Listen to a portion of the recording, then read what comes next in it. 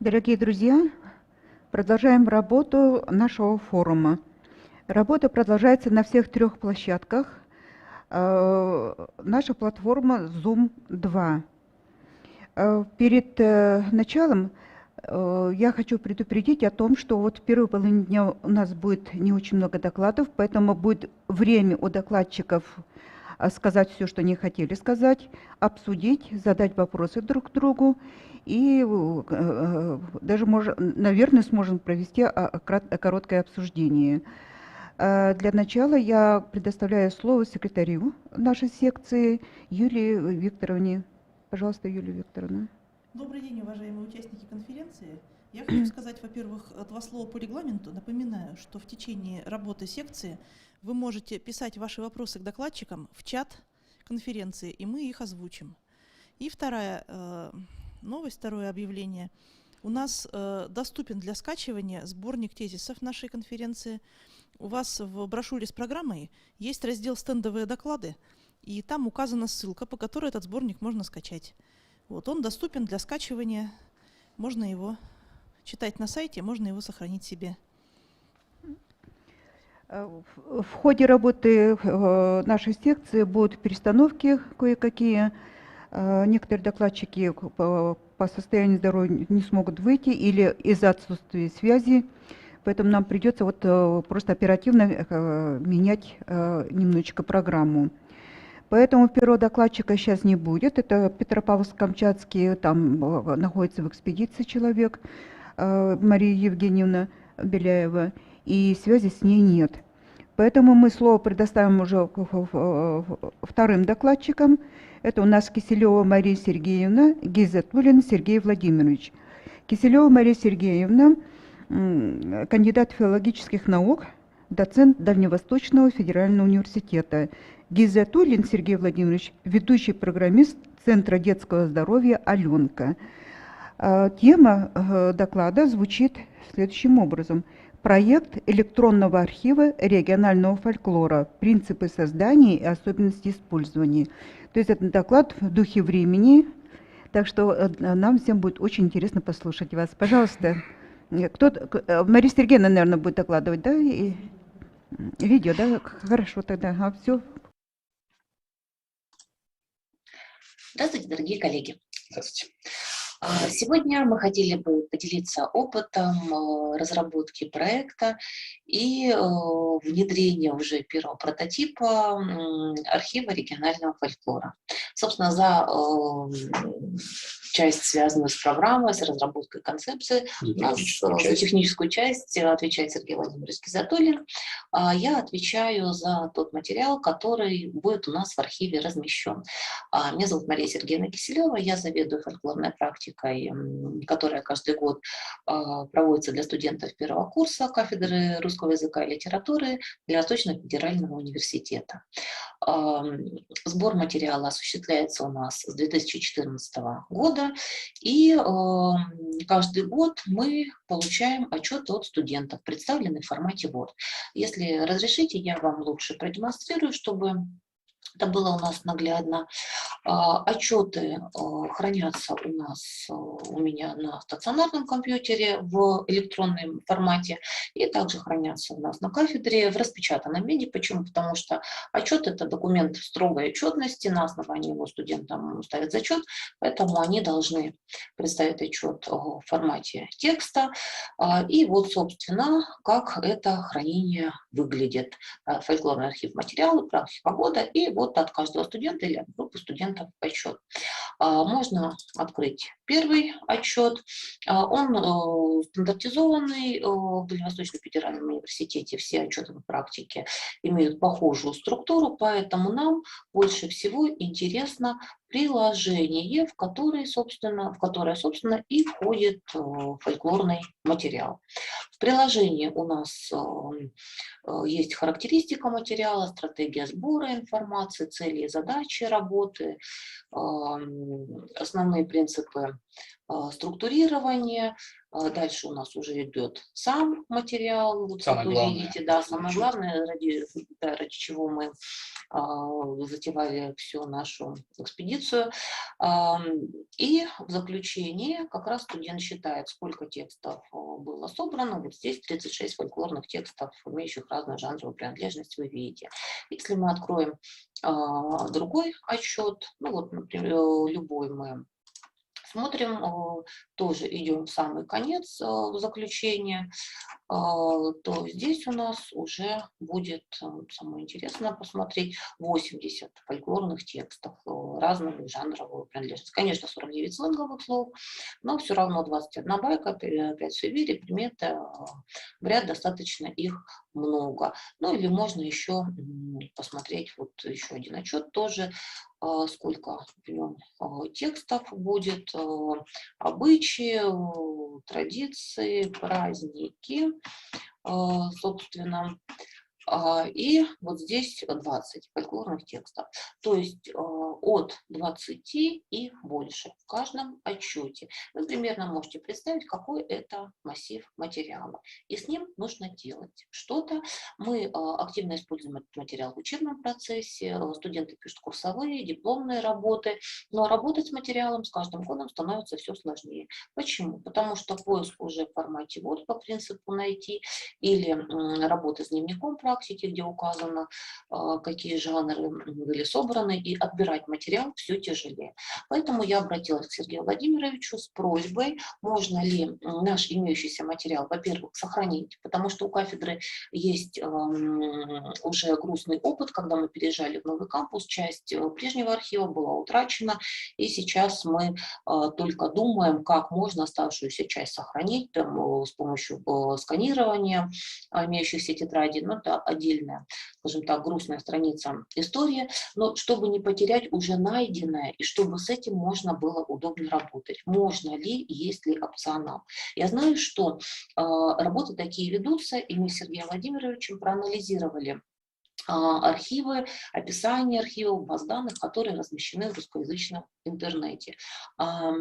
Посмотрели, по каким принципам они создаются, выделили 6 пунктов, по которым их можно охарактеризовать, и с учетом этих пунктов мы, собственно, и стали думать о своем архиве, на чем он будет строиться, на каких принципах основываться. И вот в качестве центра, да, в качестве базы нашего электронного архива Сергей Владимирович предложил платформу 1С. Предприятие.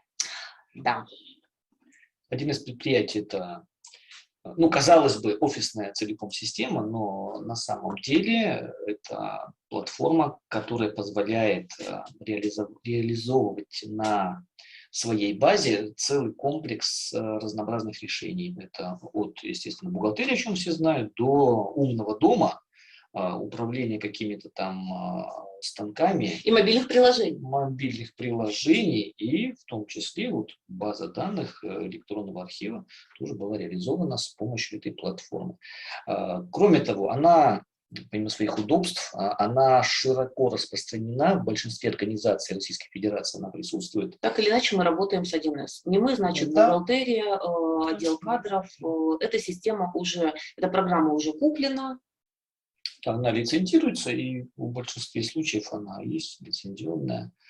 Но мы ее любим не только за это. Да? Вот Сергей Владимирович показал мне, какие есть возможности работы и возможность работы в многопользовательском режиме. В многопользовательском режиме открытый исходный код конфигурации. Это значит, что то, что мы сделали, мы можем предоставить кому-то еще, то есть кому-то из вас, кого заинтересует. И вы сами, ну, может быть, конечно, с помощью какого-то программиста, 1С, коих на самом деле очень много сейчас, достаточно Можете просто достроить. сможете достроить вот это решение до ваших потребностей. По принципу Икеи где-то. Примерно так. По принципу Я конструктора. не стану так упрощать, оставьте мне техническую часть, Мария Сергеевна. Вот, но факт то, что это все делается гораздо проще, чем в какой-либо другой известной сейчас системе. Именно поэтому была выбрана именно 1С. И разрешите, мы тогда покажем, собственно, первый вариант Первый электронного архива, да, что уже сделано, что уже получилось, к чему уже на этом этапе мы пришли. Запускается очень просто со стационарного компьютера, 2 клика.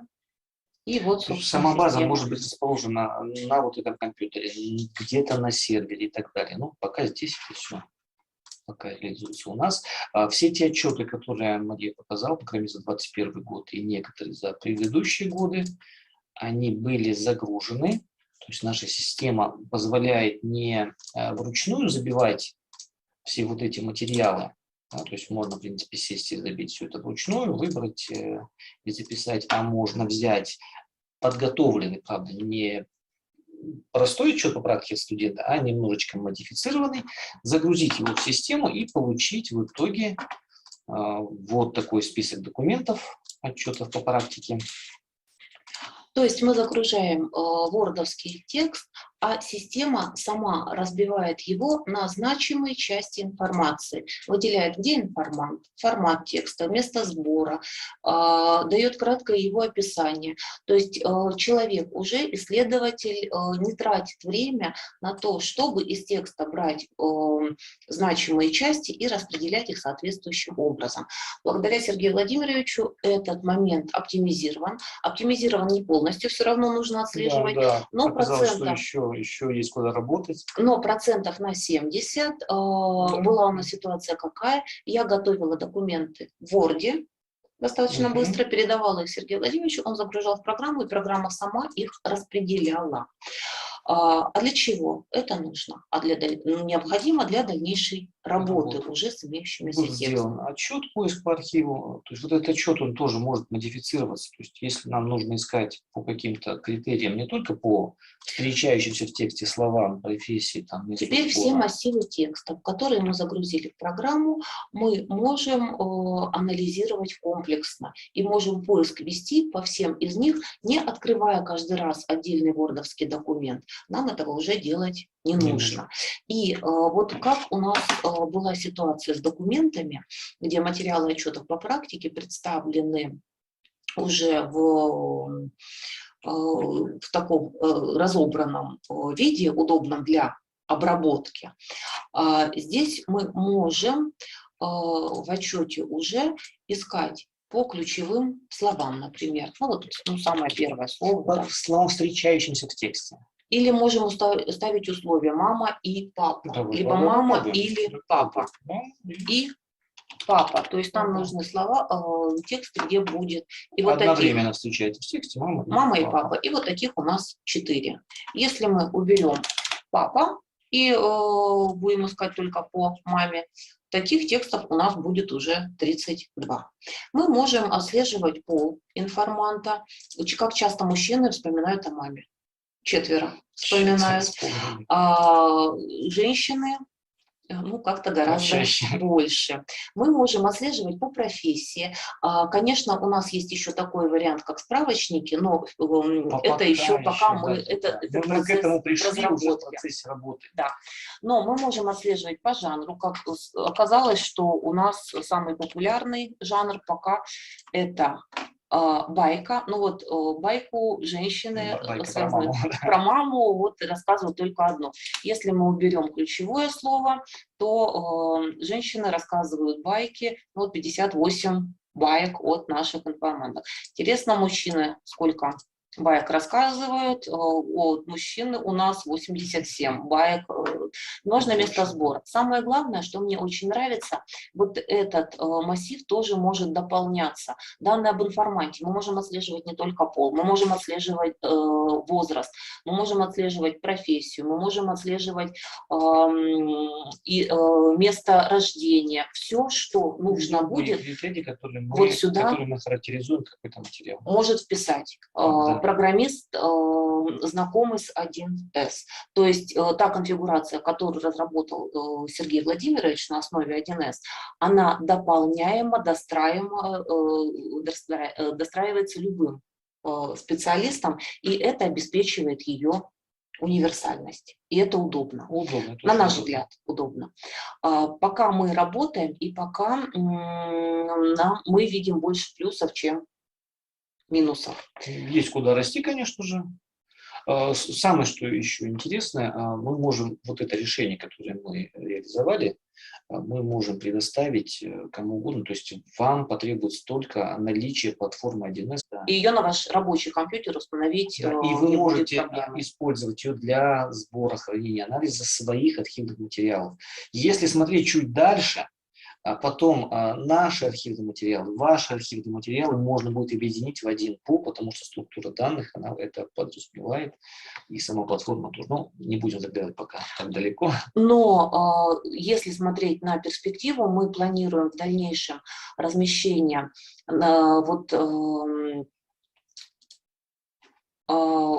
вот этой базы данных на сервере Дальневосточного федерального университета для того, чтобы пользовались свободно другие специалисты, студенты различных направлений, чтобы база данных у нас пополнялась, расширялась, потенциально, чтобы использовали тоже другие вузы, другие организации, другие научные организации. И, возможно, у нас получится создать какую-то универсальную базу данных, Достаточно объемную. Да, объемную и массивы информации которой станут основой для новых научных исследований. Почему? Потому что, ну, как нам кажется, вот, это достаточно перспективное направление и интересное. Но в любом случае, нам кажется, что предлагаемый нами вариант по обработке фольклорных текстов, по принципу группировки и сам принцип конструктора, когда можно достроить или что-то убрать, он является перспективным. Мы сделали первый шаг. Мы считаем, что он удался, и мы планируем шагать дальше. Да. Большое спасибо за внимание. Спасибо. Дорогие коллеги, вы большие молодцы, делаете очень нужную, просто востребованную работу, это дорого стоит. Как я и предполагала, конечно, ваш доклад вызовет очень много вопросов. Поступил в чате первый вопрос от Марины Викторовны Релли. Она интересуется, сохраняются ли при этом полевые записи? Большое спасибо за вопрос. Да, вот здесь как раз создание электронного архива было связано в том числе с необходимостью хранить полевые записи. Записи, которые делались на диктофон, записи, которые делались на видео, потому что есть проблема недостаточной материальной части. То есть для таких записей нужны объемы, нужен определенный компьютер. Наша кафедра несколько раз переезжала, и поэтому полевые записи у нас сейчас преимущественно хранятся уже в расшифрованном виде, а сами оригиналы записаны, их пока нет.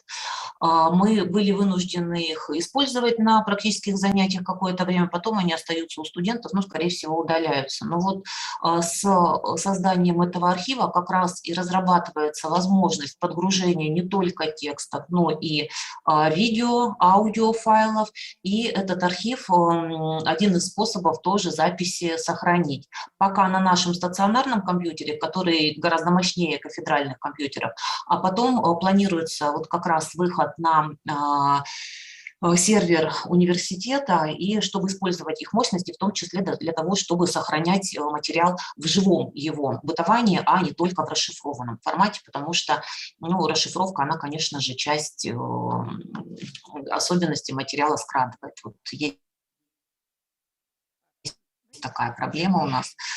Ну вот создание архива – один из способов ее решить. Мария Сергеевна, здесь я понимаю тревогу Марины Викторовны. Дело в том, что вот эти полевые записи – это ваш первоисточник. К нему надо в первую очередь к ним относиться очень бережно и очень осторожно. И сохранять максимально в том виде, как при оцифровке, может быть, знаете, вот какие-то вмешательства могут быть, которые просто неизбежны в такой работе. А полевые записи, это источник, который должен быть на руках, в смысле, вот в таком неизменном виде предоставлены. Теперь вот еще есть вопросы у нас в чате, но у меня вот вопрос такого порядка, это уже от меня вопрос. Скажите, пожалуйста, авторские права, как они вами защищены в интернете? Как вы... В ситуации, когда появится более широкий доступ, тут, да, нужно над этим вопросом думать, мы вот тоже к нему обращаемся. В виду, что при использовании этих... Ага. Теперь слышно? Имейте в виду, что при дальнейшем использовании этих фольклорных материалов может возникнуть ситуация, когда потребуется согласие информанта, от которого вы записали текст, его согласие на публикацию. Это вот требует студии грамзаписи там, и так далее. Пожалуйста, подумайте вот на эту тему. Это первое. Теперь я поняла, что у вас в ваших планах еще разработка аудиоприложения, звук, видеоиллюстрации, наверное, это все будет показано. А вот планируется создание электронной карты бытования сюжетов, вот мест записи. Можно, это тоже можно. Можно, да? Это тоже, да, технически это тоже реализуемо все. Угу. Теперь еще один вопрос от Марины Викторовны. Какие сложности, недоработки пока сохраняются в вашей программе? Есть несколько сложностей. Первая сложность – это психологическая. Мы столкнулись с тем, что люди не очень любят 1С программу. Я, как преподаватель вуза, немного с ней работаю, загружаю туда ведомости, выставляю рейтинг, но я ее не очень люблю. Считаю ее громоздкой, и до тех пор, пока мы с Сергеем Владимировичем не стали работать, у меня к этой программе было отторжение. Я считала, что она очень такой сложный механизм из себя представляет. Но если программа написана нормально, учитывает нюансы все необходимые, то эта сложность легко преодолевается. Собственно, есть еще сложности. Это, конечно же, загрузка материала. То есть она часть автоматизирована Сергеем Владимировичем, но не полностью, и эта сложность тоже не совсем с программой связана, но это физически, человеческое время, это необходимость подготовить материал к загрузке, и это не так быстро, не так легко. Ну и в процессе уже работы мы пришли к выводу, что немножко нужно будет скорректировать саму структуру хранения данных. Вот в частности, вы упомянули про интерактивную там карту, про координаты различные. То есть вот это все нужно будет чуть-чуть по-другому нам упорядочить. Вот к этому мы пришли уже непосредственно, когда начали работать с этим. Угу. Ну и еще момент, да. я, можно еще скажу чуть-чуть. Если мы начнем прикреплять туда какие-то живые материалы, то, конечно же, кратно возрастет объем базы данных, занимаемой на дисках. Соответственно, для какого-то обычного компьютера это уже будет достаточно мало. То есть тут мы уже планируем выходить на руководство вуза, там, И сервер. чтобы нам предоставили какое-то более-менее ощутимое файловое хранилище. Да, То есть конечно. Вот тут как тоже раз есть такая проблема. Вот как раз в связи с этим еще прозвучал вопрос в чате от Гульнур Равиловны Хусаиновой. Вот спрашивают, как думаете разместить аудио и видеозаписи? Вот частично вы ответили на этот вопрос, что вам надо выходить на более мощный сервер, потому что действительно на компьютере это Да. у вас никакой компьютер не потянет вот такой объем. Ну и дальше какие-то дополнения, может Да. быть, будут у вас к этому вопросу. Мгм. Есть дополнение еще? Что-то вы еще скажете, что-то нет? Мы хотим поблагодарить за вопросы и за советы, потому что это очень трудное дело, мы долго на него решались. Нам очень приятно, что оно нашло такой отклик, и особенно приятно было услышать рекомендации, потому что здесь есть действительно над чем работать, нужно еще очень многие моменты учесть, но мы надеемся, что у нас получится, и вот огромное спасибо за отклик и за советы. Потому что нам это нужно было очень. Удачи в вашей работе. Это сложная работа, нужная и востребована очень. И присоединяюсь, Марина Викторовна тоже пишет, спасибо большое за хорошее начинание и исчерпывающие ответы. Спасибо вам большое. Вот. Так, у нас еще... Так. Следующий у нас докладчик. Мухоплёва Светлана, ой, извините, пожалуйста, Светлана Дмитриевна, я уже стала заикаться. Светлана Дмитриевна, кандидат филологических наук, старший научный сотрудник Института гуманитарных исследований и проблем малочисленных народов Севера, город Якутск. Тема доклада «Корпус текстов народных песен Вилюйской экспедиции. Систематизация и вопрос создания электронной базы данных». Пожалуйста, Светлана Дмитриевна. Мгм, мгм. Так, что-то написала что-то. Значит, так. Так.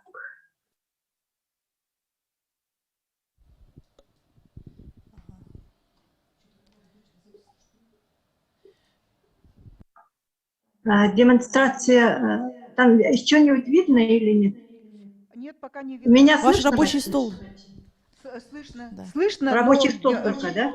Да, да, пока да, рабочий стол ага. только видно. Ага, Вот, вот. теперь А сейчас? появилось. Да, все появилось. Теперь, ага, показ хорошо. слайдов. Ага, Нажмите показ слайдов, у вас будет на весь экран видно Мгм. презентацию. ага. наверху. Презентация видна? Видно, Да. видно. Навер- Видно. Ага. На весь экран. Да. На весь экран. Хорошо. Так. Ага. Хорошо, А, нет, спасибо сейчас- большое. Ну, приступаем. Ага, пусть, ну, Есть ладно. какие-то проблемы? Сейчас у вас презентация в режиме окна. Если ее можно открыть на весь экран, там есть кнопка «Показ слайдов» сверху. И тогда у вас откроется она F5, крупнее. да, и будет- нажать? Да? Вот, прекрасно. Сейчас видно? Замечательно. Спасибо. Всё Да. Хорошо, спасибо большое. Ну, приступаю. Сперва буду сейчас зачитывать, видимо, волнуюсь.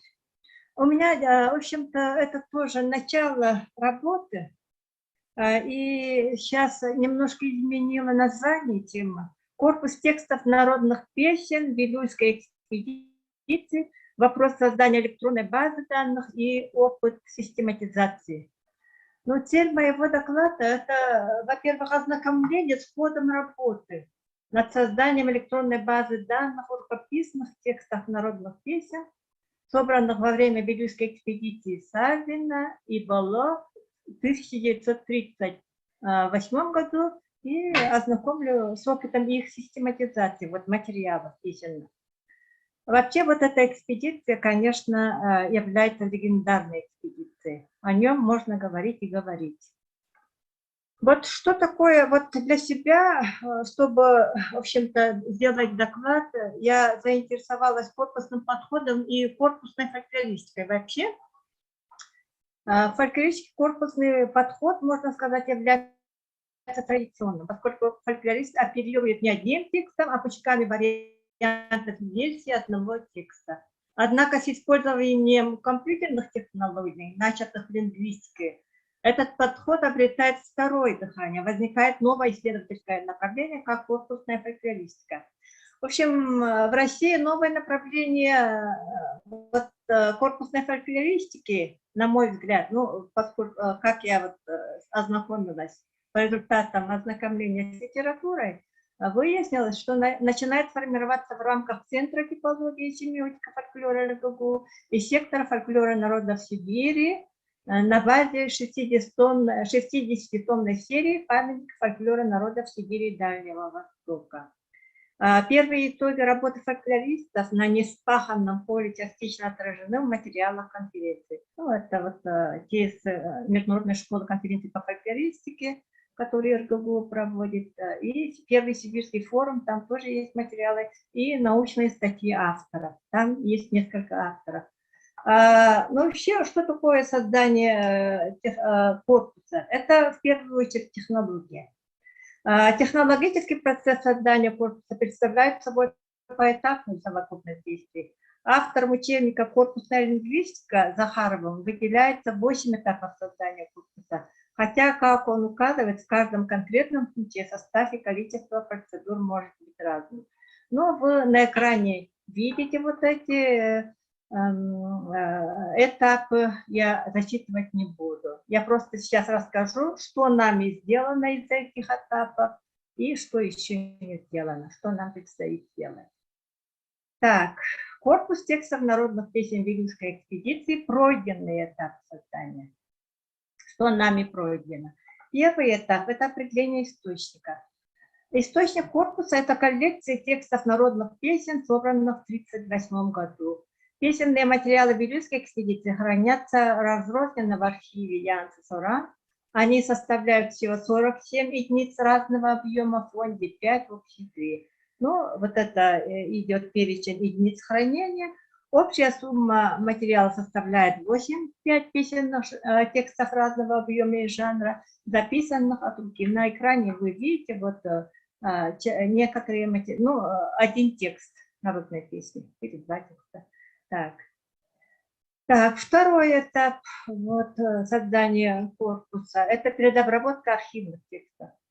Перед оцифровкой рукописных трудночитаемых, 85 текстовых единиц народных песен, записанных от руки на основе латинской графики фольклористами Вало и Сафиным и его корреспонденты, была проведена транслитерация текстов на кириллицу. Но вообще эта работа начиналась уже в далеких годах, 80-х годах, когда мы уже готовили вот этот том песен.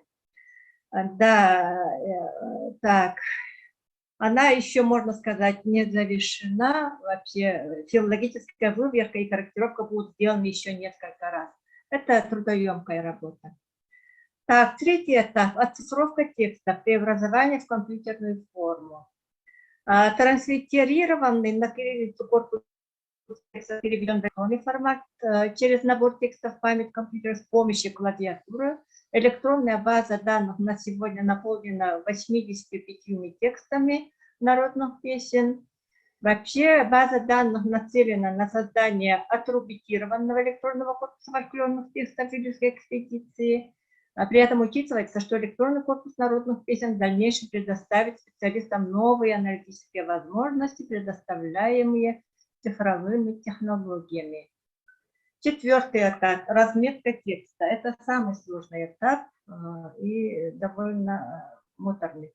Разметка текста заключается в приписывании текстам и их компонентам дополнительной информации, ну, метаданных говорят. Метаописание текстов корпуса включает как содержательные элементы данных, это библиографические данные, признаки, характеризующие жанровые и стилевые особенности текста, сведения об авторе, так и формальные: имя файла, параметры кодирования, версия языка разметки, исполнителя этапов работы. Эти данные обычно вводятся вручную. Структурная разметка документа, выделение абзацев, предложений, слов и, собственно, лингвистическая разметка обычно осуществляется автоматически.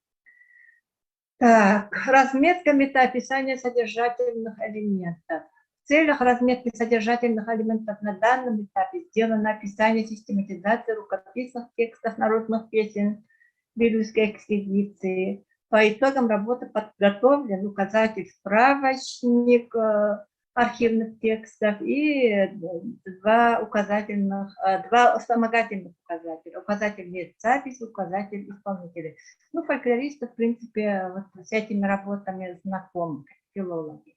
Мы все делаем. Так, и что за вот... Сейчас я перехожу к указателю справочник рукописных текстов. Так, получился этот справочник, объем этого справочника 17605 знаков с пробелами. Указатель справочник представляет собой архивный справочник, систематизирующий рукописные тексты Вилюйской экспедиции с указанием их паспортных и поисковых данных. В указателе справочники в качестве основной единицы систематизации берется заголовок народной песни, ибо он, как имя текста, несет первичную информацию о тексте народной песни, идентифицирует его. Объединяя тексты по заголовкам, их можно представить в виде двух больших групп. Обозначаются латинскими буквами А, вот группа А и группа Б. Противопоставленных одна другой по наличию или отсутствию заголовка. Тексты с заголовками в указателе далее подразделяются на жанровые подгруппы, если жанровая характеристика указана в самом заголовке. Вот алкыз, тою, ктою, огую, инкю,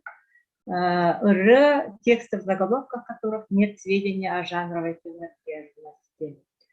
Вот далее. Указательный справочник, в общем, выглядит вот таким образом. Это вот тут первая страничка. Так, идентификация текста в указателе справочники. В указателе справочники каждая единица текста имеет свой идентификационный номер и описывается по следующей схеме. Заголовок текста на якутском и русском языках, ну, например, А59, да? Сведения об информанте, поисковые данные текста и собирателя и дата записи. Так, указатель как справочник. Так, в указателе систематизировано 86 рукописных текстов народных песен, собранные во время Вилюйской экспедиции. Из них текст А610 «Серхаллан, земля и небо» в записи Савина, как было выяснено, утерян.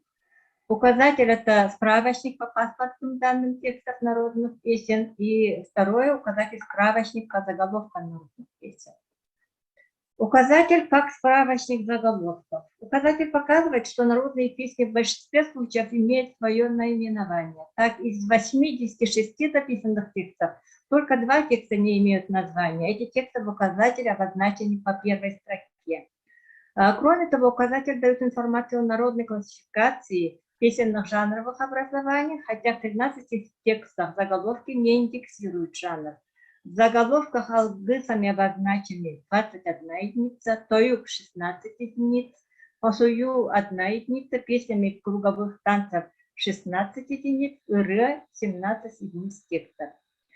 Тут следует еще обратить внимание на отсутствие термина «хохай», который в настоящее время используется для обозначения кругового танца. Вместо него в заглавиях круговых танцев употребляется слово «нк».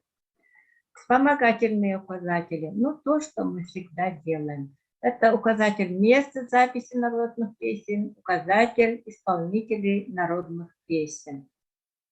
Вспомогательные указатели. Так. Вспомогательные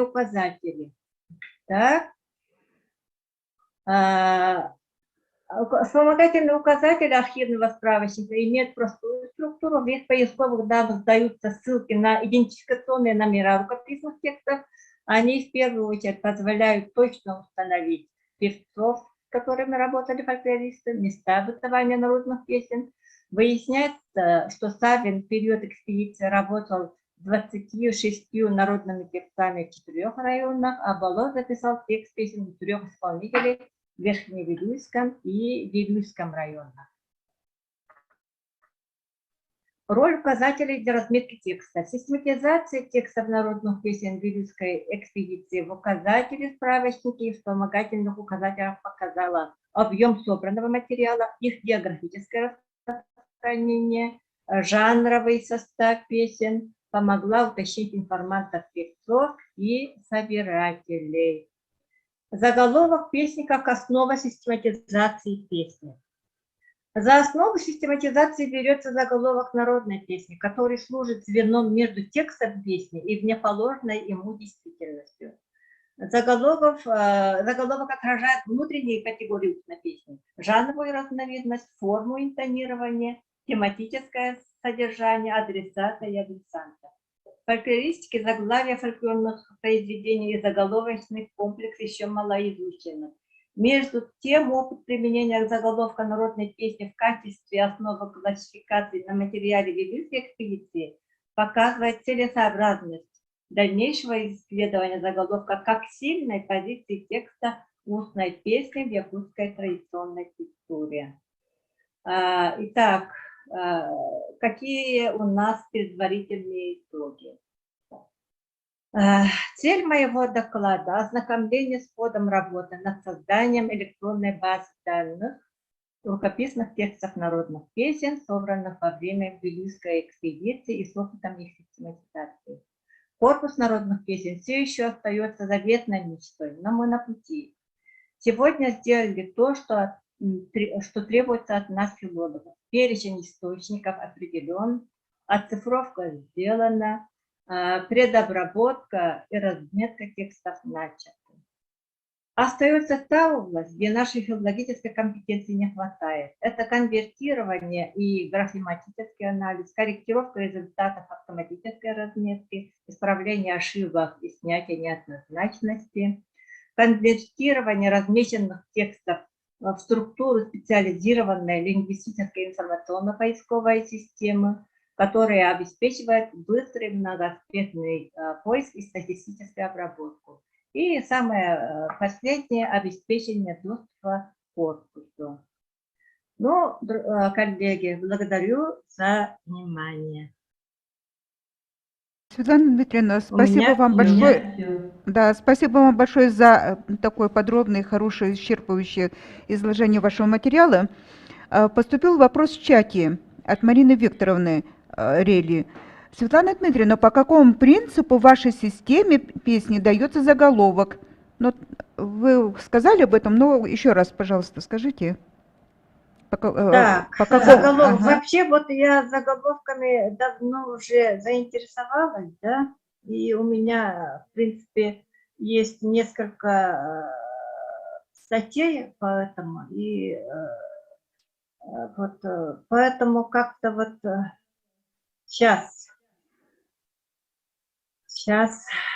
так. Во-первых, заголовок отражает внутреннюю категорию устной песни. Это жанровая разновидность, там потом форма интонирования, там, когда говорят, это указывает тематическое содержание адреса, и адресата или адресанта. Вот все это находит отражение. Вообще содержание песни отражается в заголовке. Я ответила на ваш вопрос. Марина Викторовна, достаточный ответ? Но напишите, если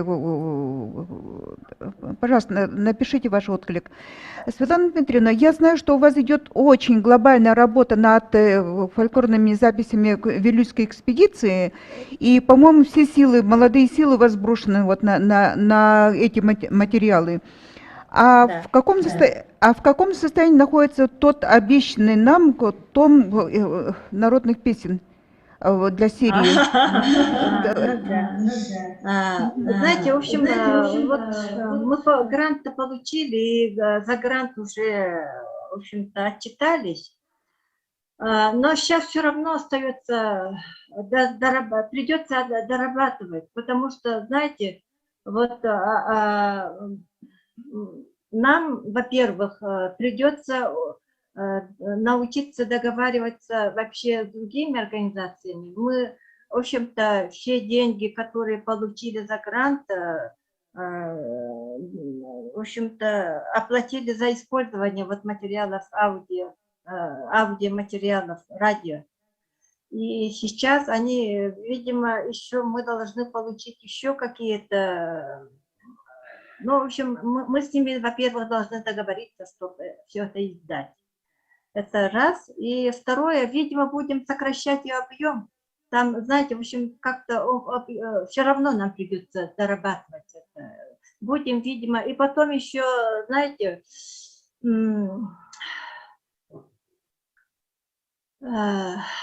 у всех разные темы, у участников тома.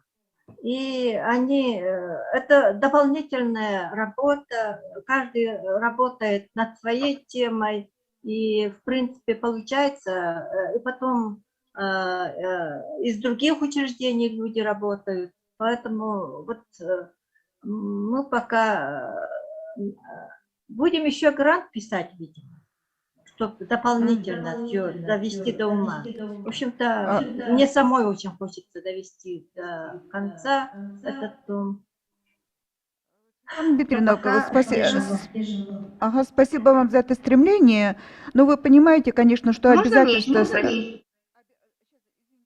обязательства сохраняются, и поэтому надо вот... Мы все работаем параллельно, параллельно работаем, у всех свои планы НИР, свои задачи, но серии у нас это просто обязательство перед старшим поколением, перед фольклористами, которые разрабатывали эту идею. Поэтому вот надо делать эту работу. Пожалуйста, находите пути решения вот этой ситуации, и тем более, что у вас остался последний том, надо его довести. И тогда у нас будет закрыт Якутский фольклорный корпус.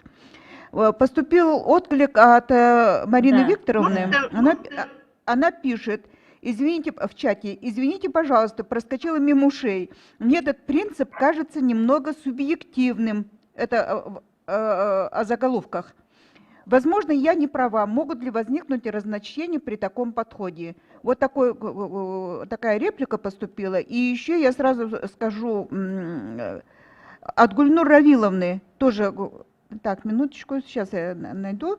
Гульнур Равиловна тоже задает вам вопрос. Какие-то звуковые материалы этой экспедиции 1938 года сохранились? На каких носителях, если сохранились они?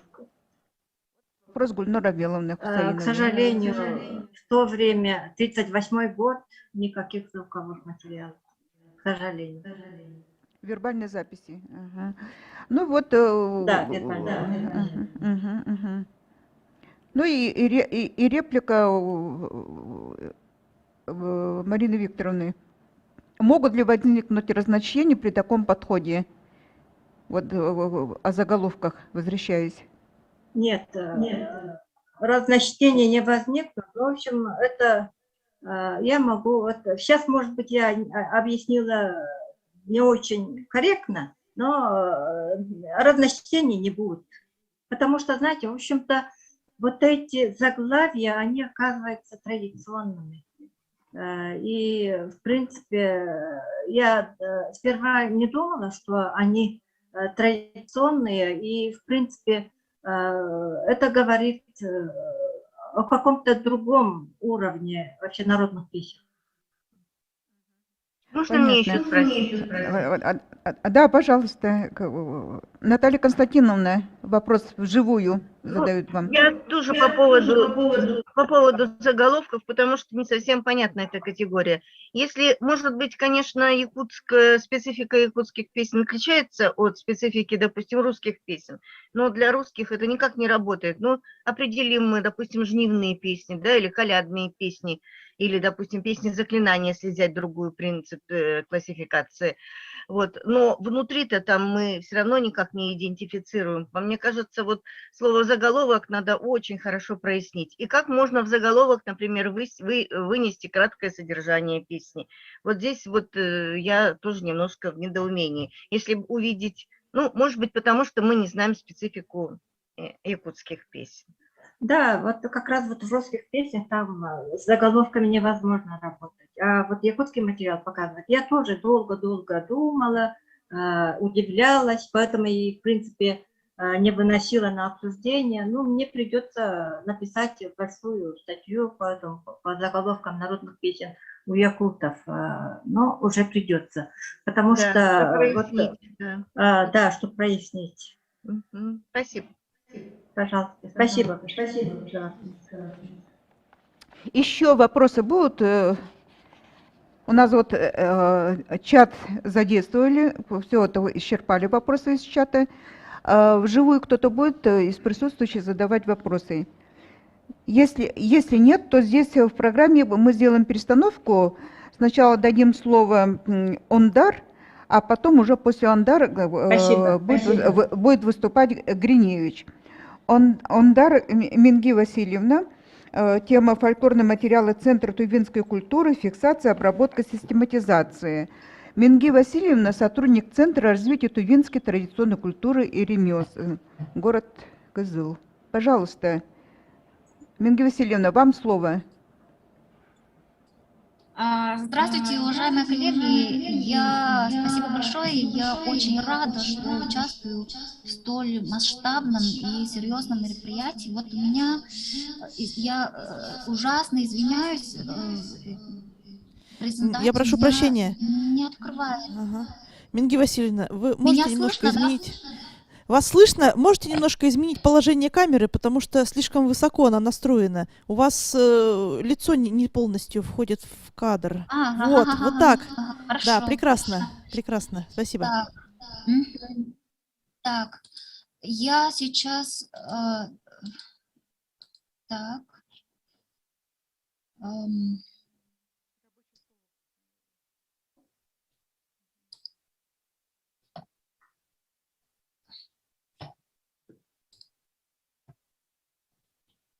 Так, у меня презентация открылась, да?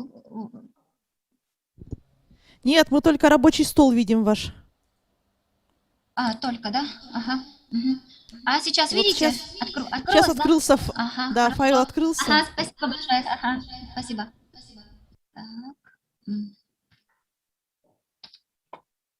Так.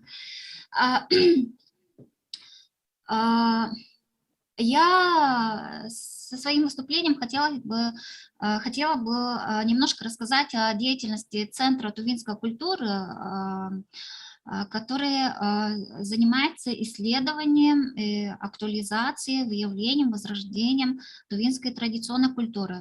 То есть фольклорным наследием тувинского народа. И наше учреждение, полное наименование нашего учреждения звучит как Центр развития тувинской традиционной культуры и ремесел.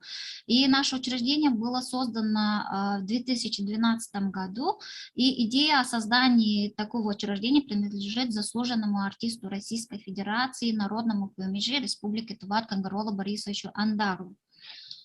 В начале, когда этот центр открылся, то там существовал, то есть в структуре центра имелся только один организационный отдел, который занимался проведением и организацией, скажем так, культурно-массовых мероприятий. И в настоящее время деятельность центра расширилась до такой степени, что в структуре имеется 8 разных отделов. Это научно-прикладной отдел, учебно-методический отдел, организационный отдел и редакционно-издательский отдел. А также вы, наверное, заметили, что в наименовании учреждения присутствует слово «ремесел», то мы занимаемся еще развитием народно-художественных ремесел и декоративно-прикладного искусства. Также в структуре центра имеется фольклорно-этнографический ансамбль ТВА, и туда в состав входят исполнители, то есть сами носители тувинской традиционной культуры, это куймежи и сказители, то есть на тувинском языке это толджу. Но правда, традиция сказительства у нас в настоящее время в Туве утрачена, и сказочников несколько человек имеется, а у нас возрождается скажем так, книжная форма этой традиции. Вот такое широкое поле деятельности Центра тувинской культуры объясняется актуализацией культурного наследия тувинского народа, то есть, точнее, этнокультурного наследия. И вот это термин, да, этнокультурное наследие, она включает очень такие сложные, неоднозначно воспринимаемые понятия. То есть мы традиционно мы понимали под термином фольклор устное народное творчество, то после того, как вот Центр в 2017 году взял на себя ответственность за реализацию, за осуществление работы по выявлению, сохранению и популяризации объектов нематериального культурного наследия, то мы стали придерживаться такого определения. Вот, и это определение было предложено, рекомендации о сохранении фольклора, оно было принято Генеральной конференцией ЮНЕСКО на 25-й сессии, которая состоялась в 1989 году в Париже, и это определение звучит следующим образом. Фольклор есть совокупность основанных на традициях культурного сообщества творений, выраженных группой или индивидуумами и признанных в качестве отражения чаяний сообщества, его культурной и социальной самобытности. Фольклорные образцы и ценности передаются устно, путем имитации или другими способами. Его формы включают, в частности, язык, музыку, танцы, игры, мифологии, обряды, обычаи, ремесла, архитектуры и другие виды художественного творчества. И мы в той же конференции было принято продолжать использование термина фольклор наряду с другими терминами. Это такие термины, как устное наследие, нематериальное наследие, традиционное знание, навыки, умения, форма познания быта и деятельности. То есть в деятельности центра все эти формы, вот, о которых вот тут указано, в настоящее время исследуются, анализируются. И самая главная задача наша – это в фиксации, вот, обработке и систематизации всех этих материалов, ну, которые касаются фольклора. И вот еще раз повторюсь, что после того, как мы вот взяли ответственность по объектам нематериального культурного наследия, мы стали проводить, организовывать выездные экспедиции во все канtoны республики для фиксации вот, ну, носителей культуры. И вот, ну, потому что у нас, особенно в последнее время, вот во время пандемии, очень многие носители, это мастера, особенно кузнецы, это хуэмежи и сказители, вот все они стали уходить в иной мир, и мы вот в последнее время стали актуализировать эту задачу, то есть зафиксировать их всех, и в том числе их творческие биографии, и все материалы, которые касаются их, это, например, вот особенно хуэмежи, да, их осталось совсем, ну, говорят, что Республика Тува – это родина хуэмея, горлового пения, но в последнее время их насчитывает около 80, ну, с любительскими людьми их стало насчитывать примерно 150 человек, и это очень мало, потому что в 90-х годах было более 1200-500 человек, а в настоящее время вот их стало совсем мало. А что касается сказителей, сказочников, это уже отдельная проблема.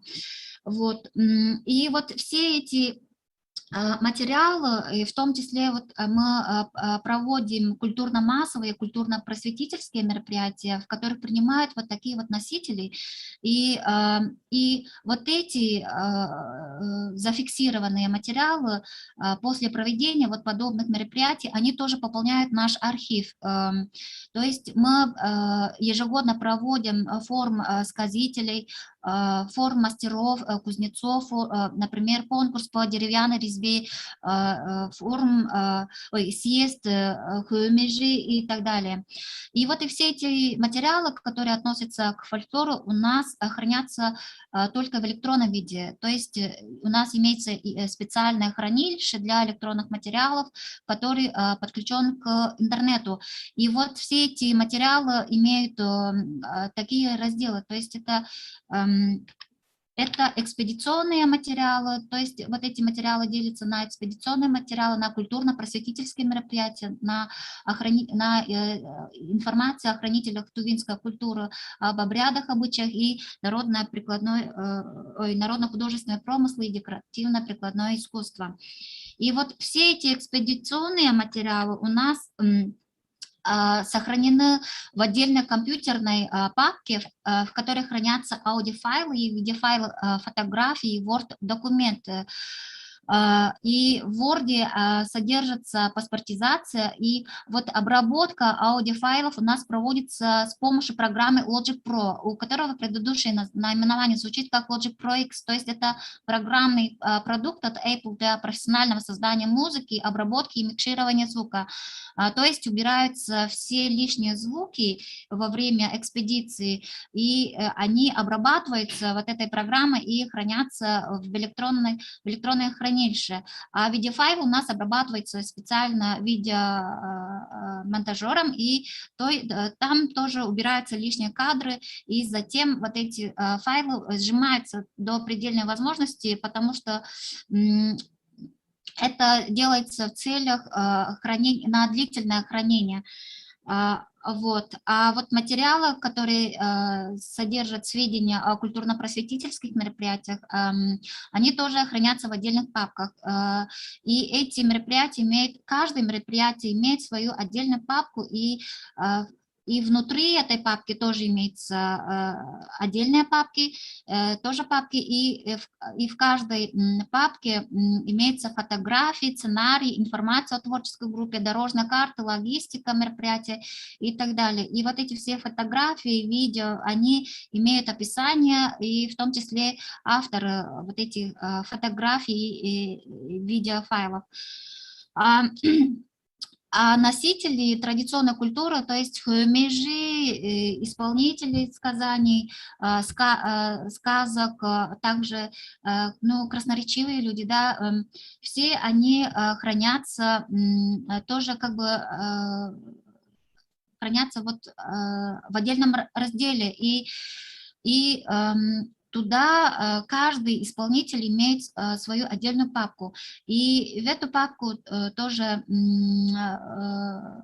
мы туда включаем вот все вордовские документы. Это биографии, например, сказителей, да, там есть сведения о шаманах. И помимо этого мы приглашаем вот этих носителей в свою звукозаписывающую студию, и мы там проводим вот эти интервьюирования вот всех этих носителей. Вот. И вот эти данные тоже, они сохранены в отдельных папках, и они имеют свои названия. Вот.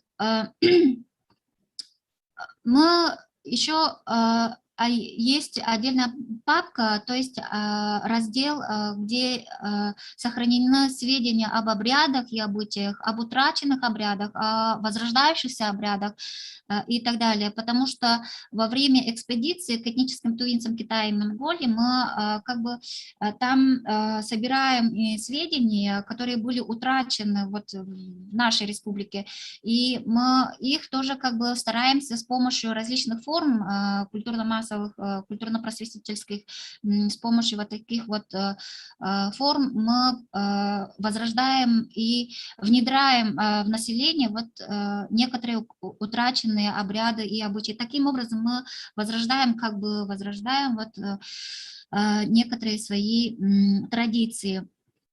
Вот. Вместе с тем хочется отметить, что на государственном уровне предпринимаются различные попытки для сохранения традиционной культуры. Например, наши учредители, да, это Государственный дом народного творчества имени Поленова в Москве, и там специально разрабатывается программа, связанная с обработкой фольклорного материала средствами современного компьютера. И также с целью оказания методической помощи специалистам, занимающимся исследованием фольклора, выпускаются учебно-методические издания, в которых предлагаются и указываются пошаговые этапы по компьютерной обработке и систематизации фольклорных материалов. Например, есть автоматизированная информационная поисковая система «Русский музыкально-поэтический фольклор». Для русского фольклора это, на наш взгляд, очень такая полезная система, а для таких национальных республик, как мы, тувинцы, вот эта система, ну, мягко говоря, ну, не очень так подходит. Например, во время выездных экспедиций вот наши носители, они живут в стоянках, в стойбищах, то есть это зимние стойбища, весенние стойбища, летние стойбища и вот осенние стойбища. То есть вот эти названия стойбищ, они тоже как бы не попадают в вот эту программу, и также там есть специфичные вот такие моменты есть в нашей традиционной культуре, особенно вот в фольклоре. И вот включить вот эти, скажем так, специфичные вот эти элементы, включить в эту программу у нас не очень получается. И таким образом мы считаем, что после вот в ходе нашей работы мы считаем, что нам самим создавать автоматизированные компьютерные программы, вот, которые позволяют сохранить вот эти вот элементы, да, специфику тувинской культуры. И таким образом это в дальнейшем мы разрабатываем такой проект, но если это получится, то мы это внедрим, и таким образом вот эта необходимая работа скоро у нас заработает. Спасибо за внимание. Спасибо, Минги Васильевна, за ваш доклад. Конечно, вот центром проводится очень большая работа, и цифровизация у вас, конечно, задействована вплотную. Но вот меня интересует вопрос такой. Вот какова судьба тех фольклорных записей, которые были сделаны на магнитной пленке предыдущими экспедициями, и в том числе вот коллекции самой Кыргыз-Зои Кыргызовны, других фольклористов и музыковедов? Фольклорной пленки. К сожалению, мы тоже поднимали этот вопрос. Спасибо большое. Мы тоже этот вопрос поднимали, потому что нам, вот, наверное, все знаете, что после закрытия Тувинского института гуманитарных исследований доступ к архивным материалам и вот этим рукописным фондам для нас был закрыт. К сожалению, к великому сожалению. А что касается, и мы поднимали, мы даже их привлекали, мы звали, чтобы с нами работали, потому что предыдущие записи для нас, к сожалению, в настоящее время закрыты. И мы вот после открытия центра, у нас очень такое довольно молодое учреждение, мы сами стали ездить во все кажуны, и таким образом вот в течение последних лет у нас образовался достаточно такой архив, но это только, получается, современное состояние тувинского фольклора. А архив Зои Кыргызовны, к сожалению, это у нее получается личный архив. И это, так что вот мы только занимаемся, систематизируем только наш архив. Минги Васильевна, я понимаю ваше положение и очень сочувствую этому. Действительно, центр располагает современными записями, а традиционный фольклор, в общем-то, не представлен.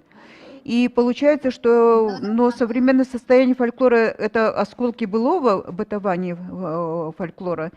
И то, что фольклорные архивы, традиционные фольклорные архивы оказались закрытыми, это очень печально для науки. Я думаю, что вопросы у зала. Пожалуйста. Можете задавать вопросы, пожалуйста. Кого заинтересовала эта информация? Пока думайте, или выйдите в чат, или же в конце мы все-таки устроим, наверное, обсуждение. Я думаю, что время останется. Сейчас мы предоставляем слово следующему докладчику. Гриневич Анна Александровна, кандидат филологических наук, научный сотрудник сектора фольклора народов Сибири, Института филологии Сибирского отделения РАН. У нее тема звучит так: «Культурные универсалии на портале «Фольклор народов Сибири». Я призываю слушателей очень внимательно отнестись к этому докладу, потому что Анна Александровна, она жаждет обсуждения, рекомендаций, дополнений, то есть отклика на ее доклад. Пожалуйста, Анна Александровна, вы подключились? Коллеги, добрый день. Очень рада всех здесь видеть. Спасибо за доклады. Очень интересно и полезно слушать. Не все успела ко всем присоединиться, но то, что услышала, конечно, очень интересно. Мой доклад, я выделила тему достаточно конкретную, культурную универсалию на портале «Фольклор народов Сибири», но, услышав доклады, поняла, что нужно немножечко рассказать пошире, чтобы было понятно, о чем идет речь. Итак, в секторе фольклора, уже с 2014 года, пожалуй, разрабатывается электронный портал «Фольклор народов Сибири». Вот внизу вы видите его адрес, а справа это обновленный интерфейс, который, однако, еще не внедрен. Но в конце этого года обязательно будет уже в таком обновленном виде в интернете. Итак, что такое электронный портал? Это электронный портал. Это база данных, которая использует для представления и структурирования материалов по фольклору сибирских народов коренных на основе антологии. И эта антология – это ключевое вообще, ключевое понятие для портала. Это такое формализованное представление данных, которое позволяет представлять их в человека и машиночитаемом формате.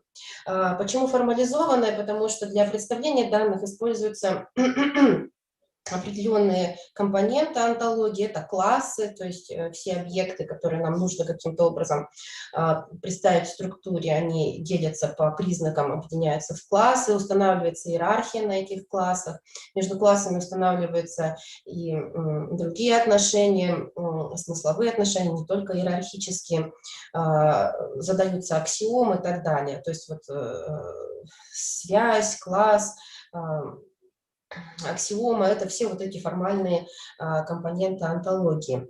Вот так, еще пару слов вводных. Таким образом, в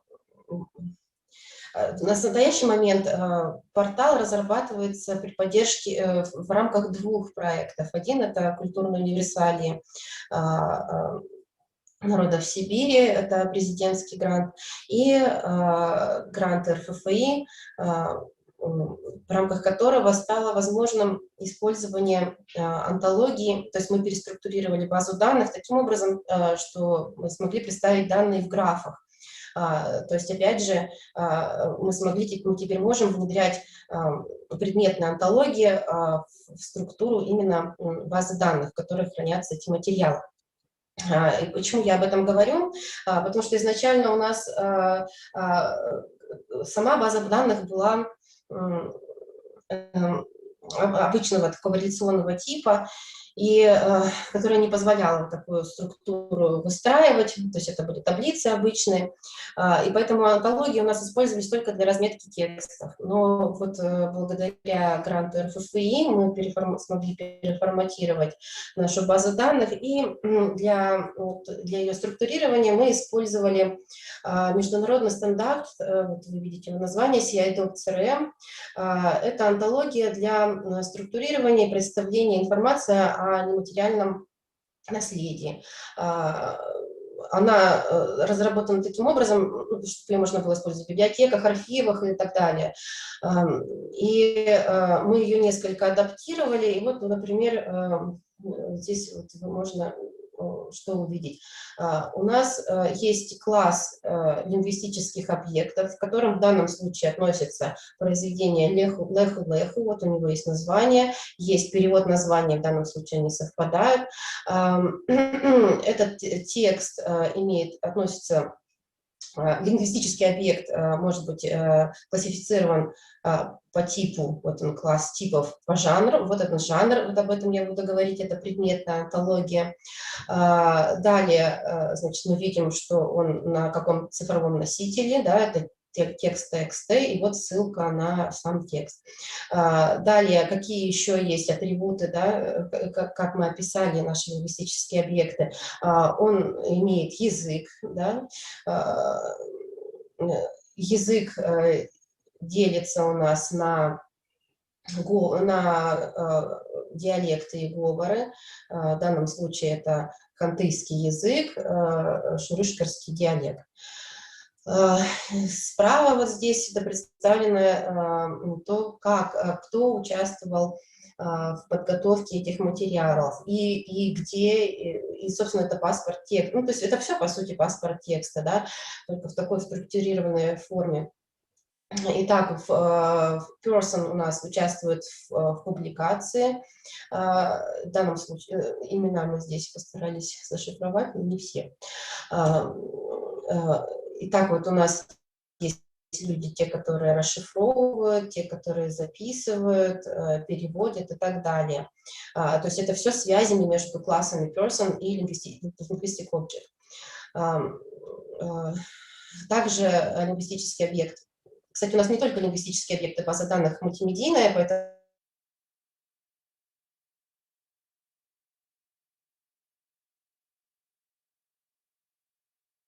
могут быть и фото, и просто будет к другому классу относиться тогда объект. Имеет timespan, то есть это время записи, и place, место записи. Итак, вот таким образом, ну, то есть это конкретный пример, как представлен конкретное произведение, то есть всю структуру CI-DOC-CRM я не буду рассказывать, мы ее разрабатывали. А что мы смогли сделать? Мы смогли добавить предметные антологии. И перед нами стояла, и далее, вот это уже по программе культурного универсалия, перед нами стояла цель выявить какие-то универсальные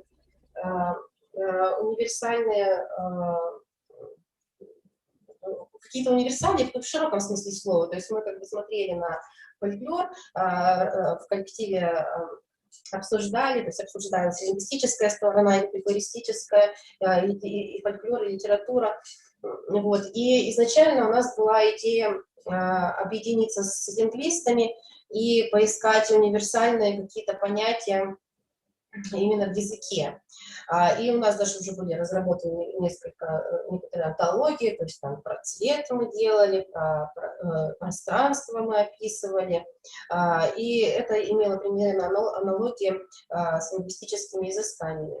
Но благодаря тому, что вот у нас так кардинально изменилась наша база данных, стало совершенно очевидно, что у нас абсолютно не описана именно формальная сторона этих культурных произведений, и поэтому мы сосредоточились на этом.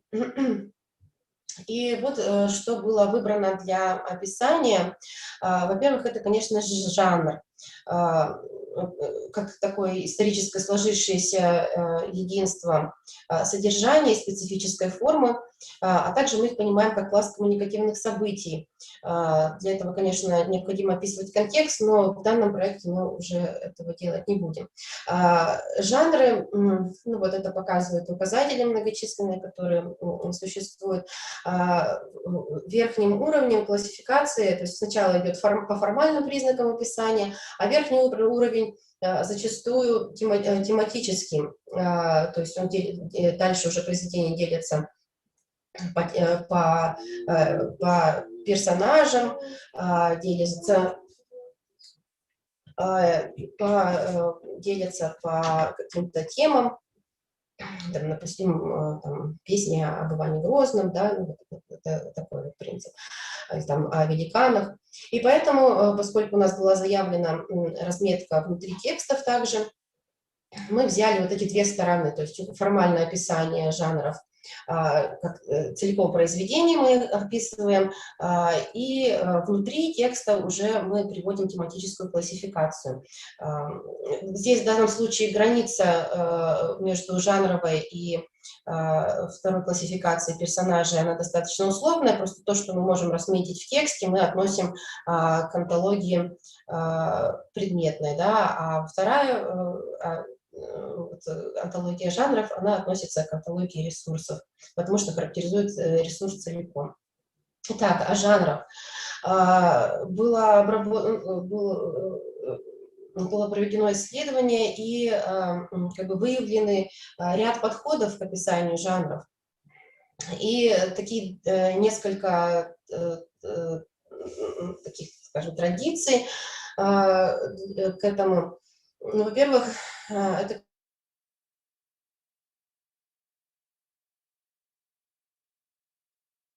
конечно же, универсальная классификация. Здесь мы вспоминаем, например, Лаури Хонка, такие аналитические концепции, которые могут быть применены в межкультурном контексте. Конечно, его кто-то поддерживал, кто-то оппонировал. Например, Бен Амос считал, что очень настойчиво противостоял этой идее, да, и об этом я дальше скажу. Тем не менее, фольклористы продолжают использовать какие-то термины, вкладывая в них достаточно какое-то общее название. И в этом смысле мы пошли за традицией и не смогли, так скажем, проигнорировать эту сторону.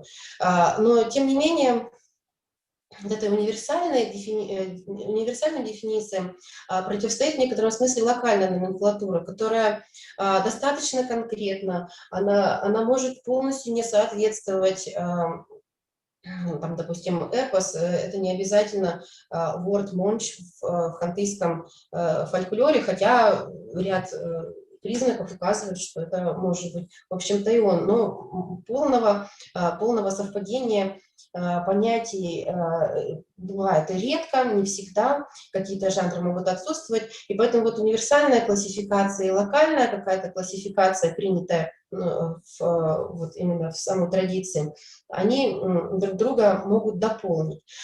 Тем не менее, и этого нам показалось недостаточно, потому что ряд исследователей, там, например, Топоров, Путилов и другие, они предлагают использовать жанровые характеристики. И это вот релевантные структурные признаки некоторые. Да? Я дальше покажу на примерах, что подразумевается под этим. И что важно, что мы эти характеристики приписываем не жанру, а приписываем самому ресурсу. То есть поскольку, опять же, конкретное произведение может содержать элементы, признаки разных жанров, то мы, допустим, иногда довольно сложно жанровую атрибуцию как-то провести, поэтому мы описываем сам ресурс. То есть у нас есть универсальная какая-то классификация, ну, так скажем, общепринятых терминов, есть локальное обозначение и есть жанровые характеристики, как такая более объективная, что ли, характеристика ресурса. Итак, как выглядят эти антологии? Вот сейчас на этом слайде вы видите структуру для описания универсальных фольклорных жанров. Вот здесь мы видим миф, легенду, эпос, баллада, предание. Мы не устанавливаем между ними там исторических связей, там, допустим, баллада и эпос, да, или еще как-то. То есть мы просто выделяем предание, меморат, лирическая песня, ну, все не поместишь сюда. Сказка, делим ее на, простите, дальше. Почему, ну, сразу поясню, почему у нас легенда встречается здесь. Употребляются англоязычные термины. База данных у нас сделана на 2 языках, на русском и на английском. Национальные термины переводятся на национальном языке, то есть в этом смысле еще будут языки. Но как бы сама основа англо-русская. Для чего это нужно, я не сказала в самом начале, что позволяет антология. Вот этот машиночитаемый формат, человекочитаемый, он достаточно универсальный и принят в технологиях семантик веб. То есть это такой семантический интернет, где на определенных принципах размечается материал. И таким образом это достаточно универсальная, понимаемая, так скажем, большим сообществом система, которая позволяет интеграцию материалов в эту мировую сеть. Поэтому мы решили сделать и на английском тоже терминологию вводить. И невозможно было установить стопроцентное соответствие, опять же, между терминами, поэтому в англоязычной традиции легенды делятся на исторические, топонимические, эпонимические, а у нас это предания. И поэтому мы выделили предания, вот разделили их на классы и установили отношение эквивалентности между английским legend и нашим преданием. Далее, вот на этом слайде, для каждой традиции, в настоящее время разработан только для хантыйского фольклора, будет разрабатываться своя система жанров. Здесь мы видим песни, арп, сказки, монч, предания. Мы пока выделили те для которых, так скажем, у нас есть пример, да, для тех ресурсов, которые есть в наличии. Монч мы разделили, ну, собственно, как они делятся на ворд-монч, священные сказки, емон-монч, ис-монч, исторические предания. Как видим, да, то есть через слэш здесь написано их примерный перевод, эквивалент, и если сравнивать с универсальной классификацией, то они будут относиться к другим классам, собственно, поэтому, но в хантыйском это все монч, это все сказки. Итак, вот национальная классификация и классификация жанровых признаков. Мы выделили следующие: повествовательность, то есть, допустим, ресурс у нас повествовательный, да, или прозаический. Обязательно тип достоверности, это там, для сказки, мифа очень релевантно, да, достоверные, недостоверные или вымышленные. Детские делятся у нас на те, которые исполняются детьми и исполняются детям. Далее мы, если ресурс в стихотворной форме, да, то мы выделяем тип стиха, допустим, формулярный, акцентный, силлабический, тонический, и приписываем эту характеристику к ресурсу. Отдельно мы выделили поющиеся, не стали объединять прозаические и повествовательные. Повествовательность имеется в виду наличие сюжета, да, прозаические, понятно, не стихотворные. Далее у нас, значит, есть класс исторических, такой вот класс вовлечения, это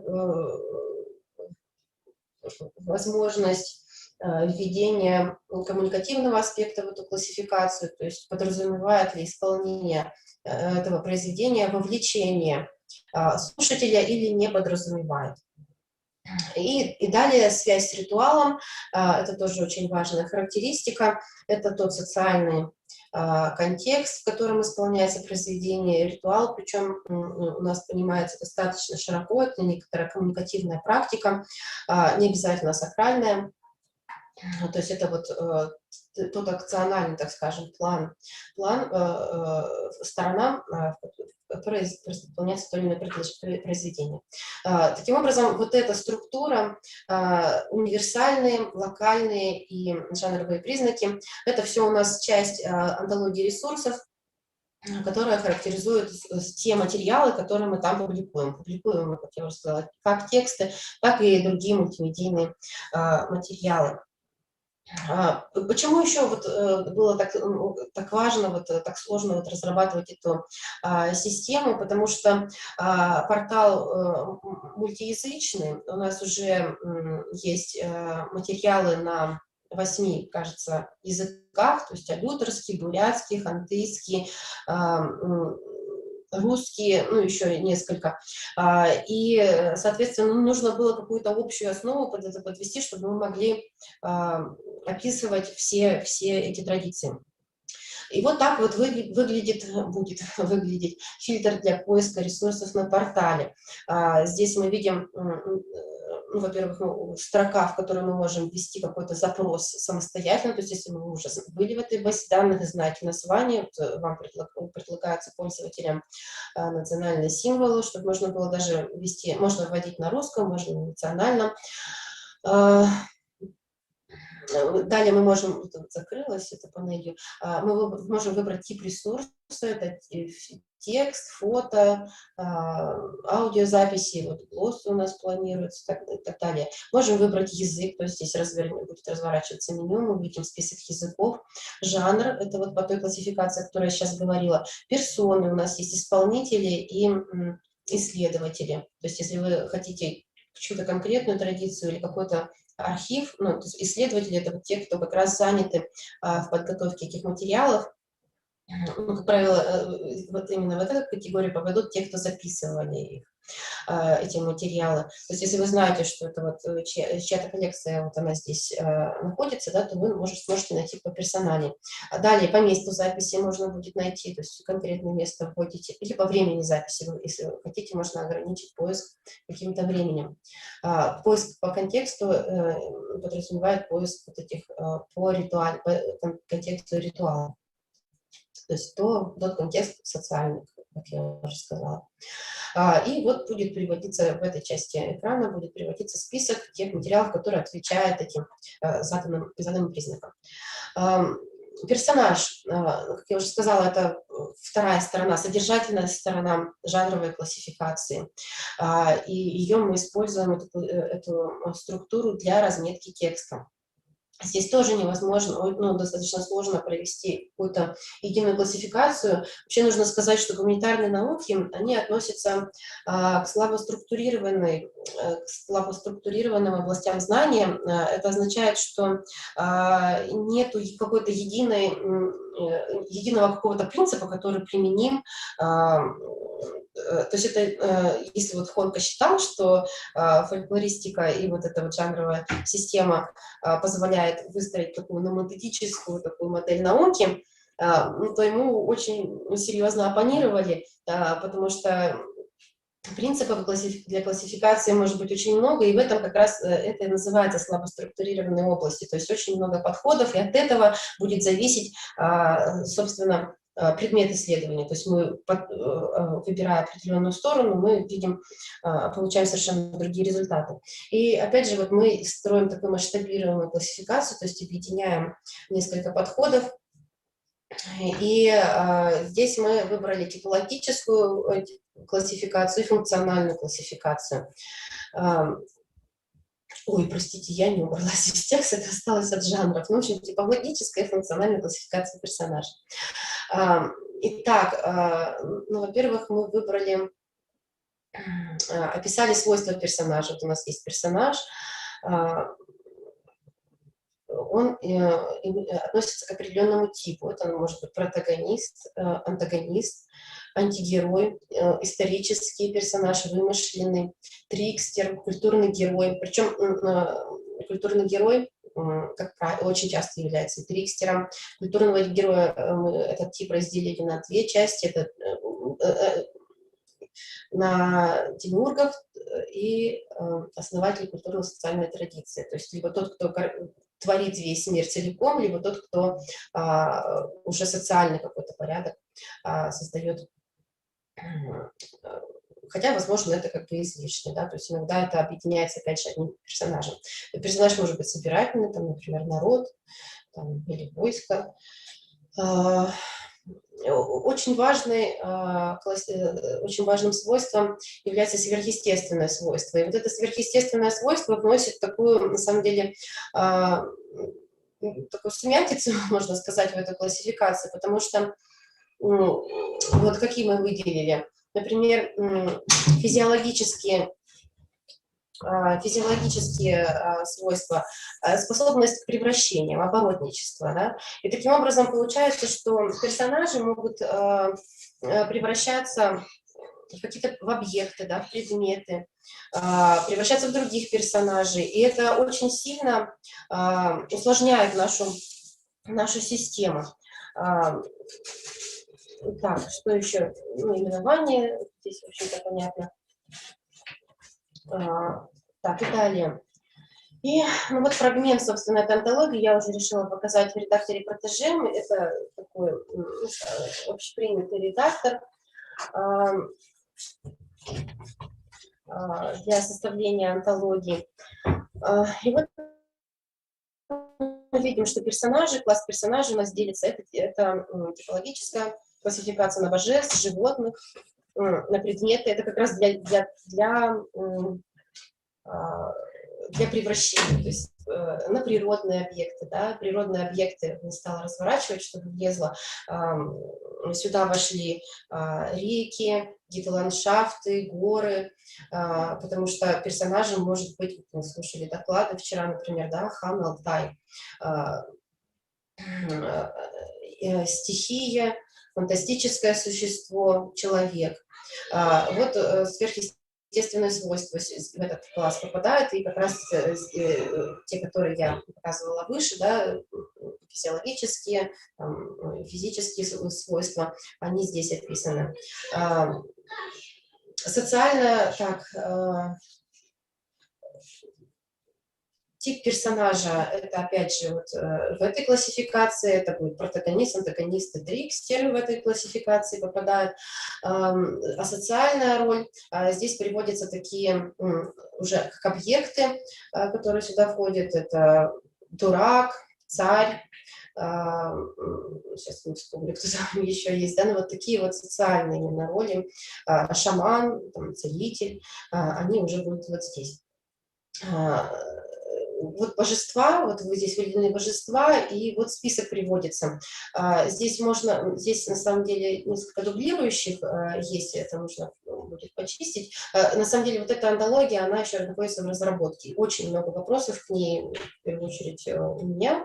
Вот здесь необходимо было выделить такие дефиниции, таких не конкретных персонажей, а типы, которые можно было обнаружить в разных традициях. Например, божество смерти, да, или Великая Мать, Верховное Божество, ну, Мать Богов дублирует Великую Мать, да, так же, как и Мать животных и людей, покровитель, да, покровитель территории, покровитель стихии, да, и так далее. Вот так вот выглядит фрагмент размеченного текста. То есть, вот видите, описание здесь это будет по антологии ресурсов описание. Вот он текст, он параллельно на двух языках, на национальном с переводом на русский. И вот справа будет доступно при нажатии на фрагмент, вот каким-то образом выделенный, вы увидите его описание. То есть это объект, в какой класс он входит и где встречается. В общем-то, вот все, что я хотела рассказать. Вот таким образом, две стороны. Жанровая классификация, достаточно формальная, и содержательная классификация персонажей. Используется для структурирования баз данных. Собственно, саму основу для базы данных, для структуры баз данных была использована универсальная, опять же, модель уже достаточно широко используемая для описания объектов нематериального наследия CI-DOC-CRM. Благодарю за внимание. Анна Александровна, я понимаю вашу увлеченность, но дело в том, что появился у нас вопрос. Марина Викторовна задает вам вопрос. Что подразумевается под историчностью, исторический, в разделе жанровых признаков? Имеется в виду произведение о каких-то исторических событиях или персонажах, о каких-то личностях. Там, то есть о тех событиях, которые происходили на самом деле, так скажем. То есть это будет, И от Марины Викторовны. Спасибо за то, что вам хватило смелости взяться за такую важную, но действительно очень сложную работу. Успехов вам. Но я к этому добавлю, что это новое направление нашего сектора, и очень активно взяла за работу Анна Александровна. И каждый этап работы, конечно, он будет обсуждаться в секторе, обсуждается и будет дальше обсуждаться, потому что таких разработок пока не предпринималось в фольклористике. Поэтому действительно успехов, смелости двигаться вперед. Спасибо большое, Анна Александровна. Можно я отвечу? Вот Наталья, фамилию не вижу, задает вопрос, можно ли использовать этот материал для русского, эту антологию для русского материала тоже? Можно, она так и разрабатывается для того, чтобы использовать ее для разных традиций. Спасибо еще за замечание про мифологический рассказ. Действительно, у нас другая традиция, у нас несколько другая, то есть англоязычная традиция миф выделяет и большая литература, по этому поводу у нас несколько другой подход. Очень сложно, да, действительно, соединить эти подходы. И почему еще вот хотела добавить, про то, можно ли использовать эти материалы эту антологию для других материалов. Как нам кажется, даже нужно. Вот этот формат достаточно универсальный, общепринятый сейчас, современный. Он позволяет вводить материал в интернет вот именно в таком структурированном виде и при этом интегрировать его друг с другом. Если использовать одни и те же принципы для публикации материалов, то мы в итоге можем прийти к единой системе фольклора. В мировой практике уже есть такие, например, Болгарская академия наук в виде антологии представляет свои материалы. Финонто есть такая антология, где эпос Калевала и вот финская традиция представлена. Махсен Амади сделал иранскую антологию. То есть такие попытки уже предпринимаются. Вот, и вот в какую сторону бы хотелось развивать вот этот проект, в сторону виртуальной исследовательской среды, то есть такого ресурса, где каждый может зарегистрироваться, выкладывать материалы, исследовать, составлять свои антологии, размечать, и как раз формировать, принимать участие в формировании вот этой единой системы фольклор, которая позволит сравнивать разные традиции и быстро получать какие-то результаты, вот, размечая материал, то есть мы сравниваем, мы видим, ну и опять же и мы сохраняем, конечно же, в таком универсальном виде эти материалы. Вот. Спасибо за внимание. Анна Александровна, спасибо. Спасибо. К сожалению, Хакимьянова Айгуль Мужавировна, город Уфа, сняла свой доклад, поэтому мы переходим к следующему докладчику Шариной Сардане Ивановне, кандидат филологических наук, заведующий сектором северной филологии Института гуманитарных исследований и проблем малочисленных народов Севера. Тема звучит «Современный репертуар и степень сохранности фольклорных жанров у эвенов Якутии». Пожалуйста, Сардана Ивановна. Здравствуйте, уважаемые коллеги. Видно презентацию, да? Да, хорошо видно. Спасибо. Ну, сегодня я хотела немножко остановиться на вопросах бытования эвенского фольклора в Якутии. Как известно, в Якутии эвены проживают в 13 районах. Их насчитывается 15 071 человек. Это составляет более 70% от общего числа этноса. И они, значит, проживают в 10 районах, которые относятся к арктической зоне Российской Федерации, и 3 района – это горно-таежный массив. Мы собирали фольклор, сотрудники отдела эвенской филологии, 2004 года по 2018 год во всех этих районах республики, и не только фольклор, надо сказать, это экспедиция, серия экспедиций была фольклорно-лингвистических. Вот, поэтому мы объездили все эти 13 районов, и обзор будет по этим 13 районам проживания эвенов. Записи производились и в городе Якутске во время кратковременных поездок информантов из разных районов. Ну и фиксировались, конечно, материалы и по обрядовой культуре. Ну, поскольку я лингвист, я не могла представить эту карту, ну, эту таблицу, говорящую о том, что эвены Якутии по диалектному составу, они принадлежат к 3 наречиям. Значит, это вот то, что закрашено синим цветом, это диалекты и говоры эвенов Якутии. Вы видите, что это восточное наречие, березовский говор, среднее наречие, ну и все западное наречие – это, значит, говоры эвенов Якутии. Надо сказать, что фольклорный репертуар был очень подробно исследован в Среднеколымском районе Якутии, это березовский говор, в Момском районе Якутии это момский говор, вот, к западному наречию относится, в Тампонском и Алайховском районах. Тампонский район – это Усть-Майский говор, туда относится и Тампонский говор, ну и Алайховский – это северный диалект.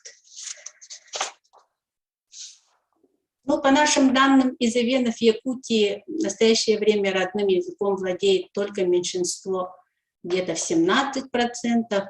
Наибольшую степень сохранности языка демонстрируют эвены вот именно Среднеколымского района, Нижнеколымского района, Нижнеколымский говор, и эвены ламунхинца, ламунхинский говор сакрырского диалекта. Далее представляю вам таблицу. Здесь, значит, отмечено бытование фольклорных жанров у этнолокальных групп эвенов вот в 13 районах нашей республики. Знаком плюс обозначено бытование этого жанра, знаком минус обозначено отсутствие. Как показывает таблица, система фольклорных жанров в полном объеме представлена только в 2 районах. Это Среднеколымский и Тампонский районы. По нашим наблюдениям, сохранность системы жанров фольклора соотносится не только, так сказать, с социолингвистической благополучностью говора, каковым относится вот этот березовский говор в Среднеколымском районе, но и от воли и мастерства отдельных сказителей немкаланов. Это Тампонский район, это Верхнеколымский район, это Абыйский район, это Алайховский район. Вот наши немкаланы дают вот такую удивительную картину. Удивителен, да, и тот факт, что вот песенно-танцевальное творчество, вот, видите, он полностью представлен во всех местах компактного проживания эвенов, и даже когда с исчезновением сакрырского говора отмечается бытование песенно-танцевального творчества вот в Булунском районе, видите, тут одни минусы, в Верхоянском районе, ну и Эвено-Батантайском Это места компактного проживания эвенов сокырыцкого говора. В ходе работы были зафиксированы нами образцы фольклорных жанров, таких как немкана, эпические сказания, сказки о животных, волшебные, кумулятивные сказки, теллинги, рассказы, предания, мифы, мифологические рассказы, укченеки, ике, личные песни, песни импровизации, и тонкич, это обычаи и запреты. Я хотела бы обратить внимание вот на последний столбик, где обозначено функционирование архаического эпоса у 3 групп эвенов: Среднеколымский, Тампонский и Аллаяхский районы. Но в настоящее время у нас культура сказительства сохраняется только благодаря нашим сказителям. Это Дарья Михайловна Осенина, Анна Ивановна Хабаровская, Максим Ильич Дудкин. И только благодаря им вот все жанры устного народного творчества, несмотря на различия говоров и диалектов, приведенных выше, вот, сохраняется. В 2015 году мы фиксировали фольклорные образцы архаического эпоса «Невреню». Это у Хабаровской Анны Ивановны, Березовский говор, Илана Сатканди Гулин, Амчак, Дёрнаган, и так далее. У Осениной Дарьи Михайловны, вот она, и у Христины Михайловны Осениной, Дудкина, Максима Ильича. Мы их относим к архаическому эпосу, поскольку в сюжетной структуре и поэтике данных образцов реально прослеживаются жанрообразующие признаки эпоса. Ну, характерные черты эпоса я в давней статье вот, 2017 года мы выделяли. Это правдоподобность содержания, которое ставит эпос между сказкой и мифом, изложение событий, относящихся к категории невидимого, но возможного, это воинские сцены, особая эпическая жестокость, отсутствие указаний на этническую принадлежность и генеалогию героев, оригинальный способ включения в текст новых персонажей, при котором визуальное появление предваряется слышимым монологом, минимализм или полное отсутствие поэтических средств. Это все относится к архаическому эпосу эвенов. Ну, известно, что эпос фиксировался и в Момском районе. От Павла Семеновича Атласова, 89 лет, его записывал в 1955 году Василий Дмитриевич Лебедев. Уникальные тексты от него были записаны. Это «Нёлтакин Мэмнон». Вот. На сегодняшний день, к сожалению, мы не располагаем данными о бытовании архаического эпоса у момских эвенов. Ну, я сегодня буду останавливаться на тех локальных группах эвенов, наверное, которые были исследованы не очень широко и глубоко, и данные по фольклорным текстам, по этим говорам отсутствовали до сих пор. В зафиксированных текстах нами преобладают нарративные жанры, это теллинги и укченеки. Это предания о хаеках, потопе, топонимические предания и сказки. Так, в 2013 году у эвенки из рода Джалланкин Устьянского района Ирины Алексеевны Суздаловой мы фиксировали сказания о прошлой жизни эвенов, где персонажем выступает хаек. Ну, хаек у нас в разных районах характеризуется по-разному. Ну, в данной статье, данной работе я на этом останавливаться не буду. От эвенки из рода Меме, уроженка село Утая Верхнеколымского района, Прасковьи Ивановны Громовой, был зафиксирован теллинг о потопе, где встречаются сказочные персонажи под названием чурева, которые должны появиться после того, как во время потопа исчезнет сообщество людей. Ну и хотела остановиться на таких очень частых таких сказках, которые называются сказки-диалоги. Это кумулятивная сказка, которая является общей для фольклорных традиций палеазиатских, тунгусо-маньчжурских, тюркских и финно-угорских народов.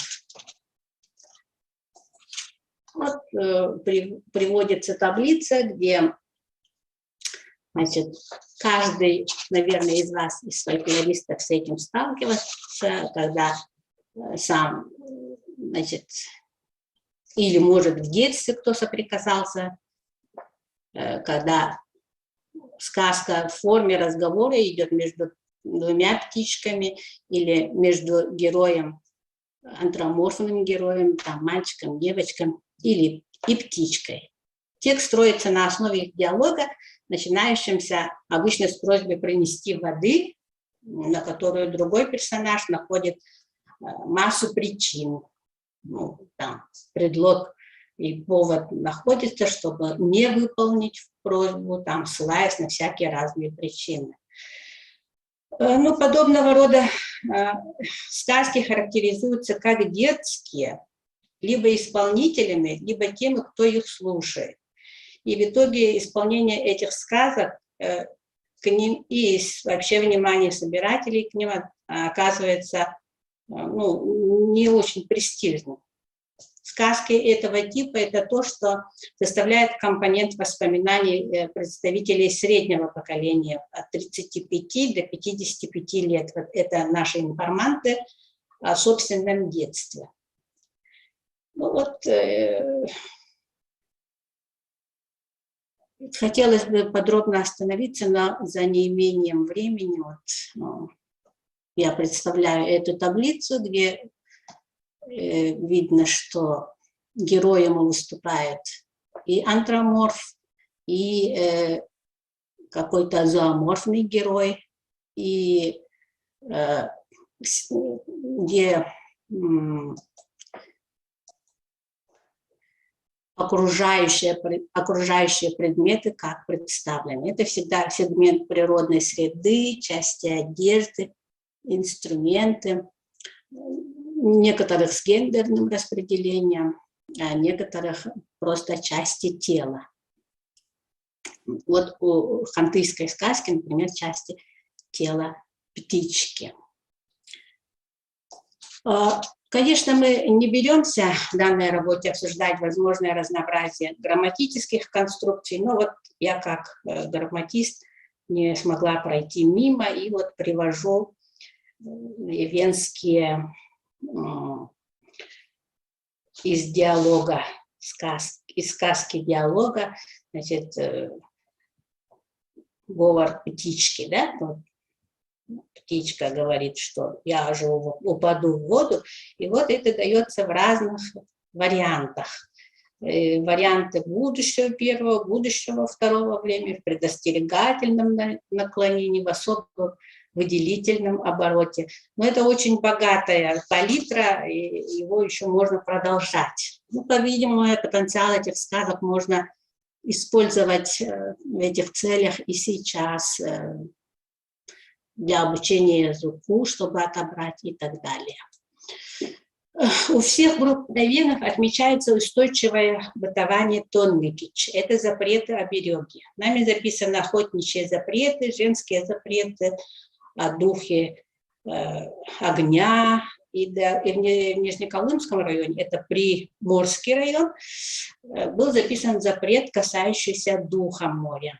От верхнеколымских эвенов был записан охотничий запрет, не зафиксированный ранее у других групп эвенов, что молодой женщине запрещается разрезать плечи у туши, добытого старшими братьями или отцом горного барана, ну, чтобы не покинула удача родственника. Тоннекич играют немаловажную роль в воспитании подрастающего поколения, и в них воплотились правила этикета и отношения к пожилым людям. В традиционной музыкальной культуре эвенов отмечается наличие развитого института личных песен, активно бытует в современной духовной культуре народа круговые танцы хэджа и его различные варианты, это дегрие, дигонти и так далее. Следует отметить устойчивое сохранение у эвенов такого жанра, как личные родовые песни икэ и алма. У эвенов Якутии возрождаются обрядовые праздники, эвенек, херджинек, свадебный обряд. Отмечена фрагментарно сохранность похоронного обряда, не функционируют уже промысловые обряды. И в современное функционирование фольклора эвенов Якутии демонстрирует в целом единство с общеэвенской фольклорной традицией, однако обнаруживает диалектное разнообразие и определенную специфичность некоторых этнолокальных группах. Отличительные особенности и оригинальность определенных жанров диктуются именно природно-климатическими условиями и культурным ландшафтом, где проживает та или иная этнолокальная группа. Например, бытование нарративов с морской тематикой наблюдается у жителей побережья Восточно-Сибирского моря. В фольклоре аймиконских, момских, абыйских и кабайских эвенов отмечается широкое использование наименований горного ландшафта, зоонимной лексики, характерной для такой местности. Ну и мифологические рассказы о духах рек распространены у эвенов, традиционно кочующих по устьям больших рек. Весьма распространены у эвенов горно-таежной зоны, такие немканах таких зооморфных персонажей, как Токи, это лось, и Уямкан, это горный баран. Ну и, конечно, проживание на одной территории и взаимодействие с другими этносами тоже налагает свой отпечаток на специфику бытования повествовательных нарративов, хороводных танцев и песенной культуры эвенов. Связанные с культурным ландшафтом отличия выражаются в основном якутизмами, юкагиризмами в диалектной лексике, сюжетами с присутствием представителей тех или иных других этносов. В Якутии система фольклорных жанров по определенным ареалам представлена фрагментарно, отмечается постепенное угасание малых жанров, таких как загадки, пословицы, поговорки, и исчезает, конечно, архаический эпос и сами сказки. В фольклорном дискурсе эвенов Якутии в настоящее время наибольшая сохранность отмечается у таких жанров, как нимкан, это кумулятивная сказка, теллинг, мифологические рассказы, ахаяки, топонимические предания, и тонмикич, запреты и обереги. В обрядовой культуре у всех групп эвенов сохраняется похоронная обрядность, обряд кормления духа огня, демонстрирующий единую общеэвенскую специфику, в которых отражены традиционные мировоззрения, нормы поведения эвенов по отношению к окружающему миру и духовные ценности народа. Я уложилась, кажется. Да? Спасибо за внимание. Спасибо вам большое. Я хотела бы напомнить, сейчас вернемся к вашему докладу, я хотела напомнить участникам нашей секции о том, что сегодня будем принимать резолюцию форума. Пожалуйста, свои предложения пишите нам в чате или звоните, говорите поактивнее, пока есть возможность это все включить. Сардана Ивановна, у вас богатейший материал, вот то, что вы изложили нам в своем докладе, для создания интерактивной фольклорной карты. У вас ареал бытования фольклорных жанров показан, какие произведения, все это было бы чрезвычайно интересно и востребовано. Так что подумайте над этим. А сейчас есть вопрос и дополнение у Елены Юлии Викторовны. Я уже так, слово, пожалуйста. Да. Вам. У меня даже не столько вопрос, сколько небольшой комментарий. Во-первых, данные о сохранности фольклора у эвенов Момского улуса, которые вы привели, мне напомнили вот данные, которые получились у нас по результатам нашей экспедиции, но она была довольно старинная, она была 2007 года, мы были в Улахан-Чистайском наследии, все так же совершенно там наблюдается, и малые жанры, и песенно-танцевальный фольклор, и охотничьи рассказы, несказочная проза, и вот образцов эпоса мы, к сожалению, не нашли. Поэтому после форума я, наверное, вам напишу, чтобы мы могли, может быть, как-то сравнить реестры наши, потому что ваши данные, ваш материал наверняка гораздо более объемен. И это очень ценно сравнить вот разновременные данные. Спасибо вам большое за ваш доклад. Он очень информативный, очень полезный. Спасибо, Юлия Викторовна. Спасибо большое за интерес к эвенскому фольклору. И у меня, наверное, как от одного из сотрудников Института гуманитарных исследований и проблем малочисленных народов Севера, вот, ну, не знаю, пожелание или просьба. Вот. В связи с тем, что наш институт принимал участие в подготовке томов фольклора в серии памятников, мы несколько раз обращались к ответ-редактору серии памятников фольклора народов Сибири. Здесь Галины Евлампиевны нету, да? Вот, Галине Евлампиевне Солдатовой по поводу назначения нам редколлегию в связи с уходом Юрия Ивановича Смирнова, который вот работал с авторским коллективом по подготовке эвенских томов. Дело в том, что мы остались исполнители только лингвисты, мы особо не фольклористы, занимаемся фольклором поскольку вот во время сбора своих лингвистических материалов. И вот очень просим назначить редактора томов эвенской серии. Мы подготовили 3 публикации. Это сказки эвенов, эвенские народные сказки, которые включают 97 сказок. Это наш учитель Василий Афанасьевич Ропит подготовил. Вот. И подготовили эпосный том и том, который относится к несказочной прозе. Спасибо. Ивановна, здесь как раз вот в отношении кандидатуры ответственного редактора инициатива должна исходить от вас. Кого вы хотели бы видеть ответственным редактором? Потому что мы-то назначим, а может получиться здесь еще ведь надо учитывать психологический фактор. Вы не сработаете с человеком, никакой работы не будет. Поэтому кого бы вы хотели видеть ответственным редактором, и то, что вы подготовили рукописи, пожалуйста, нам отправляйте, ведь надо провести экспертизу этих рукописей. Еще после этой экспертизы придется вам работать. Поэтому не держите себя эти рукописи, не варите собственным соком. Да, хорошо. Дело в том, что мы очень хорошо работали с Юрием Ивановичем. Ну вот наш редактор ушел из жизни, и мы, мы лингвисты, мы особо фольклористов-то и не знаем. Пожалуйста, нам назначьте хоть кого. Мы даем согласие. Хорошо, Сардана Ивановна, я поняла ваши запросы, обязательно подумаю над этим. От Марины Викторовны Релли поступил вопрос.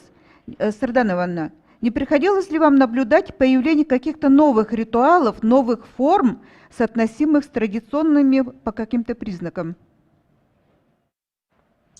Да, появился у нас в Якутске, в городе Якутске, новый ритуал. Это встреча солнца. Поскольку тут солнце никогда не заходит, как у нас в арктических районах, то выходцы эвены из арктических районов тут возобновили свой этот ритуал встречи солнца. И у нас ежегодно в течение уже, наверное, лет 5-6 проходят такие праздники, ритуальные праздники встречи солнца. Замечательно. Это вот вас благодарит Марина Викторовна, спасибо большое. Если исчерпаны вопросы, то если исчерпаны вопросы к Сардане Ивановне, или, может быть, есть вопросы, напишите в чате. Мы сейчас перейдем к следующему докладчику. Помогаю Любовь Константиновна, город Якутск. Вопросы возрождения исполнительских традиций и венкийского нингакана Иркискамандя Сонинг. Помогаю Любовь Константиновна является методистом музейно-образовательного отдела Музея музыки и фольклора народов Якутии. Пожалуйста, Любовь Константиновна. Любовь Константиновна у нас не на связи, поэтому да, она прислала видеозапись своего доклада, и сейчас мы можем ее просмотреть. Ну тогда и Корнилова. Да. Добрый день! Музей музыки и фольклора народов Якутии предпринят проект создания и публикации практического пособия для возрождения исполнительских эпических традиций эвенкийского нингакана Иркисмандя Сонинг, сказителя Николая Гермогеновича Трофимова. Нингакан – это эпическое произведение в эвенкийском фольклоре, рассказывающее о подвигах эвенкийских богатырей и предках эвенкийского народа. Данное издание будет содержать аудиофрагменты магнитофонных записей эвенкийского сказителя Нингакалан Николая Гермогеновича Трофимова. Сохранение и наследие эвенкийского сказителя Николая Гермогеновича Трофимова очень важно. Николай Гермогенович Трофимов – эвенкийский сказитель, родился в 1915 году в верховьях Учура, в семье эвенка, охотника из рода Бута, Гермогена Трофимова. В детстве он слушал сказителей и сам сказывал друзьям, детям. Для широкой публики он стал сказывать с 12 лет, 1930-е годы. К 1940 годам уже многие эвенки не очень хорошо знали эвенкийский язык, и ему приходилось исполнять сказания на якутском языке. В 1959 году Анна Николаевна Мыреева, еще будучи младшим научным сотрудником Якутского института языка, литературы и истории Сибирского отделения Академии наук СССР, впервые встретилась с Николаем Гермогеновичем Трофимовым. В то время она записала от сказителя под его диктовку сказание Иркисмандя Сонинг, Иркисмандя богатырь. К этому времени сказитель не исполнял сказания на эвенкийском языке уже более 20 лет из-за отсутствия слушателей. Поэтому он употреблял многие якутские выражения и идиомы. Николай Гермогенович сам записал в тетради еще 3 сказания из своего репертуара.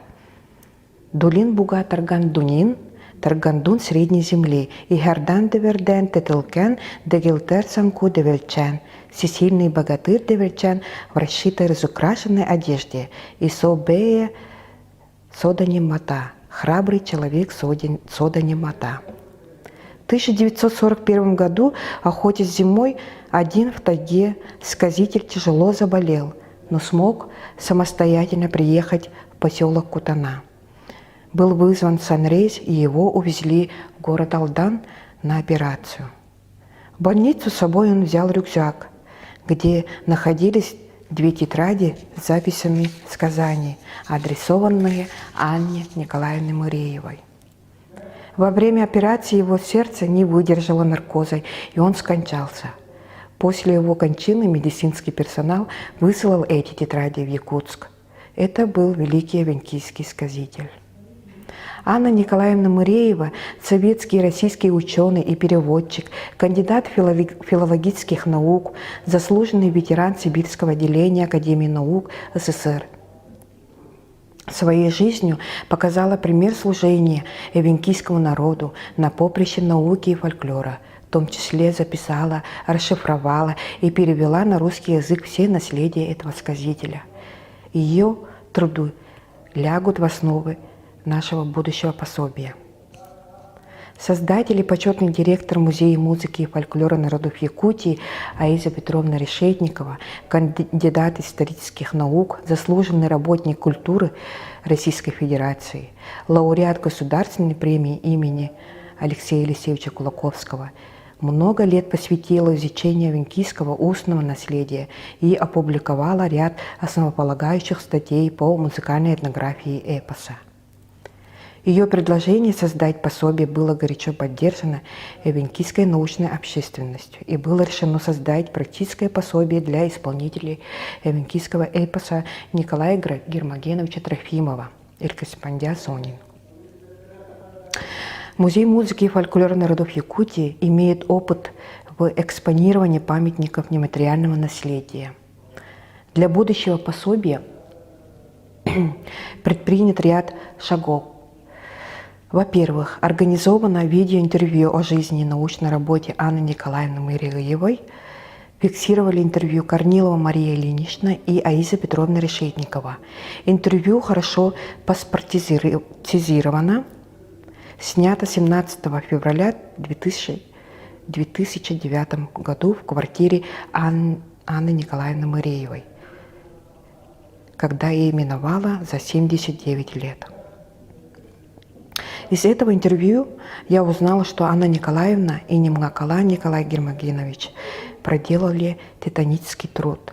Она в конце интервью делится своей мечтой. По словам сказителя, Иркис Мандя Сонин был самым любимым сказанием. Я последние годы жизни и работы в институте хочу осуществить мечту, сделать книгу, публикацию с музыкальным приложением. Во-вторых, Анна Николаевна передала в музей аудиозаписи, записанные в 1959 году. Они хранятся у нас в фонде музея. Аудиозапись прошла оцифровку.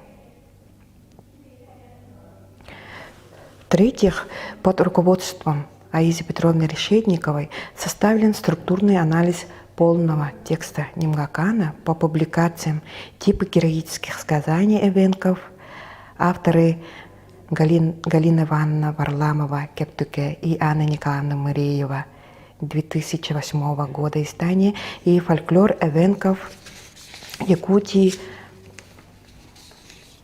Авторы Романова Агния и Анна Мыриева 1971 года. Пронумерованы песни героев, выделены сюжетные мотивы, собраны эпические формулы эпоса. В-четвертых, к работе присоединились учителя венкийского языка Петрова Констанция Константиновна и мастер народных художественных промыслов Республики Саха-Якутия, почетный ветеран системы образования Республики Саха-Якутия, носитель венкийской культуры и языка Яковлева Ильяна Алексеевна. Они редактируют аудиоматериалы, отмечают хронометраж. В-пятых, традиционная культура народов Якутии имеет особенность отсутствия зафиксированных на каких-либо носителях образов фольклора, в том числе эпических персонажей. И вот современная реальность требует создать таковые. Мы мечтаем организовать конкурс рисунков и охватить им детей венкийских сел. Сначала дети ознакомятся со словесными описаниями, материалами этнографии, старинными фотографиями, научными прорисовками, потом делают рисунки, иллюстрации к эпосу. И эти рисунки будут иллюстрациями для пособия. Пособие, которое мы планируем делать, пособие будет содержать введение, венкийский текст Нимгакана, русский текст Нимгакана, структурный анализ Нимгакана, аудиозапись Нимгакана на венкийском языке и иллюстрация. Чтобы это практическое пособие появилось, мы подали грантовую заявку. Мы мечтаем, чтобы практическое пособие сыграло роль возрождения исполнения эпоса, появления новых нимгакалан. Мы мечтаем, чтобы движение по сохранению и возрождению венкийского языка и культурных традиций у молодежи крепло и развивалось. Скоро венкийский язык станет бытовым, снова станут рассказывать сказки и предания молодым.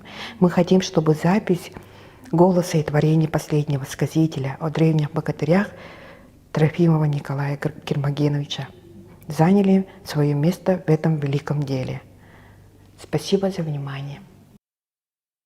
Спасибо большое. Тогда переходим к следующему докладчику, поскольку мы не сможем сейчас задать вопросы этому докладчику. Следующий выступает у нас Мария Ильинична Корнилова. Проблемы сохранения и возрождения традиционной культуры коренных народов Якутии к 30-летию Музея музыки и фольклора народов Якутии. Мария Ильинична является директором Музея музыки и фольклора народов Якутии. Пожалуйста, включите. Да, мы тоже смотрим видеозапись доклада. Добрый день, уважаемые коллеги! Тема моего выступления – проблемы сохранения и возрождения традиционной культуры коренных народов Якутии. Если вкратце рассказать об истории создания нашего музея, то это был 1989 год, ровно год введения рекомендаций ЮНЕСКО о сохранении фольклора. И в 1989 году был основан на общественных началах наш музей музыки и фольклора народов Якутии. Основателем и идейным вдохновителем является многоуважаемая народная артистка Республики Саха-Якутия, заслуженный работник РСФСР, эписовед, музыковед, кандидат исторических наук Аиза Петровна Решетникова. И в этом году наш музей отмечает свое 30-летие со дня преобразования из общественного музея в Республиканский музей государственной сети. И в этом году наш музей отмечает свое 30-летие со дня преобразования из общественного музея в Республиканский музей государственной сети. Наш музей является храмом, где хранятся наследие материальной и духовной культуры коренных народов Якутии. Миссией музея является сбор, хранение, изучение, пропаганда накопленных наукой знаний о традиционной культуре коренных народов Якутии. Это якуты, эвены, эвенки, чукчи, долганы, русские старожилы и юкагиры. Исходя из миссии, наш музей ведет следующие виды работы по сохранению и возрождению традиционной культуры коренных народов Якутии. Первое. В музее действуют два зала. Первый зал – это постоянная экспозиция, называется «Музыкальная этнография коренных народов Якутии». Второй зал для передвижных выставок. Ежегодно по юбилейным датам исследователей фольклора, знатоков и носителей устного наследия, мастерам прикладного искусства проводятся, организуются выставки. Во-вторых, музей планомерно комплектует, хранит, изучает фонограмм-материалы, предметы материальной и духовной культуры народов Якутии, произведения самодеятельного и профессионального музыкального искусства, представляющих историческую, научную, художественную ценность. В этом году в рамках акции «Подари музею экспонат» в фонд музея переданы в дар бесценные экспонаты.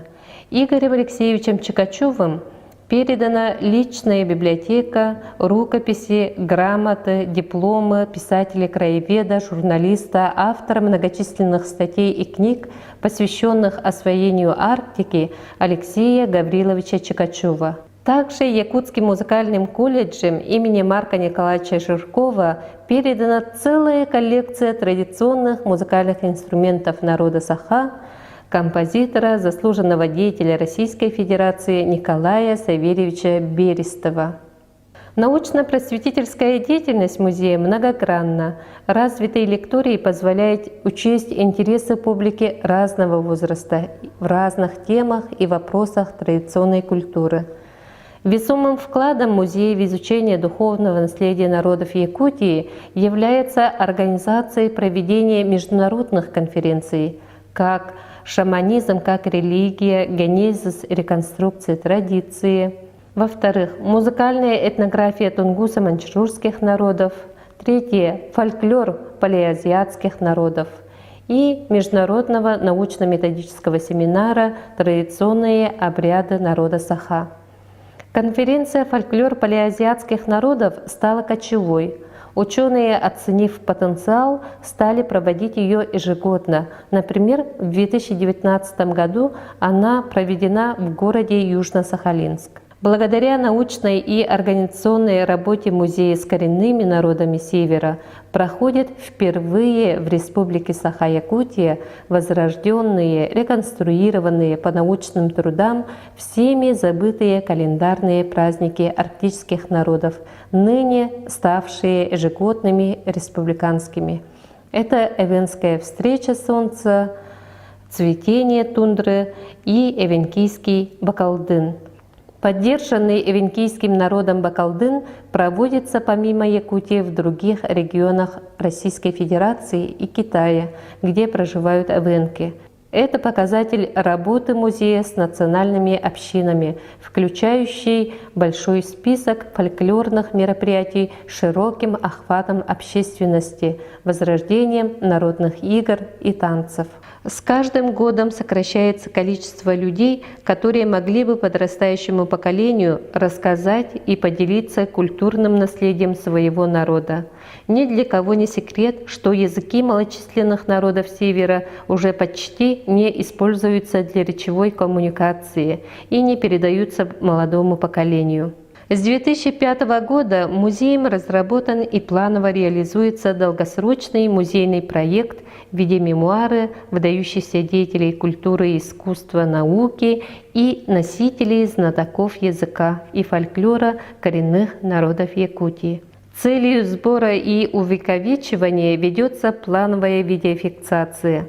Созданы более 200 видеопортретов известных людей нашей республики, хранящиеся ныне как в фондах музея, так и в аудиовизуальном центре культурного наследия Республики Саха-Якутия. Также одним из приоритетных инновационных направлений деятельности музея является создание музейных видеоэкспонатов. На вопрос, как экспонировать устное народное творчество, основатель нашего музея отвечает: нематериальное наследие невидимо, оно визуализируется в сознании слушателя устного слова. Устный памятник невозможно повесить на стену или поставить в витрину, как артефакты краеведческих художественных музеях. И чтобы посетители музея имели представление о богатейшем устном наследии, обычаях, обрядах, праздниках предков, хранимых веками в памяти народа, в принципе должен был бы быть фольклорно-этнографический театр, исполнители, певцы.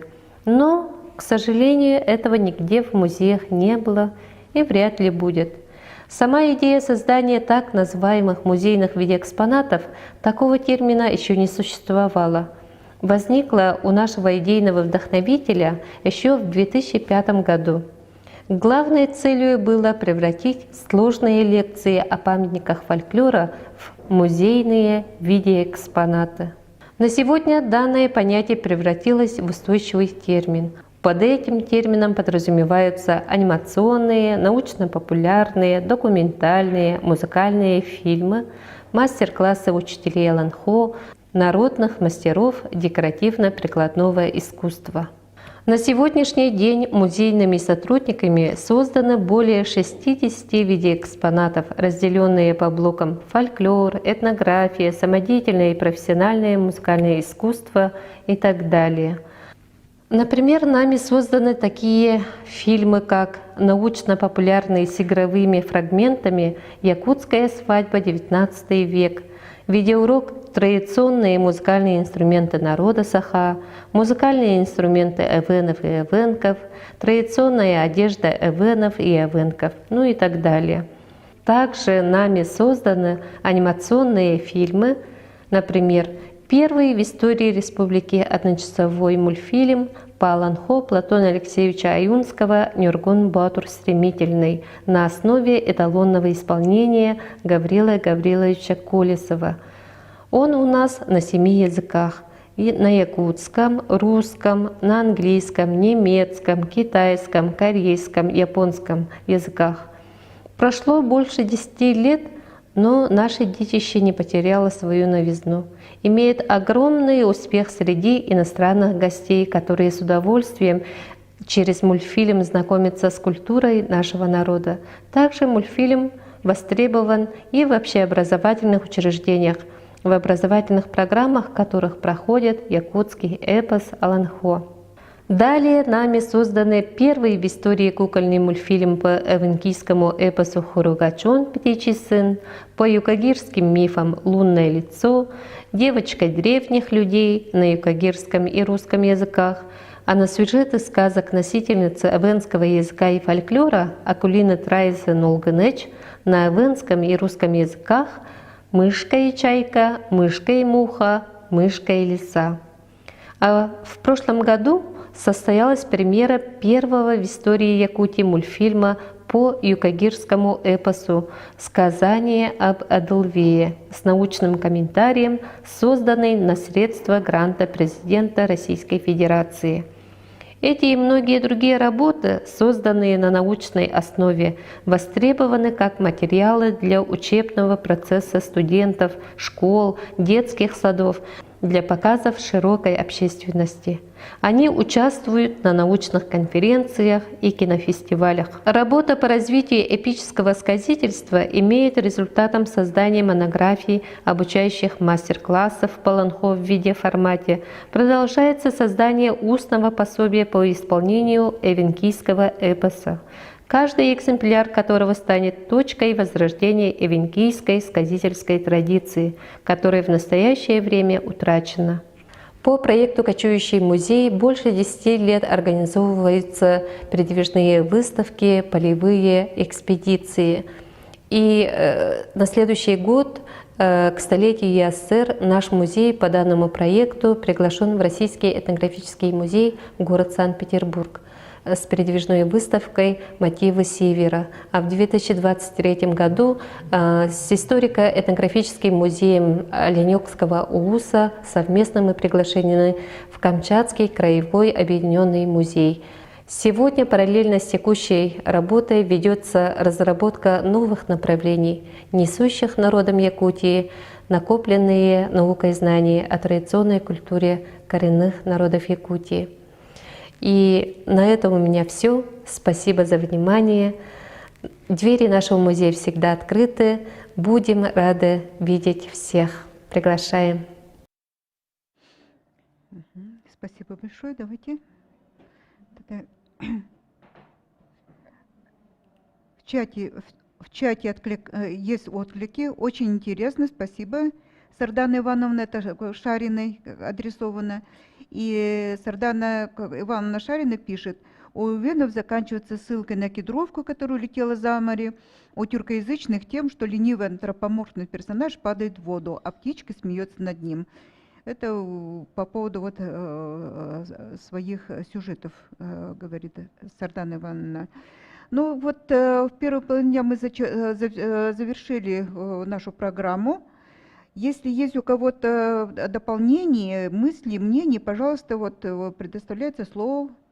Кто желает выступить, кто-то что-то сказать хочет. Есть эта возможность. Или по поводу прослушанных докладов, или по поводу работы форума, может быть. Так, дополнение есть, Юлия Викторовна. Организационная Юлия Викторовна сейчас скажет, пока вы думаете. Да, сейчас по окончании первой части нашего доклада у нас, первой части нашей секции, у нас будет видеотрансляция концерта с прошлого нашего форума. И снова мы собираемся с вами здесь в 14:00 по новосибирскому времени, это 10:00 по времени Москвы. И на второй части нашего заседания нужно будет уже быть очень строгими с регламентом, потому что там программа насыщенная, а времени у нас только 4 часа. Так, спасибо, Юлия Викторовна. Давайте, если нет сейчас желающих выступить или высказать свое мнение, ну, давайте устроим перерыв с тем, чтобы пообедали все сибиряки, северяне. И после обеда приступим к нашей работе.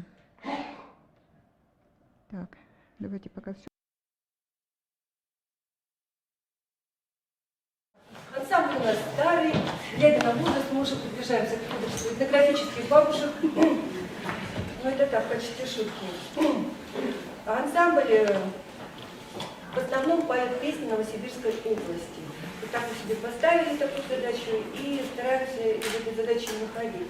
То, что мы сейчас покажем, вот первая песня, это этнические белорусы. Самый север области, Кыштымский район, село Крутиха. Но белорусы, как это характерно вообще для Новосибирской области, которые уже практически утеряли свой язык, и даже диалектные какие-то многие черты у них потеряны. Но самое главное, что, как всегда, у нас с белорусами что-то не совсем ладно. Потому что есть пара свидетельств о том, что в этом селе, где в основном преобладают могулевские селенцы, как они говорят, были и староверы, старообрядцы. Это одно. А второе, в свое время, в 1973 году, когда первый раз в этом селе были, с Вячеславом Владимировичем Асановым, мы писали хороводы. И вот один из хороводов, он очень интересный. Там выбирают по ходу действия. Сначала старушки, как они ходят, вот так вот, да? Потом молодки, а потом девушки. Так вот, девушки там писали вот так. Белорусы? Конечно, Россия. Ну, вот, короче говоря, одна из песен. Соловей, мой соловей, соловей, мой соловей, залетна, я пташечка. Ой, не летай, мой соловей, не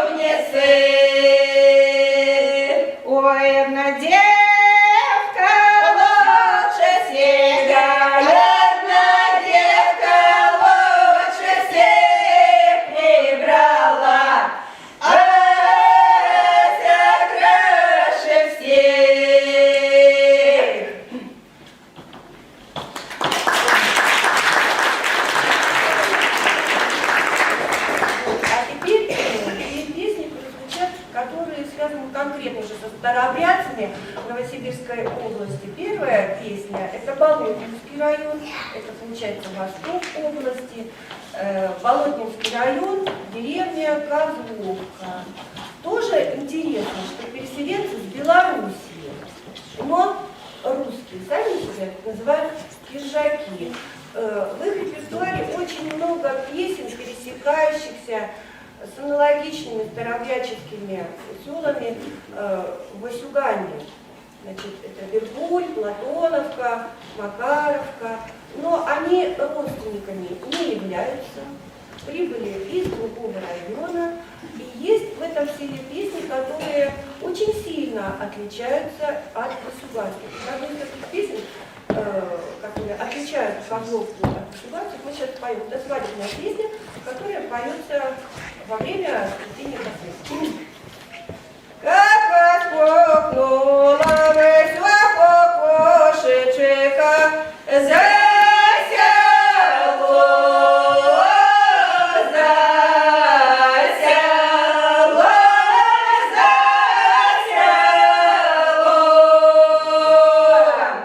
как расплакалась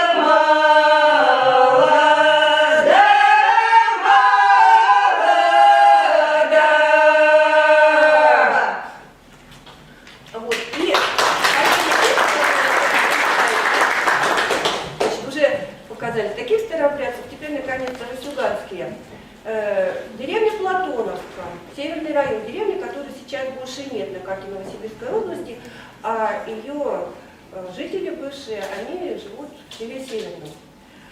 Значит, поскольку на носу уже почти что святки, мы хотим вам показать святочный хоровод и предлагаем, ну, кому, кто поближе, вот Катя может подойти, Галя может подойти, Таня может подойти. Нам много не надо, чуть-чуть.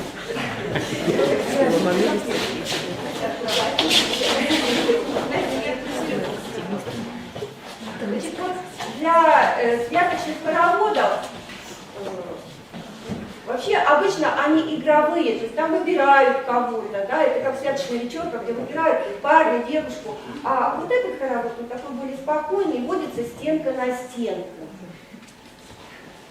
О, я побелы под горой,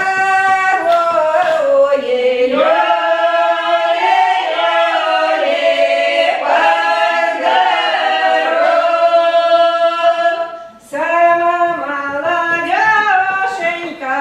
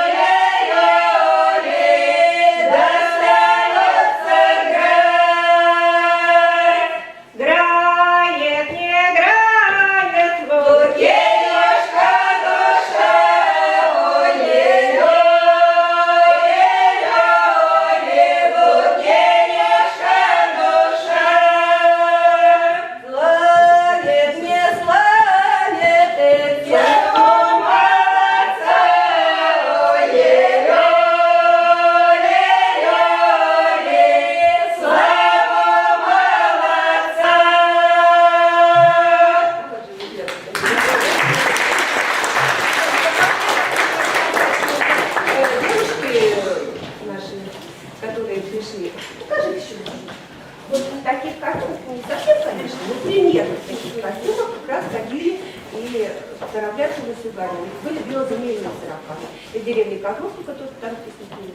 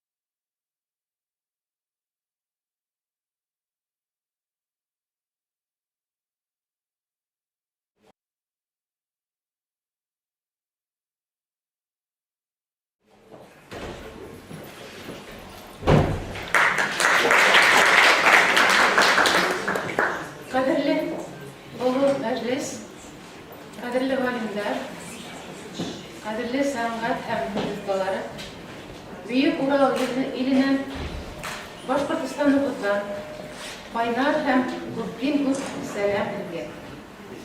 Дорогие ученые, дорогой меджлис, дорогие мастера слова и мелодии и дорогие служители великой душе народной, огромный вам привет из страны Урал-Батыра, из Башкортостана. Приветствую.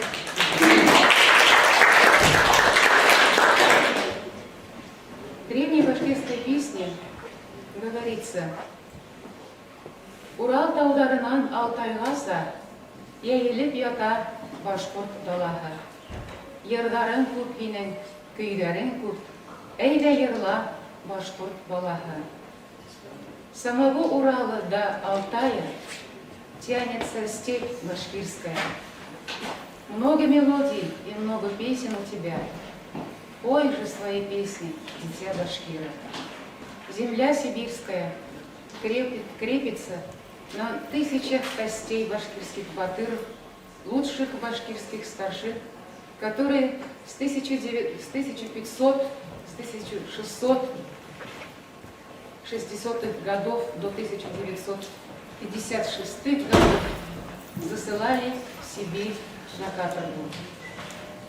Каждое подавление восстания сопровождалось ссылкой в Сибирь самых лучших сыновей из семей мул, батыров, старшин, учителей, провидцев, целителей и так далее.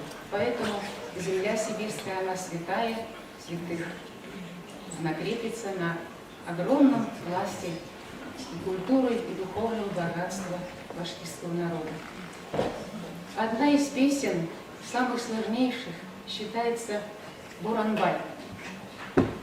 Его сослали в Сибирь по ложному навету, что он присвоил народные деньги. Был он очень образованным, высокодуховным человеком, владел арабским, фарсийским, естественно, башкирским, владел русским языком и очень был любимым в народе, любимой личностью, обожаемой личностью. И вот эта песня, сочиненная им же, она как звучит, это им. Я, исполняя эту песню народную, возношу великую молитву костям наших башкирских батыров. Пусть она будет как песня поминовения, как песня памяти.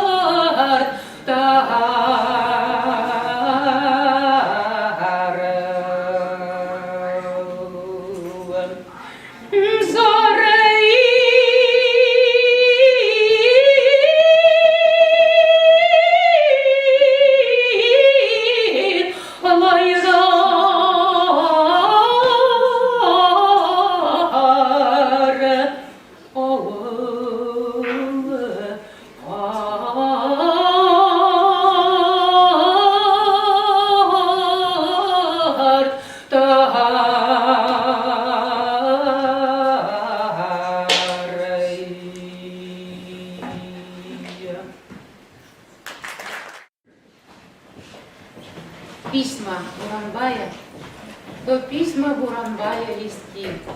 Читая письма Буранбая, навзрыд рыдают деревни старики. Вот это перевод этого текста. В 2011 году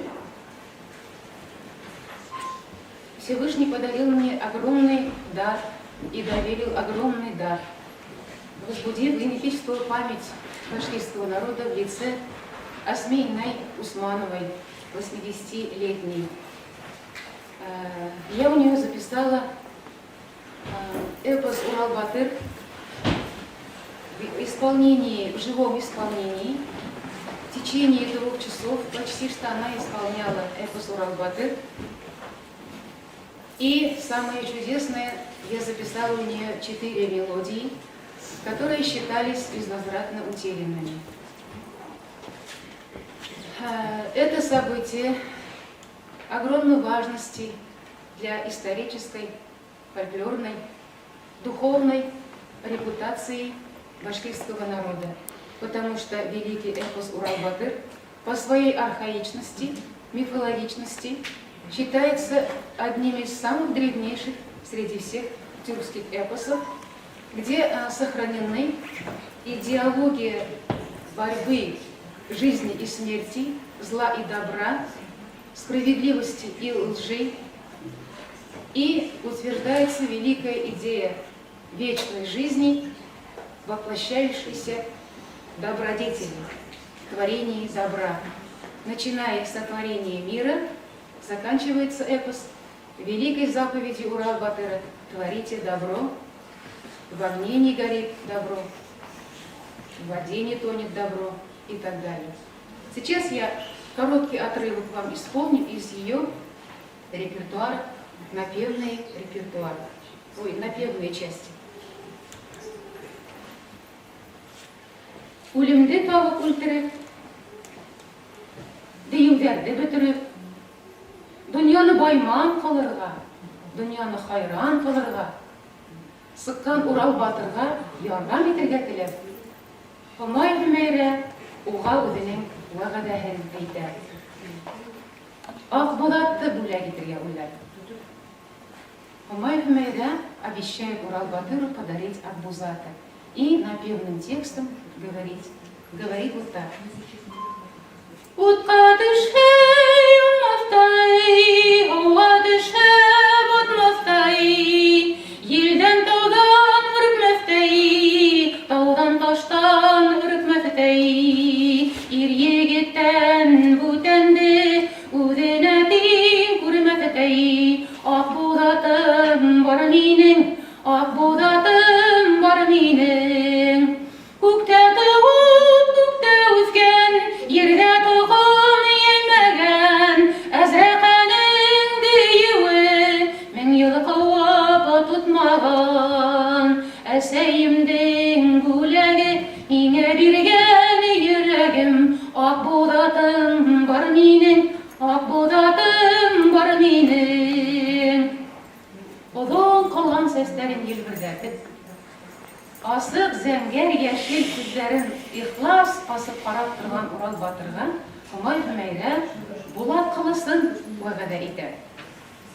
Йөҙөн һис тоталмаҫтай, һис кемгә кәре ҡалмаҫтай, енде еүҙән башҡаға һис кемгә кәре ҡалмаҫтай. Утҡа ҡаршы ут булыр, һыуға ҡаршы һыу булыр, һыу булыр. Булат ҡылысым бар минең, Булат ҡылысым бар минең. Akbulat'tan şahsın tutup, atağının kengeşin tutup, Humay Hümeyre Akbul'du maydanga sakırırga bular. Dik Akbul'a Ural batır, ama batır haylar Humay Hümeyre'ge haylarga deyiş bular. Hem buna oşunda Акбулатты мақтай.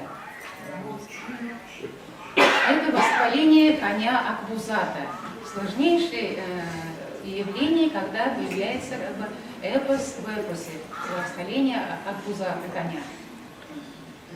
Başına yügelik eğilgen, tırtına eğri halıngan, eğrinin koşuna bulat kılası halıngan, kılasının kınaltın, yügeninin koşaltın, ayılları katı altın, dağaları nısaltın, dağaları ısaltında ölenge yer altın. Ужарлана башлыгин, унга караган, удилетин булган дейт, батыр егети хайлаган, кулагын безе караган, ялын кыздай тараган, әйтерһең дә майлаган дейт, әйтерһең дә майлаган. Карсыга туштар бейир, аткалыктай иренли, харын алай адаулы, аждахайлан тамаклы, үткер калас тырнаклы, ике-сике болоттайды, уның ике канаты,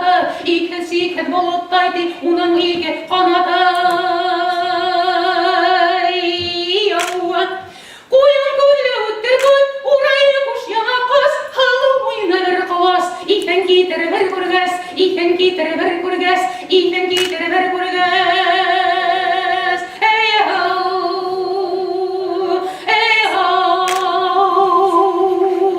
Алғыр көрі көдіндей, көді бәбеген сылатыр, елді құшта елпеніп, артынан сан ойнатыр, ұлығайған қақтыла, мен әйеп яш еритер, Бұлына шындай ақы болат, көз көрмеген тұлпар зат,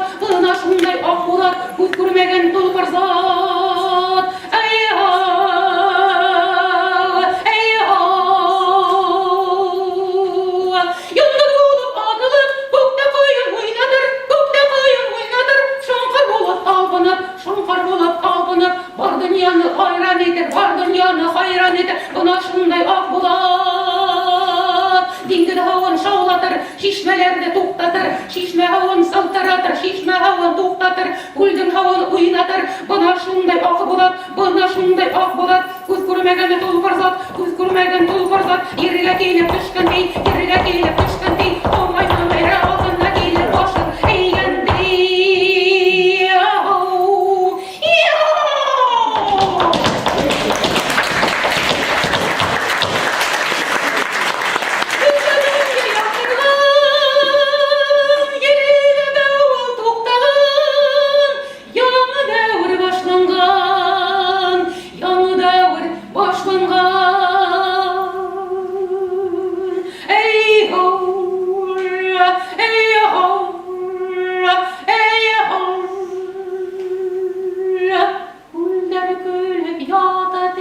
Шишме сылтырап ағаты, динге шаулап тұраты, дингеде тынысы ятаты, қамышлықта, шырлықта,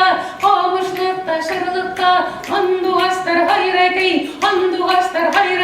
Ана шындай ақ болат, көз көрмеген тұлпар зат, ерге келіп түшкендей.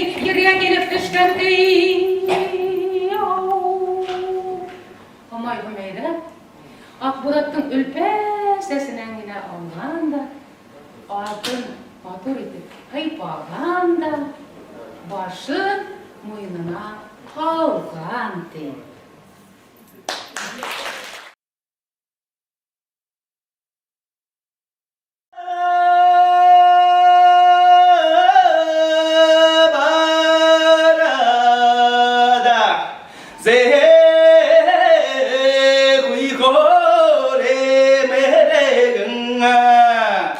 Алтын қаман тек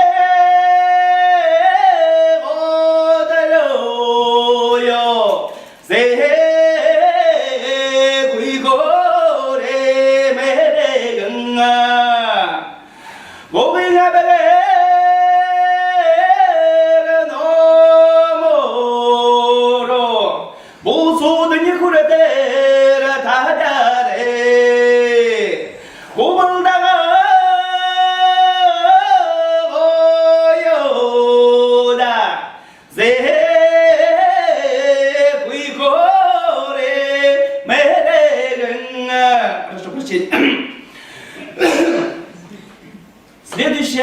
музыкальная композиция.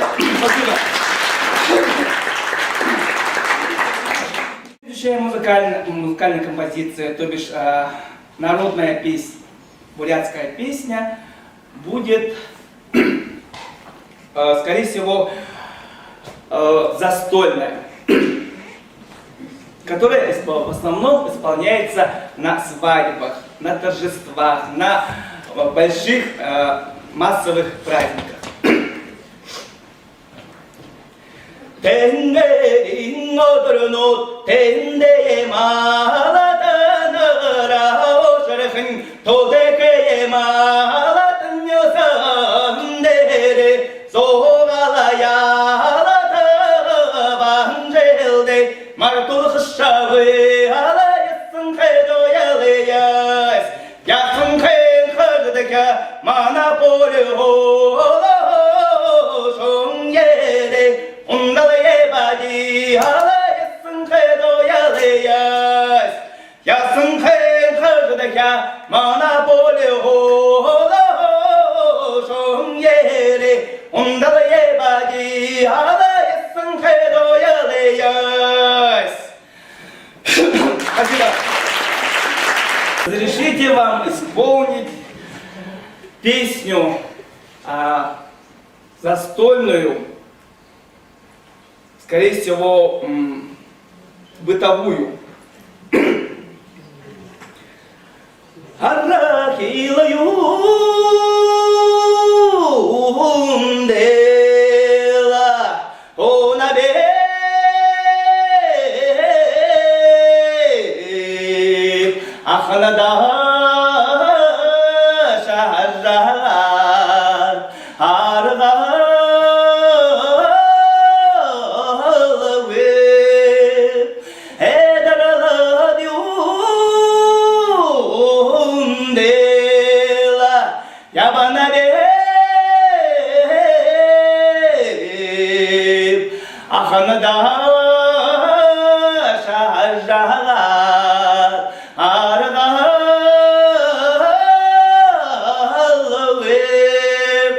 Спасибо.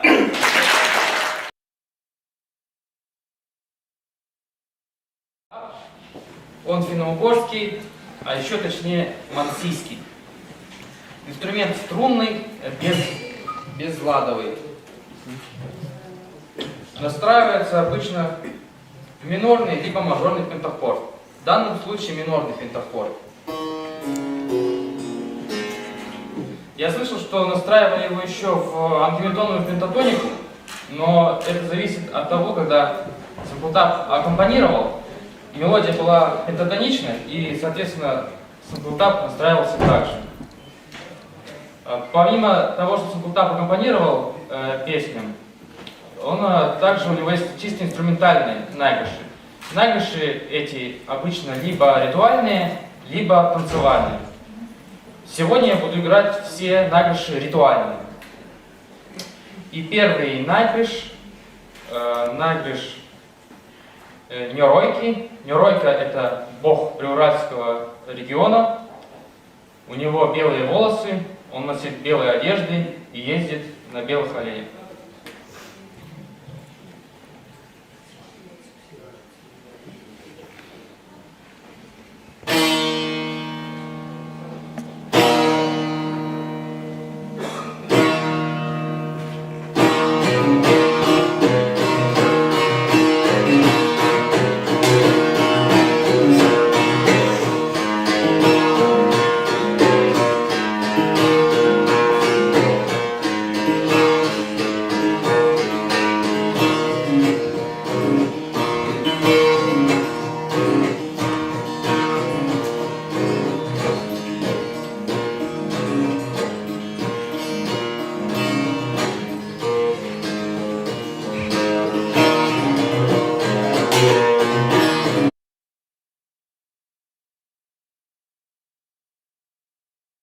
Немного рассказать, как я получил этот дар. Мы часто говорим о том, что сказительство — это творчество, сказительство — это искусство, мастерство, но прежде всего это дар, который которому не учатся, а который приходит. И я стал сказать с 12 лет, я учился в русской советской школе, воспитывался в советской семье, у колхозника. Среда у меня была русскоязычная, вернее, русские казаки вот сейчас пели народные песни. Я вот вспомнил детство, у нас тоже по вечерам пели русские народные песни. Вот, но так уж судьба распорядилась, что я стал сказителем и получил этот дар. Я до этого не знал, что в моем, среди моих предков были сказители. Я не знал, хотя каждый кыргыз должен был знать, не знал своих предков до 7-го колена, как это должно было принято быть. И все это пришло мне тогда, когда мой дед, с которым я встречаюсь в 5-м колене, это Саябай Каралаев, и он мне рассказал по отдельности каждого моего предка и стал сказывать мне по ночам, приходить и сказывать.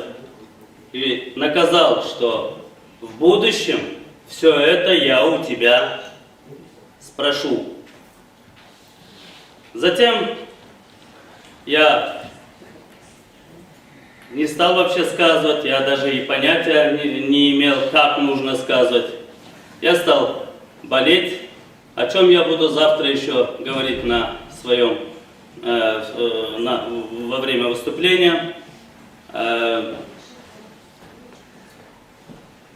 Меня повели к другому сказителю, который к тому времени был жив. Это выдающийся тоже сказитель своего времени Шаабай Азизов. Вот к нему меня повели, и я у него стал воспитываться. Оказалось так, что этот человек, к которому меня повели, моему духовному сказителю, наставнику, оказался первым мужем моей бабушки в прошлом, ну, еще в молодости. И он об этом не знал. После второй встречи я рассказал, чей я сын, мое колено, моих предков. И тогда он сказал, что он является первым мужем моей бабушки. И моя бабушка была первой женой этого сказителя. Ну вот видите, поэтому я думаю, что совпадений или случайностей не бывает. Все, что складывается в жизни, оно, значит, так должно быть.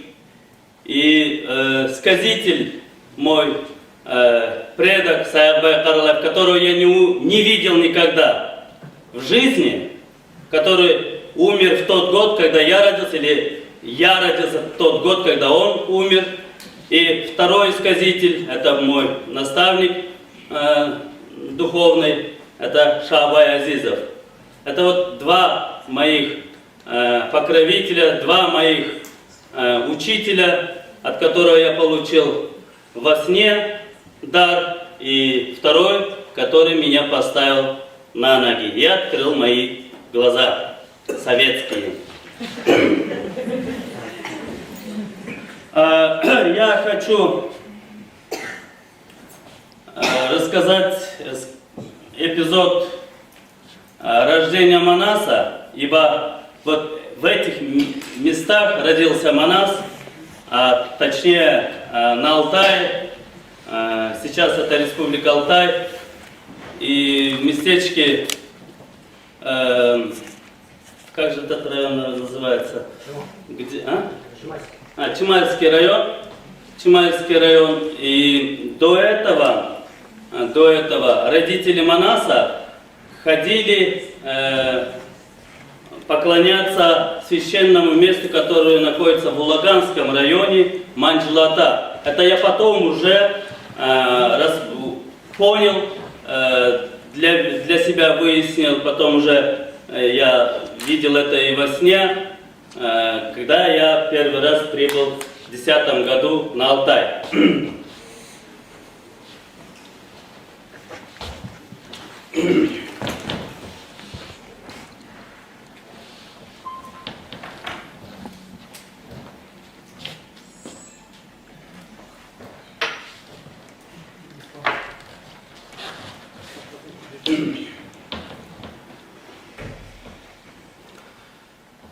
Oşunda görgün çok otomay Adam uşunda eken oy düğüne ok Adam büyüğün o görgün o yerten çok Uşundaygan eken düğüne şok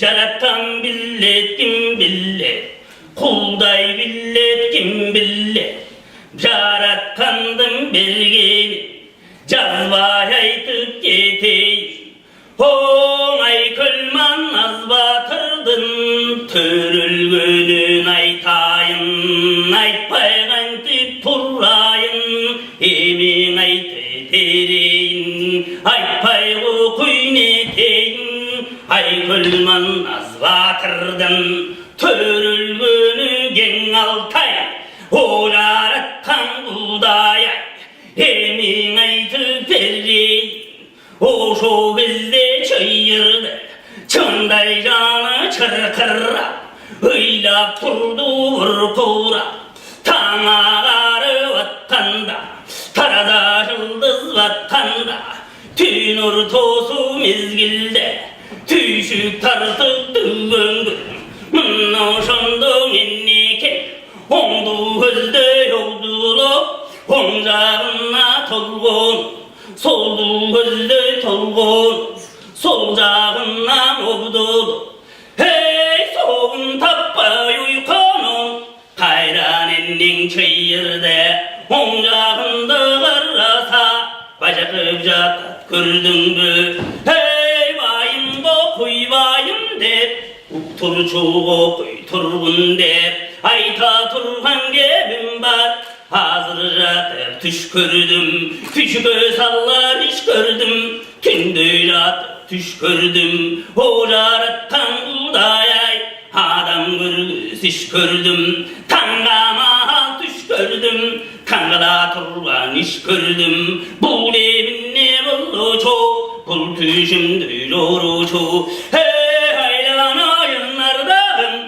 Menin atam bak bergen Bu düğüne dönüp könü 12 yılday buldu ele Ata kendin aldığına Ötpey жүргөннен akmak Oğan tem bo kuyde Özün görgün çayırdı Menin atam bak bergen Kayığından kavılıp On kolundan alma var Amanı sunup turganı Aylanayın kızım dep Aman esen göz jar dep O özü uday yolunda Asa tayak kolunda Menin atam bak bergen Oşo bizde jarıktık Gözden gayım buldu dey Hayra teyni billim bey Karasa göz gönlüm bey Gözden gayım bulgun dey Mınno şondo surrava Mınno şondo surrasan Özün görgün çayırdı Bayratıp kamın aytat Hey haylanayım bayım dep O kara kırdın oyunda Karalardan kança var Saralardan sandan var Göğaladan göptüm var Sancılkıdan kança var Kurman duyka çalduğa Ata kendin aldığından Emin ötü alduğa Tatağına tünüye Dero şenti vaykanda Oşo bizde vaycak hep Bang bang bang bang bang bas hep Bağarek çang bas hep Üyden çığı algan dey 12 kanat tengörgü Hey akbalta dep çakar hep Bada keytin allayın Karallayın karaldım Balta okuy balta dep Hey katınımdı cinurdu Cinurganda dinurdu O karallayın akbalta Kara kırdın oyunda o karaların çağır aylanayın akbalta o kurmandı kaçalığa o жылтыран emin al gel dev şenti vaikkanda makul деп айтқаныңдай қылам деп қағылайын байжақы dev şenti akbalta атағына дүние ей жаратқан билет құлдай билет жаза таю албасам 장래 ойты салбасам мұны шондоң ақбалта көк жолоқты мінгенде қара қырдың ойына емей жөніп қалғанде еманың қойып бұрады үйде қалған чиырды ошондонға барылады ошо кезде чиырды екі күні толғатып белім оқи белімде оқи жеді деп 3 күн бойы толғатып башым оқи башым деп башымды оқи жөді деп 4 күн бойы толғатып төбем оқи төбем деп төбемді оқи жеді деп мұны шондо чиырды асырап баққан қыз әлі қара қызды шақырып қағылайын қаралдым бала кетіңді қының алып aylanayın gına oy ardağım o kaysele gına birin aytın tütüğünde gördün mü o bülbül gına bolup bölüngün jaltır tetip körüngün жалғыз gana öskün çınar var oşo çınar tübüne gana barıp gelli al çınardın tübünde жалғыз gana çıkkan bulak var kırık çırpıttı gana kıyıp gel bulақтың gana susun alıp kelli dev şenti vaikkanda ey oşo кезде kara kız o soğun çoğu tak etip o aylanayın budur et mamyuru kaşak etip o sol buy basıp cügünüp sol teyzesi bülbülüp ol buy basıp cügünüp on teyzesi bülbülüp aylanayın neke bizim bereke bakkanınday hıllan dep kerege degilingen çon torpoktun çon çanaç çanaçtayın aldı koluna çon torpoktun ingende aylanayın buğday dep artım dersin özü dep jaratkanım jalga dep buğday tarım koldu dep mınno şondo jaratkan özün görgön kara kız olboy solboygan çorup Oşo кезде жаратты ой жалғыз өскен шынарға емей барып қалғандек о чоң торпақтың чоң шағаш толтыра суыны қойғандек мына шондо жаратты қырт шырпықты қайғандек емей қайтып келгендек қайран енен чиырды ой шындай жабы шырқырап үйлеп тұрды бір құрап ой қантем қой қантем деп белім қой белім деп белімді қой жеді деп балаң емес бале деп мұны шондо жаратты жаратқанға жалынып умайына мұлла деп құдай өзің қолды деп көкө теңір қолды деп мұны шентеп тұрғанда ошо кезде жаратты қайдан келді білмеймін өзің көрген ақбалта алып келді туяққа ай туяққа чалуға жаратқан ұлуре құлдай көрген бұлуре мұны шондо атадан қалған ақтинте құл кеттіріп қойдуынан босын албай мойнуынан ақтинтені қолғалып құрманды қачалуға ай туяқан алуға мұны шондо жаратты ой кекіртеке ұрғанде мұны шондо аяғы құрманды қачалғаны қайда тені білінбей қырса көзге білінбей қайып болды көрдің бі жерге тамған қаны жоқ ұшып кеткен жаны жоқ қантемға қойған тенде мұны шондо байжақып бармақ тістеп бас шайқап о жаратқан құлдай-ай ей артын берсін бір өзі деу жентиіп тұрғанда ошо кезде чиырды айранайын бұлдыр ед қолдай көрген бұлдыр ед деу шондо жаратты өзің көрген ғана ой емекең толғауына тартып тұрған толғосы 9 күн болып толғытқан ғана мындай киім болып қайран ғана менен чиырды айранайын ғана құдай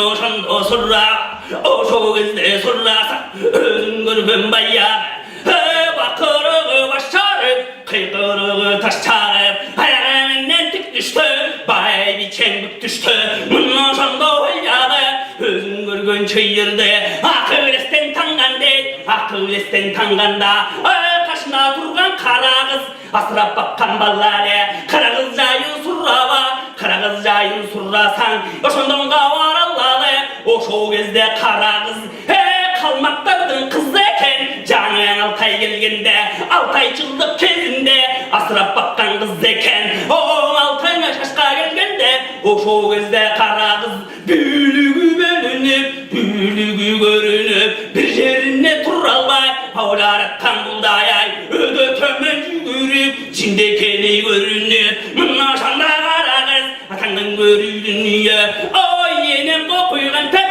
adine sapar saldı de umayene mutla de carattanın jalga de doğulga sangalar hep ödü tömmen yürüp carattanga jalrenep özün görgün kara kız nendin canın saktay gör de o sente pakarep alangı çavılgan yok o şu bizde çıyıldı maçtay gözün açkande songan batın korkkande o şondo yoruptu bağlam kokuyğayda de bağlam ballam de bağlam üçün men Kudayga, kuday kurmandı kaçallam de Mınno şondo çayırdı, Mongolundan algane Mınno şondo surrava, yatıran algan dayaga Atağana tünniye, kuştan uygan o eken Tiştegeri ok bolsun, tiktegeri yok bolsun Karmağanı yok bolsun, katılganı yok bolsun Jalağanı yok bolsun, candağanı yok bolsun Devo şondo çayırdı, uçumsan uygan aptı de Allı Olluna ozan baka salganda o şovelde bu valla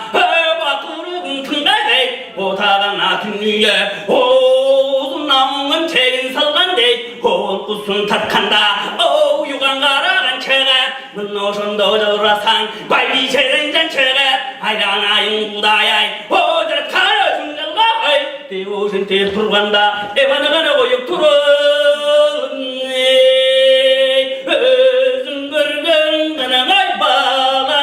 kolda konu kana 49 kolda baldı kana gördün mü çöle gönü kana 49 çöle baldı kana gördün mü ne 40 çilten Kızır İlyas kolda cüret kana ardayım ne karaçar kavlan o kap tadında kana kamıngan göse kuyruk Gögarstan göt çadında kana çamıngan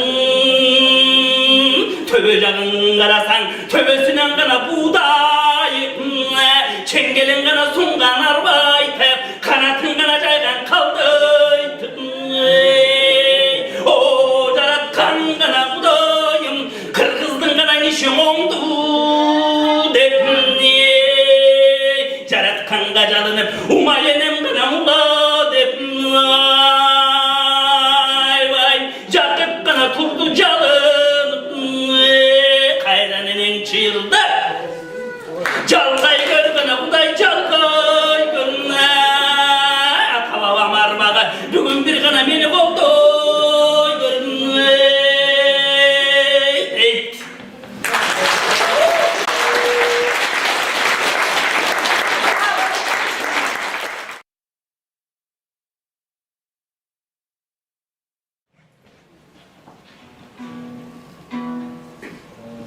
Детали сейчас исполнят. Ну, у нас с древности вот героический эпос исполняли великие сказители, когда начинали исполнять эпос, сперва благословляли свой музыкальный инструмент. Потом хозяев Алтая, гор и так далее, а потом слушатели, обращаясь к слушателю, потом уже начинали эпос, сам эпос, повествование богатырей. Сейчас Виталий вам исполнит благопожелание душу.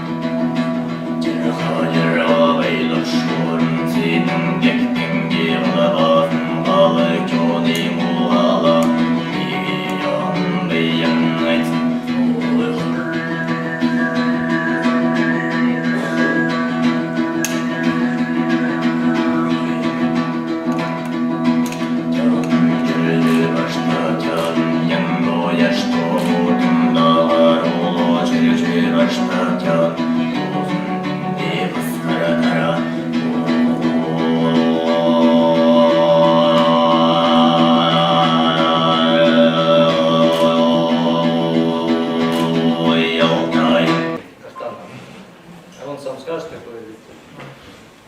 Кай, кай делится на 4 вида. Кай подземного мира, то есть это Кархара.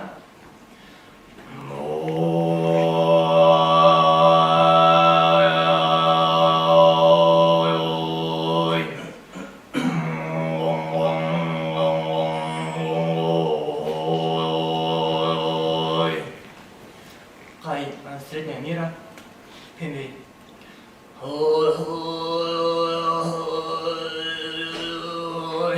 Не получается.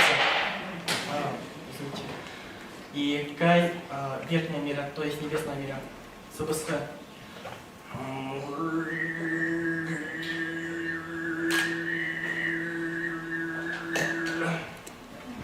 И Кай четвертого вида это Карха СБСХ, то есть это тоже средний мир, сочетание СБСХ и Кархара.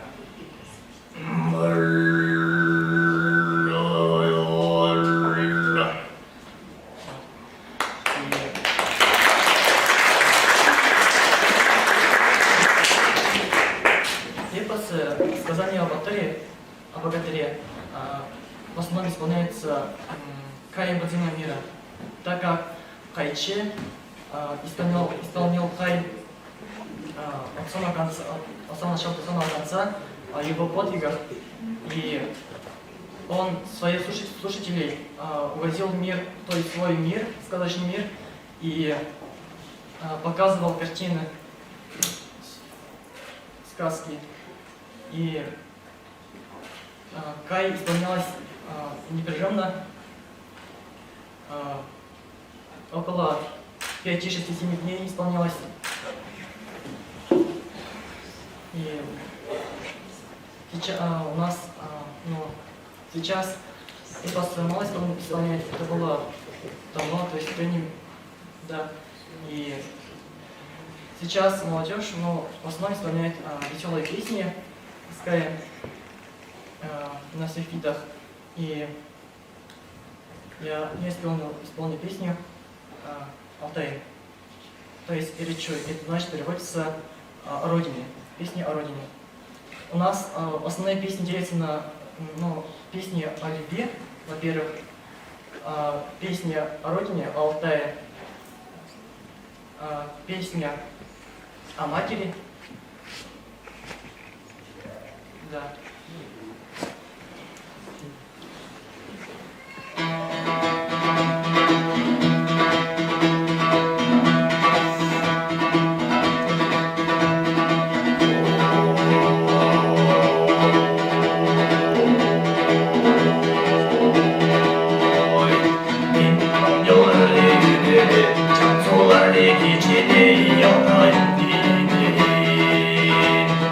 Ах, туран алдында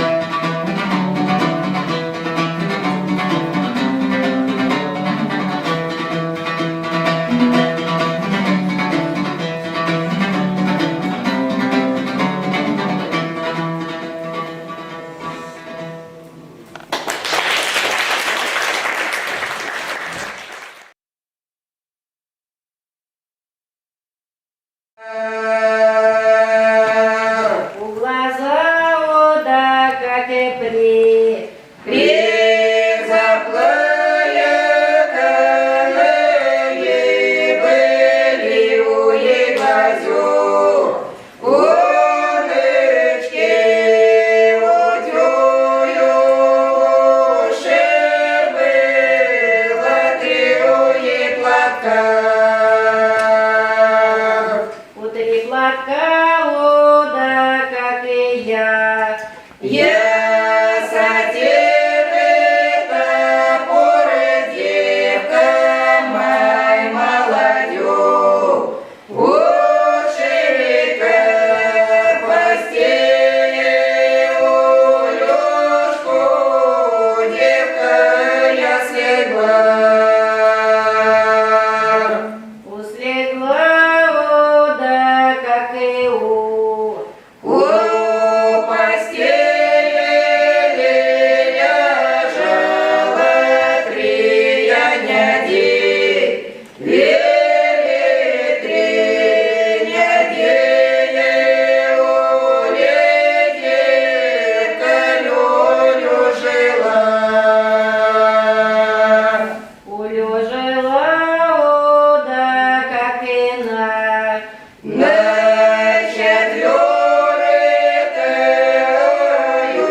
четвёртую я няди. Лелюшку зялюю неса, гулять я пошла.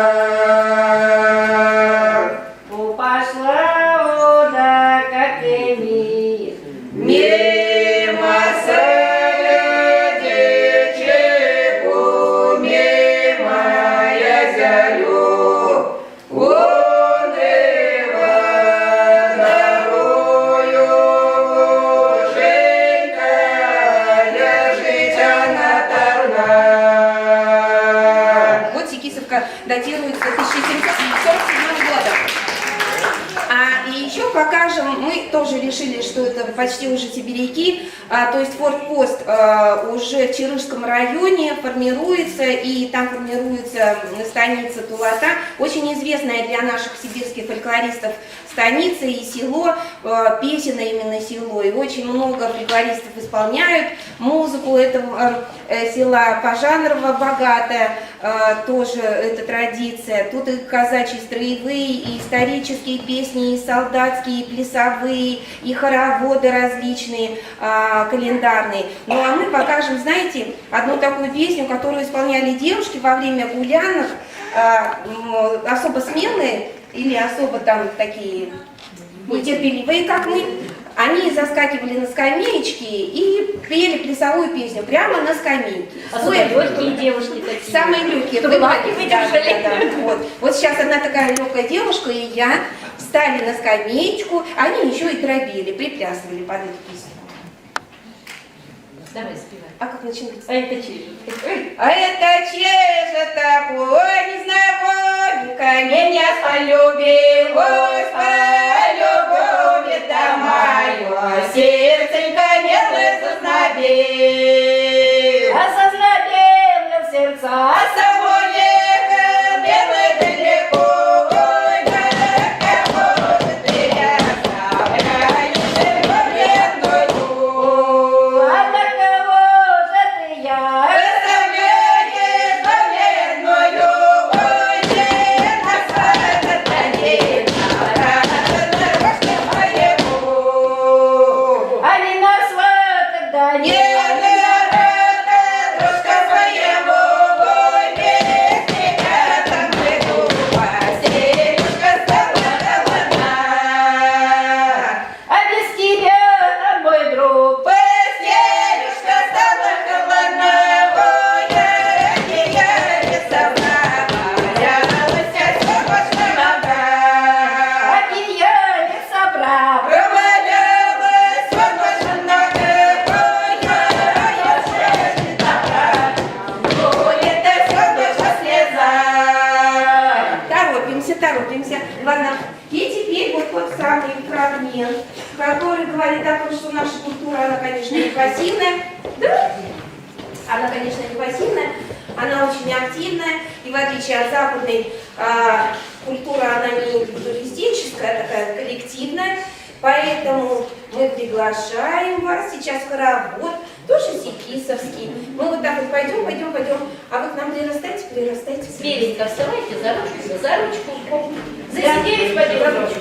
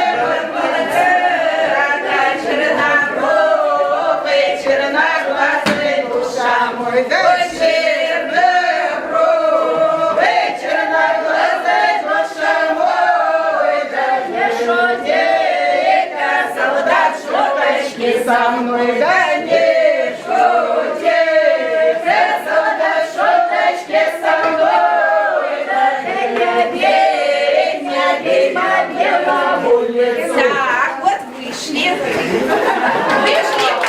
Как нужно надо, чтобы да, юноши в одну сторону, а девушки в другую, если есть. Мы сейчас меняться будем. Да.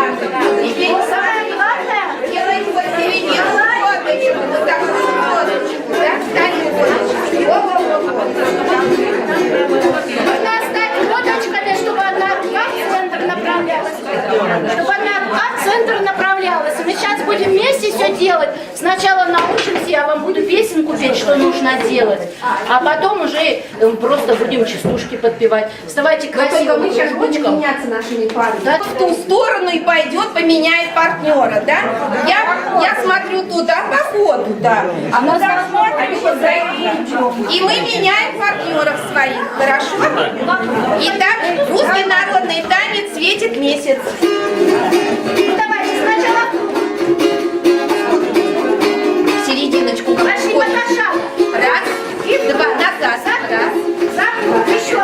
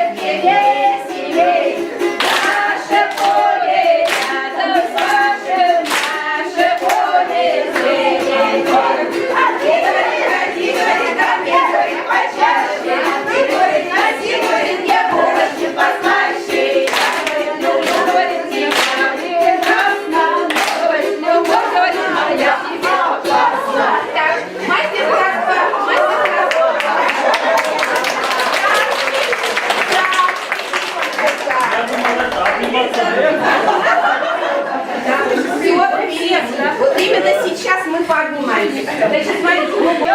Его подмигуйте. Дудай, дудай, что болит? Давайте, у кого соседа моего правого соседа.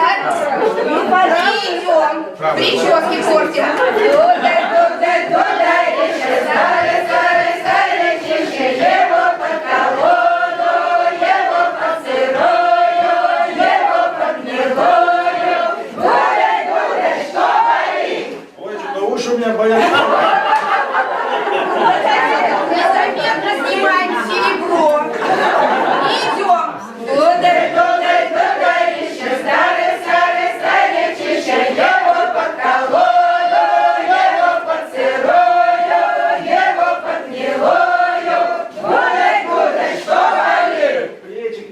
Внутрь зайди.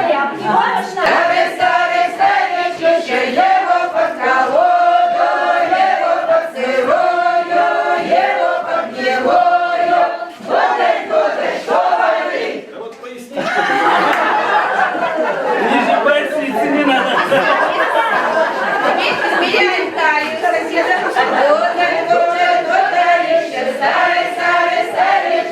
Его под колоду, его под сырою, его под гнилою.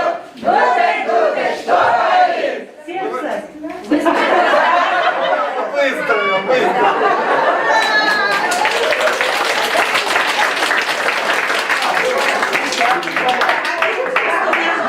А потом наш Гудай решил попрощаться со всем миром, потому что живет он далеко, в соседней волости, и запел он песню прощальную и расхожую.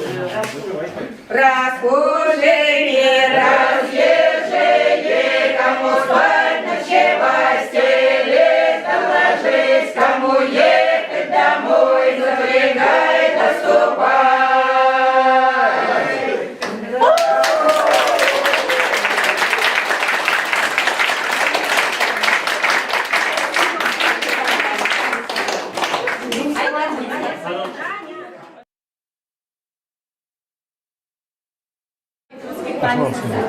Итак, я хочу вам представить еще раз замечательную исполнительницу из Якутии, Айдарину Майдамонову. Она признанная импровизатор и запевала якутского традиционного кругового танца под названием «Осокой». Можно поприветствовать ее, да?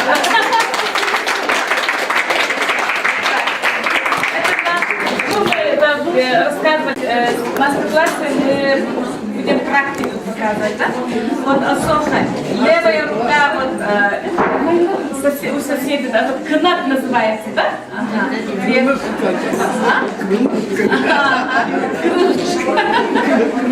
Крылья. Ага.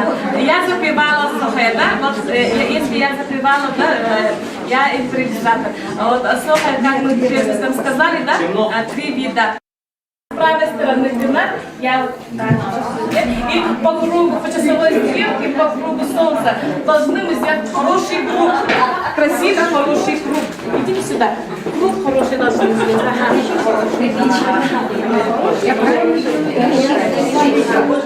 Как солнце должно быть. И... Вы назад отходите немножко. Вместе. А там да. Ваша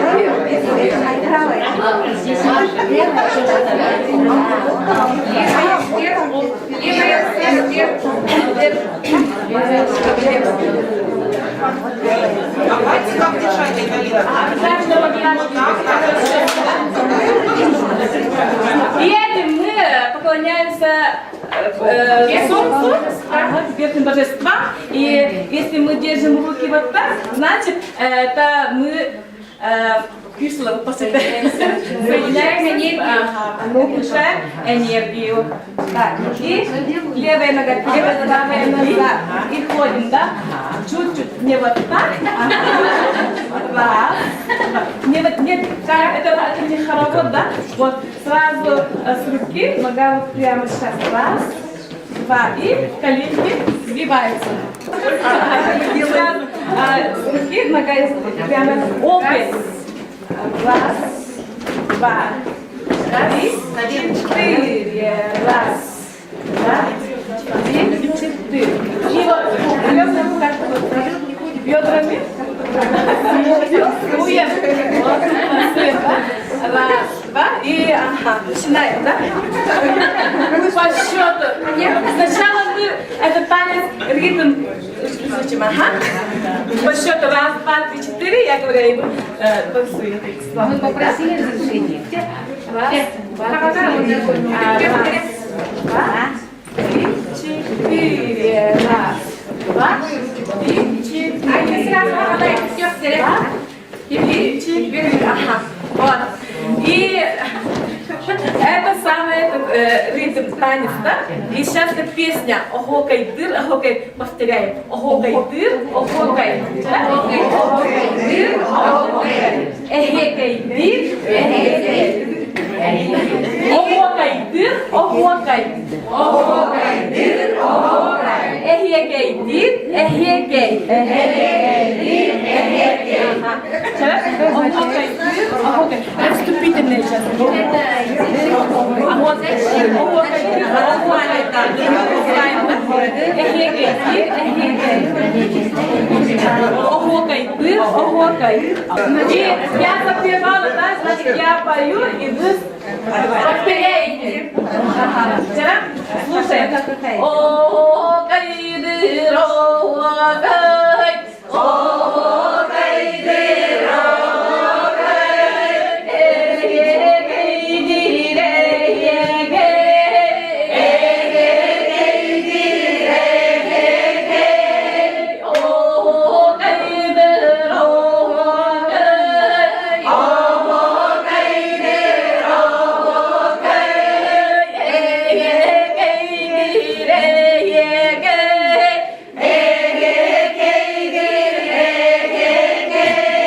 И так поем, танцуем, и идем по часовой стрелке по кругу. Начинаем, да? О, я сама пою. Сначала я, потом вы повторяете. О, кайдыр, о, кай.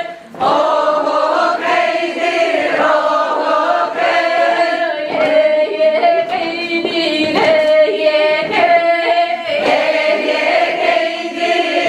эхегей. Вы уже профессиональными стали, да? Сейчас вы начинаете. Ого, кайдыр, ого, кай, мы все повторяем. Потом вы вот эхегейдир, эхегей, мы все повторяем. И вот так, ого, кайдыр, ого, кай. Якутскими девушками будем сейчас. Вчера? Начинаем. И ого, кайдыр, ого, кай. Ого, кайдыр, ого, кай. Эхегейдир, эхегей. Эхегейдир, эхегей. Ого, кайдыр, ого, кай. Ого, кайдыр, ого, кай.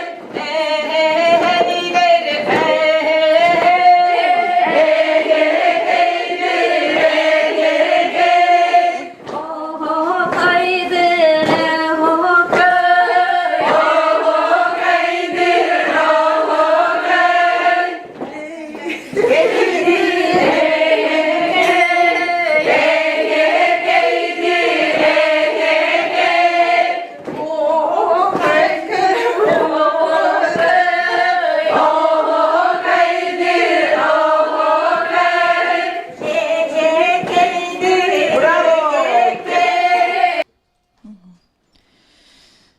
Добрый день, дорогие участники конференции. Приветствуем тех, кто подключился к нам только что.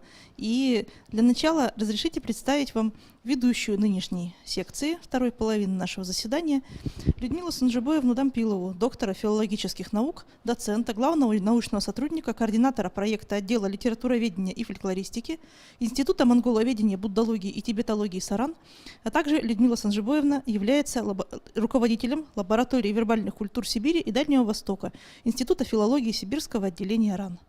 Как всегда, напоминаем вам о регламенте. Сегодня нам придется соблюдать временной регламент очень жестко, потому что докладов много. Если у вас есть вопросы к докладчику, вы можете писать их в чат конференции. Также в чате конференции или на почту форума мы ждем предложений по резолюции форума, которая будет приниматься и утверждаться сегодня по окончании всех заседаний. Хорошо. Начинаем дружно нашу работу, то есть продолжаем, наверное, те, кто были с утра еще с нами, поэтому продолжаем работу нашей секции. И первым у нас мы начинаем с Дальнего Востока нашего.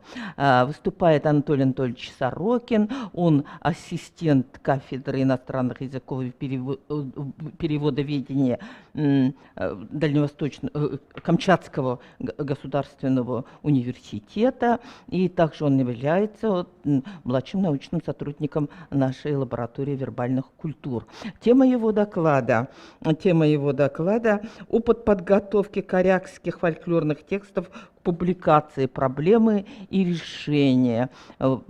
Очень интересная такая тема, так что мы вас ждем, Анатолий Анатольевич. Mei tungeturu, telomna engavlat kemitak, utin elukoran. Entau tetapanil atau kewek, mangkat matwitalamak, takumet tekokривlamak, кинак мурвиновый, аминовый, аппаван наюнатит канавы. Здравствуйте, дорогие коллеги, участники сегодняшнего замечательного форума. Поприветствовала я вас на родном алюторском своем языке и сказал, что очень приятно, что вы нас сегодня пригласили на такое мероприятие. И сегодня мы как раз-таки расскажем о той деятельности, которую мы проводим, чтобы наши языки продолжали существовать. Да, сегодняшний доклад мы решили посвятить результату совместной работы Камчатского центра народного творчества и КамГУ имени Витуса Беринга по изданию сборника материалов фольклорно-этнографических экспедиций «Мифологические сказки о вороне», в котором затрагивается ряд трудностей, по большей части лингвистического характера, с которыми столкнулись разработчики сборника при его публикации. Несмотря на то, что настоящий сборник вышел в 2017 году, многие особенности работы над ним актуальны и сегодня. Другими словами, он явился наиболее оформленным с учетом всех изменений, которые формировались в серии других сборников до него. В основе его содержания включены мифологические сказки о вороне, часть из которых представлена на языке оригинала, сопровождаемые русским переводом, указателями имен информантов с краткой информацией о них, указателем мест, где производились записи, а также вступительные статьи работников Камчатского центра народного творчества и КамГУ имени Витуса Беринга, где вкратце описаны анализ сюжетной линии, включенных в сборник сказок, а также представлен материал по описанию диалектов корякского языка для большего понимания текстов на языке оригинала. Данный сборник относится к изданиям, которые содержат языковой материал. Среди многих опубликованных до этого сборников в Камчатском центре народного творчества они разной направленности. Среди них есть серия «Из глубин земли Камчатки», которая появилась в 2015 году. Она включает материалы по результатам фольклорно-этнографических экспедиций в разные отдаленные населенные пункты Камчатского края. На момент выхода в свет сборника, о котором мы сейчас говорим, было осуществлено 26 экспедиций в 5 районов Камчатского края. Это Тигильский, Алюторский, Карагинский, Пенжинский и Быстринский районы, в ходе которых было опрошено свыше 100 носителей культуры коренных малочисленных народов и получено представление о состоянии сказочной традиции в указанных районах. Географический охват, как мы видим, достаточно широк. Записи содержат часть мифологического эпоса о Кутхе, который известен для ительменов, Куйкынняку для чавчувенов, то есть оленных коряков, или Куткынняку для нымланов или береговых оседлых коряков. Мифологический эпос – это не жанр, а вид, куда включаются разные жанры и жанровые разновидности. Количество носителей языка, как показывают полевые исследования, на сегодняшний день становится с каждым годом все меньше. Поэтому зафиксировать, обработать и выпустить именно языковой материал является одной из актуальных задач.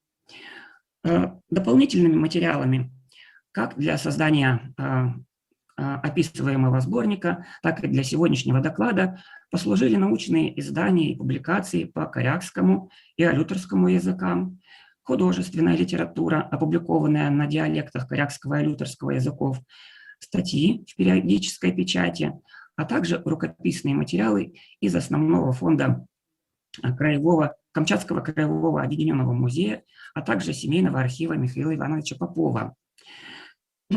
Наибольшее количество образцов устного народного творчества было записано от старейшин, людей, родившихся и выросших в традиционной среде. Возраст информантов, с которыми мы работали, от 18 до 90 лет. Здесь немаловажным следует отметить, что во время записи информантов мы всегда задавали на первый взгляд простые вопросы, откуда они родом и их родословную. Но дело в том, что цикл сказок о вороне очень распространен и известен носителям языка. Сюжеты зачастую повторялись от информанта к информанту. Но именно благодаря этой информации перспектива последующих исследований, возможно, станет лучше и понятнее для сопоставительного анализа односюжетных сказок. Ведь в свое время старые поселки закрывались, население переезжало из относительно монотонических сел в другие села, где уже на данный момент проживает смешанное население. А архивные записи Камчатского центра народного творчества и записи современных экспедиций или записи от одного и того же информанта, но зафиксированные в разные года, помогут понять, какие сюжеты могли заимствоваться, какие могли исчезнуть из повествования и тому подобное. Обратимся к фольклорному материалу, содержащемуся в описываемом сборнике. Охарактеризуем его с точки зрения жанра и поэтики. Анализ текстов показывает, что здесь преобладают мифологические сказки семейного цикла о вороне.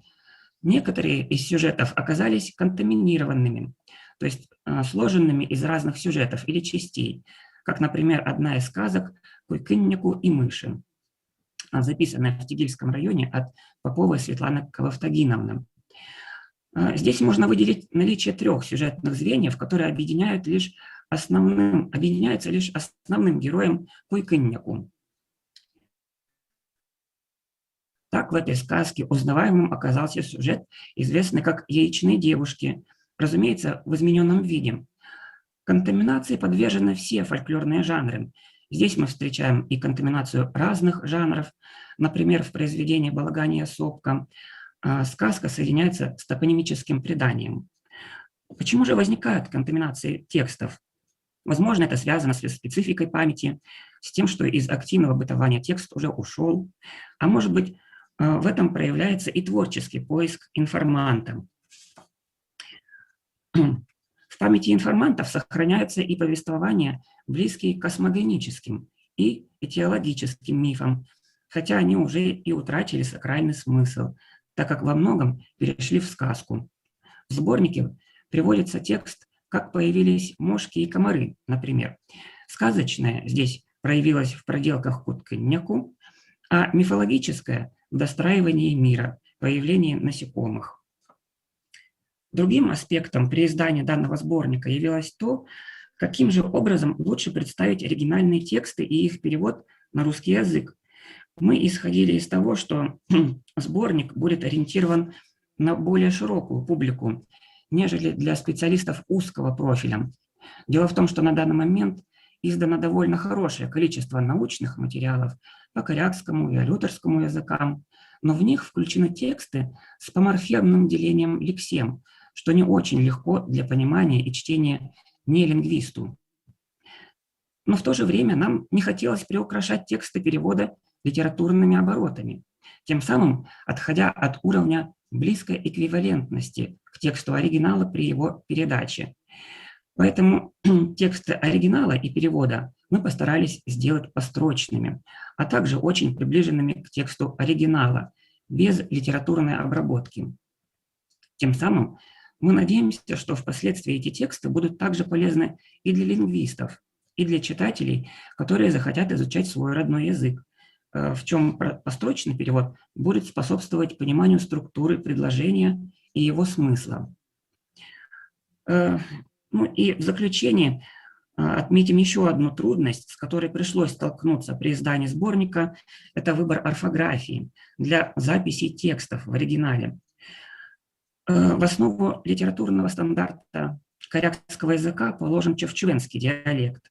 В нем, как и в русском языке, хорошо отображены свои правила орфографии. Когда же мы столкнулись с текстами на намыланских диалектах, то на первых порах, вот именно до публикации именно вот этого сборника, о котором идет речь, вот на этапе появления в 2015 году серии «Из глубин земли Камчатки» нам приходилось каждый раз писать обоснование применения той или иной буквы для обозначения определенных звуков. Дело в том, что вот носители языка, они могут понять тексты и прочесть их даже и сейчас. Однако молодое поколение в настоящее время, к сожалению, изучает свой родной язык уже как иностранный. И в связи с чем приходится вводить новые символы, которые бы сразу выделяли уже, к сожалению, не владеющие языком. Но, тем не менее, вот как показала практика, в последующих сборниках этой серии, то есть «Из глубин земли Камчатки», мы все-таки решили придерживаться и использовать чевчевенскую графику со всеми ее правилами, чтобы появилась возможность также ознакомить с текстами более широкую публику. Таким образом, вот на примере издания сборника «Мифологические сказки о вороне» мы рассмотрели круг проблем, которые пришлось решать при его издании. У меня на этом все. Большое вам спасибо. Спасибо большое, Анатолий Анатольевич. В общем, очень интересная тема, прямо очень радостно, что у нас молодые люди занимаются такими редкими, уходящими, как говорим, культурами, раз так мало народу уже говорят на языках Дальнего Востока, народов Дальнего Востока. И, пожалуйста, есть вопросы к Анатолию Анатольевичу? Те, кто занимается томами, это, мне кажется, очень интересный опыт работы и действительно материал интересный. Да, пожалуйста.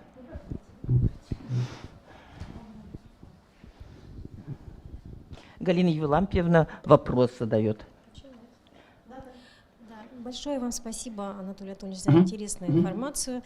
Я вас хотела спросить, вот мы были в 2004 году в экспедиции на Камчатке. Хотела поинтересоваться, как сейчас обстоят дела вот с языком и как молодежь разговаривает на своем языке в селе Хаилино. Прокомментируете? Перенимают ли молодое поколение те традиции, которые несли долгое время там, ваши родственники, да? Вот, как сейчас там дела обстоят? Да, большое спасибо за вопрос. И очень приятно, что вы и побывали в наших местах, в наших селах. Действительно, если говорить в общих чертах, языковая ситуация по поводу корякского языка, она, ну, как сказать, старшее поколение еще очень даже хорошо разговаривает на своем родном языке.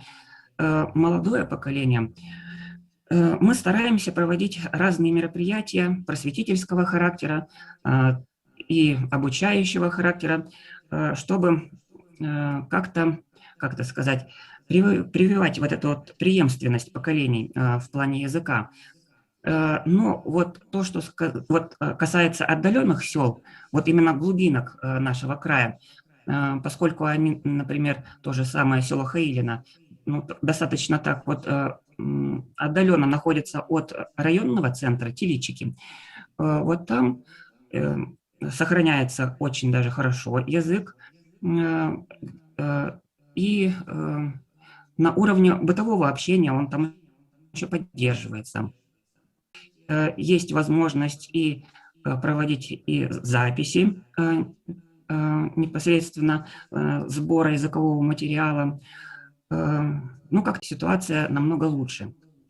Вот. Но, тем не менее, мы стараемся все равно также проводить различного рода мероприятия.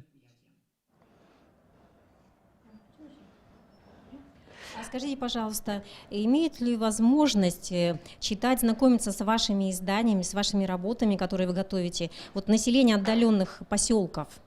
Могут ли они прочитать, узнать эти тексты?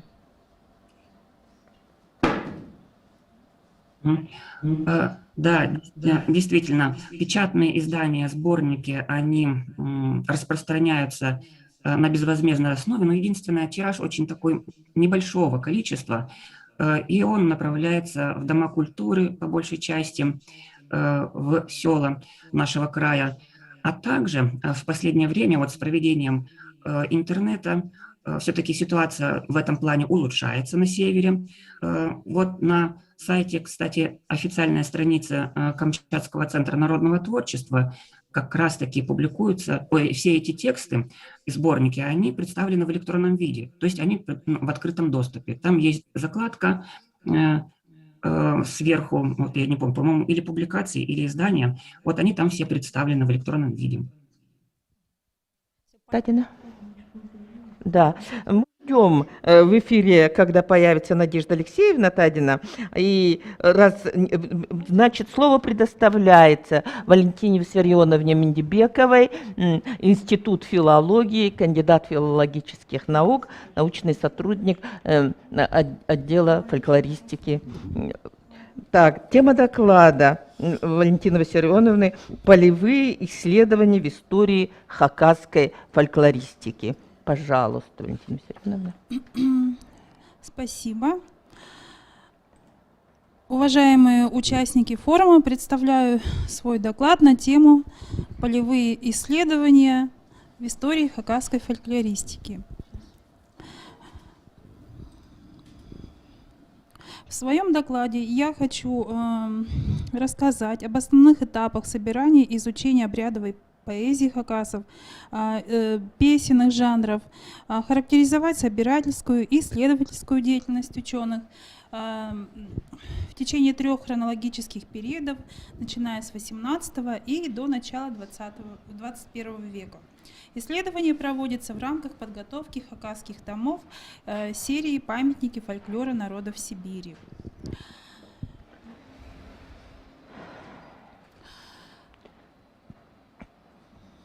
В начале своего доклада я хочу дать краткую справку. Хакасы – это один из малочисленных тюркоязычных народов, проживающий на юге Сибири. По данным переписи 2010 года в Республике Хакасия проживает 63 643 лиц хакасской национальности. Большинство из них, 50%, проживает в Аскизском районе. В течение последних нескольких лет мы совершали выезды в села Аскизского района, это Усть-Есть, Усть-Чуль, Кызлас и Полтаков. В Таштыбском районе проживают сагайцы и шорцы в селах Матур и Анчул. В Ширинском районе проживают качинцы в селах Малый Спирин и Топанов. Всего выделяется несколько диалектных групп хакасов. Это качинцы, хаш или хас на хакасском языке, кайбалы, это хойбал, мы называем, кызыльцы, хызыл, сагайцы, сагай. И для нас перспективным в настоящее время является исследование отдельных диалектных традиций хакасов. Это позволит перейти от описания состояния фольклорных традиций к сравнительно-сопоставительному анализу жанров хакасского фольклора. Так, ну теперь могу перейти к своему докладу. Хакасский фольклор обладает уникальной поэтической культурой, отличается яркостью и своеобразием народно-поэтического мышления. В богатом и самобытном фольклоре хакасов содержатся уникальные сведения о языке, истории и культуре народа. В них описывается жизнь людей и события, сыгравшие значимую роль в жизни народа. Хакасский народ сумел сохранить свои устно-поэтические традиции, несмотря на то, что с каждым годом все меньше остается знатоков хакасского фольклора, уходят из жизни носители языка. Как показали материалы наших экспедиций, на сегодняшний день до сих пор бытуют жанры обрядовой поэзии, такие как алкысы, это благопожелания и благословения. Они остаются составной частью различных проводимых обрядов. Песенные жанры, ыр и тахпах, предания, а также устные рассказы. В собирании и изучении фольклора хакасов мы выделяем 3 хронологических периода. Первый период – это 18 век, второй период – 19 и третий период – 20 и начало 21 века. Кратко охарактеризую дореволюционный период. Это начало создания источниковой базы хакасского фольклора. В историко-этнографических трудах XVIII века ставилась задача изучения истории народов и ознакомления с состоянием культуры в Сибирском крае. Ученые Академии наук и Русского географического общества открыли и высоко оценили ее художественное и познавательное значение. С 1721 года началось исследование древней культуры хакасов и других народов Южной Сибири. В этот период начали проводиться этнографические экспедиции, получены первые сведения путешественников. С 1721 по 1722 годы исследователи Мессершмитт и Страленберг оставили ряд сообщений о населении Хакаско-Минусинского края, их языке, культуре, о памятниках древности, дали их описание и зарисовки. Все записи были сделаны на немецком языке. В 1733 по 1743 годы под руководством Миллера была предпринята вторая Камчатская экспедиция в Сибирь. В это время были сделаны записи в полевых дневниках о кайбалах, об их расселении и языке. Собраны данные по этнографии, по религиозным верованиям качинцев и сагайцев, составлен словарь хакасских диалектов. Следующая академическая экспедиция по Хакасии, в которой приняли участие известные путешественники Георгий и Палас. Они оставили ряд важных сведений об этнической культуре хакасов, о происхождении хакасских родоплеменных групп. В XVIII веке сбор и изучение произведений хакасского фольклора было продолжено и становится периодом накопления материала. Появились целенаправленные записи и публикации по хакасскому фольклору. Большое значение для нас имели экспедиции финского лингвиста и этнографа Кастрена. Он исследовал почти весь север и всю Сибирь и собрал огромный материал. Хакасом он поехал в 1847 году. Собрал ценные сведения, записал легенды. У кайбалов он записал несколько фольклорных произведений. В дальнейшем кайбальские тексты были записаны Кастреном и транскрибированы Катановым. В конце XIX века выдающийся тюрколог Николай Федорович Катанов записал почти все фольклорные жанры. Как мы знаем, что с 1889 по 1922 год он записал почти все фольклорные жанры. Хакасские записи вместе с Тувинским и Тафаларским вошли в 9-й том образцов народной литературы тюркских племен. В качестве примера я привела обрядовый текст, связанный с почитанием божеств и духов хозяев природы и местности. При проведении обряда поклонения небу произносилось обращение к божествам и духам-покровителям. Ради жизни, чтоб не прекращалось... Так, у меня здесь... И жилище ради, чтоб не разрушалось, начатый старшими обычай, головы склоняя, плечи наклоняя, совершаем поклонение до творцов священных, до чаянов белых, да достигнет все. О небо, небо! И поднимали руки к небу, обращаясь к творцам, ах, чаянам, буквально белые чаяны. Следующий период – это советский период, с 1920 по 1990 годы. Это период зарождения хакасской фольклористики. Он характеризуется формированием исследовательской базы, активные полевые исследования стали носить комплексный характер. Так, в 1984 году уже состоялась совместная комплексная фольклорно-этнографическая экспедиция сотрудников Института филологии СССР и Хакнияли. Фольклорные тексты были записаны на аудио, видеоустройства и прилагались фотоматериалы. Здесь можете посмотреть фотографию известного хакасского хайджи Семена Прокопьевича Кадышева на слете Тахпахчи и сказителей в 1959 году. Как мы знаем, в народе хайджи-сказители особо почитались, играли особую роль в культуре хакасов. Также и Добров, Курбежеков, Чугачев и многие другие сказители. Так, это хакасский хайджи на Махчи Евграфий Прокопьевич Миегашев, тоже играет на своем четхане. Это фотографии известной хакасской сказительницы Тахпахчи, Курбежековой, Алевтины Васильевны с писателем Михаилом Еремеевичем Кельчичаковым. Это уже материалы фольклорной экспедиции 1984 года. Следующие фотографии. Так. Посмотрите, пожалуйста, это Намахчи, это сказочница, излагает сказки Евдокия Никитична Кулагашева. Следующая фотография. Здесь мы видим участников комплексной фольклорной этнографической экспедиции в Хакасию 1984 года. Материалы хранятся в рукописном фонде Хакасского научно-исследовательского института. Фонд богатый, отличается... То есть мы часто обращаемся в своих работах к этому фонду. Здесь также очередная фольклорная экспедиция в Ширинский район Хакасской автономной области. Здесь мы видим Валентина Евгеньевна Майнагашева записывает фольклорные материалы в селе Кирово Черноозерного сельского совета. Так, здесь, как мы видим, композитор Кинель, писатель-фольклорист Гуревич. Так, и Тахпахчи Бурнакова Таисия на состязании певцов. Следует отметить, что айтысы, это состязание Тахпахчи, проводятся до настоящего времени.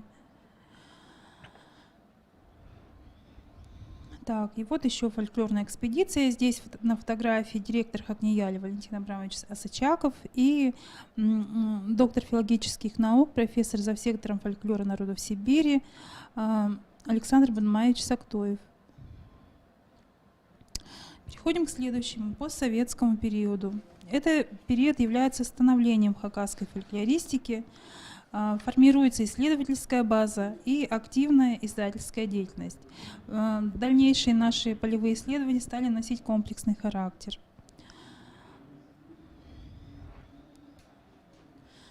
Вот и начиная с 2000 года проводятся комплексные фольклорные этнографические экспедиции при участии уже Новосибирской государственной консерватории имени Глинки, Хакнияли и Института филологии Саран.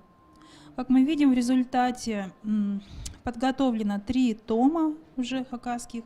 Это хакасский героический эпос Айхучин в 1997 году, хакасские народные сказки в 2015 и несказочная проза хакасов в 2016 году.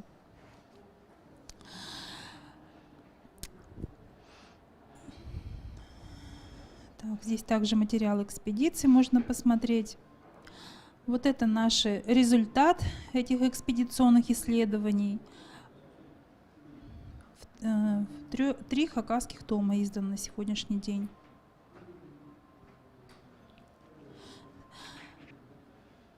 В 2020-2021 году сотрудники лаборатории вербальных культур Сибири и Дальнего Востока Института филологии Саран провели новые исследования современного бытования фольклора в Республике Хакасия. Благодаря новым цифровым технологиям удалось зафиксировать и сохранить явление традиционной культуры в Аскизском, Бейском и Ширинском районах. В рамках исследования проведена работа по его комплексному описанию и изучению. Проводится сравнительный анализ с привлечением данных предшествующих экспедиций.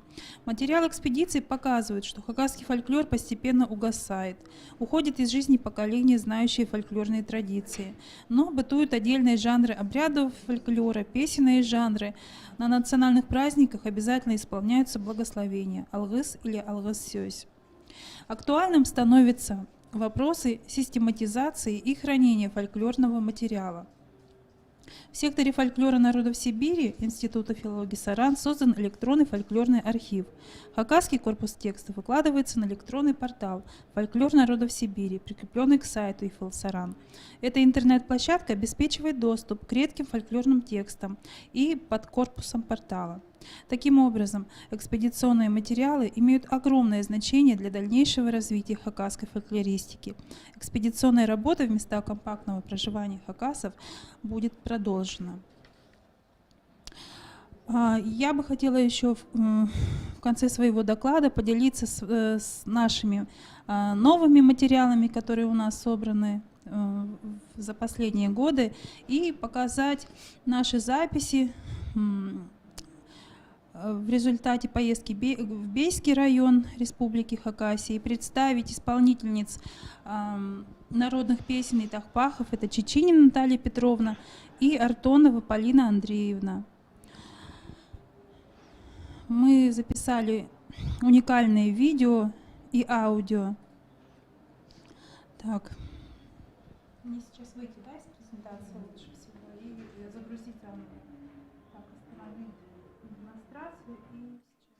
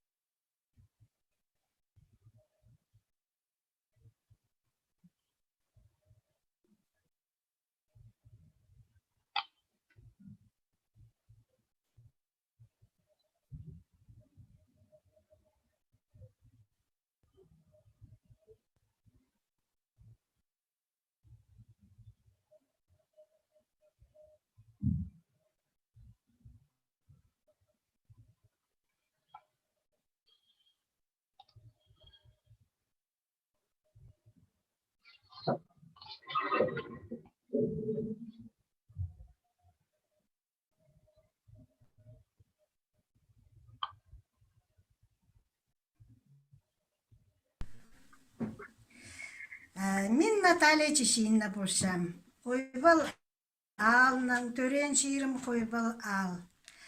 Койбыларға көп тақпақтар салыптырған олар да сарнапшам. Жын сарнарын сарнапшам. Бозым хаңнар родының, капсаргенер родынан бұршам. Ам толтырып берем мұндақ сарын. Хайди қыстар шоңмай оларына паршатса қайтық сарынар сарнажым бұлттырлар тақпақтар. Асқырлық шылғы сүргезің хаңнарға шоңмай олғы алтын менің сүрмезіме алтының ұрғазың шоңмай олғы Баймит көңнің төлебін байларға барғамин иптік жоның қызыбын ибе шоқтарға барбамин көк тигірінің көк сузы көп шақаяқтар көдерше көглік жақсы жұртасты көленіс оды көдерше Антая!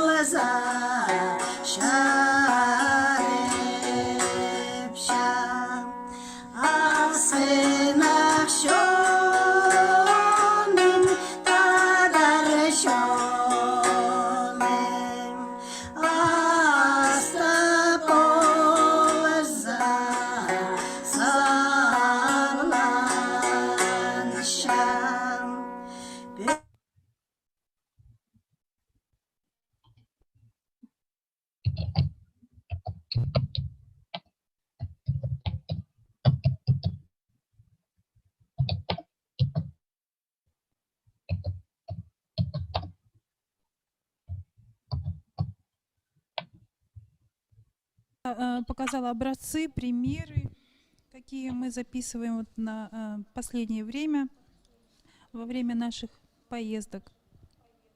И перспективы наши дальнейшие — это сбор новых материалов к тому обрядовой поэзии хакасов. Спасибо за внимание. Большую картину экспедиционной работы хакасов показала Фанит, да? С дореволюционного времени и до современности, с дореволюционного времени до современности. И, в общем-то, такая полная картина и с примерами, что очень интересно. Так, пожалуйста, дорогие коллеги, вопросы к Валентине Виссарионовне, если есть. в основном по экспедиционным исследованиям. Извините, пожалуйста, здравствуйте. Здравствуйте. Вы меня слышите, да? Да, мы вас видим. Это Султан Гареева Розалия, Уфа. Скажите, пожалуйста, вот инструмент, на котором играли сейчас и пели, как называется? Чатхан? Ага. Спасибо. Потому что очень родственный с башкирским ятаган, поэтому уточнила просто. Спасибо. Близкое название. У нас у кызыльцев еще чадыган называют это. Почему фонит-то? А этимологию можете? Этимологию можете назвать? Как он возник? Нет, я пока точно не могу сказать.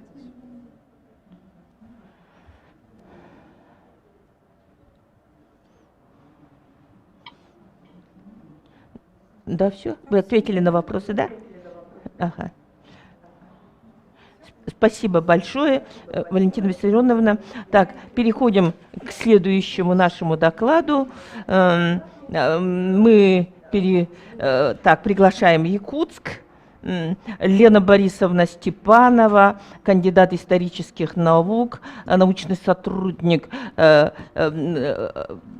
сектора археологии и этнографии Института гуманитарных исследований и проблем малочисленных народов Дальнего Востока и Севера. Тема ее доклада «Человек и культурная среда». Также продолжается эта тема экспедиционных исследований, обзор экспедиционных фотоматериалов фольклорно-этнографических экспедиций 70-х-80-х годов, и это материалы экспедиции доктора исторических наук Николая Алексеевича Алексеева. Вот. Лена Борисовна, мы вам слово даем. Пожалуйста. Да, добрый день, уважаемые коллеги, участники конгресса.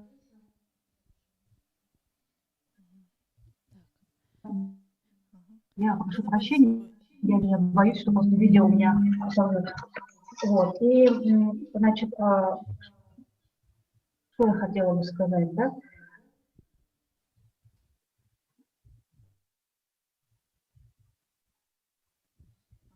Лена Борисовна, если вам нужно, чтобы мы показали презентацию, то я ее включу, а вы говорите, когда слайды переключать. Если вам удобнее, чтобы мы показывали, это можно сделать.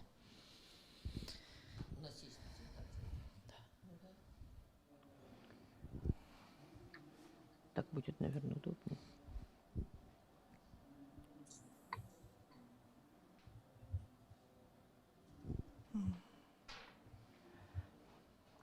Итак, мы с утра очень много интересных сообщений слышали по якутским экспедициям, очень много обсуждали вилюйские экспедиции, и сейчас это экспедиции советского периода.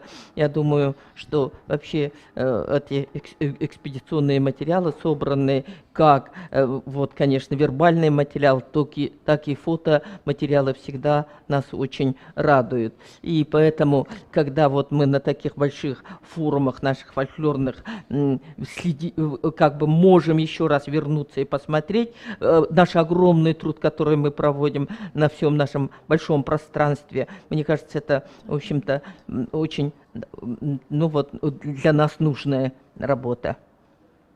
И нужные напоминания или как бы итоги наших трудов видеть. Итак, да. Что там? Не знаю. Лена Степановна, Лена Борисовна, вы нас слышите? Мы вас не слышим пока. Мы думали, презентацию включает она, нет? Не знаю. Вот она, да? Нет. Лена Борисовна, как вы там? Вы ходите? Звук, включите, пожалуйста, звук свой. У вас звук отключен. Прошу прощения, у меня просто технические проблемы через телефон, поэтому у меня постоянно связь нравится. Да? Значит, я начинала, по-моему, я, видимо, повторю, потому что там связь пропала.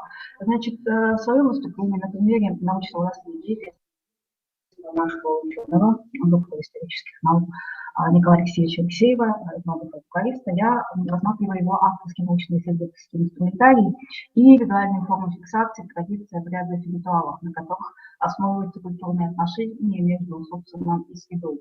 Если есть возможность, пожалуйста, включите на презентацию, которую я отправляла. Есть такая возможность? Да, я включу сейчас презентацию, и вас прошу отключить второе устройство, потому что вы вышли с телефона, и где-то вы еще, видимо, на каком-то другом устройстве тоже подключены к конференции. Из-за этого эхо возникает. Так.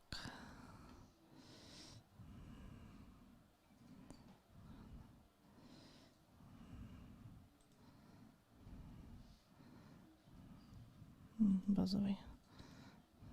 Так. Угу. Что ты будешь делать? Угу. Все, презентация ваша видна? Да, отлично.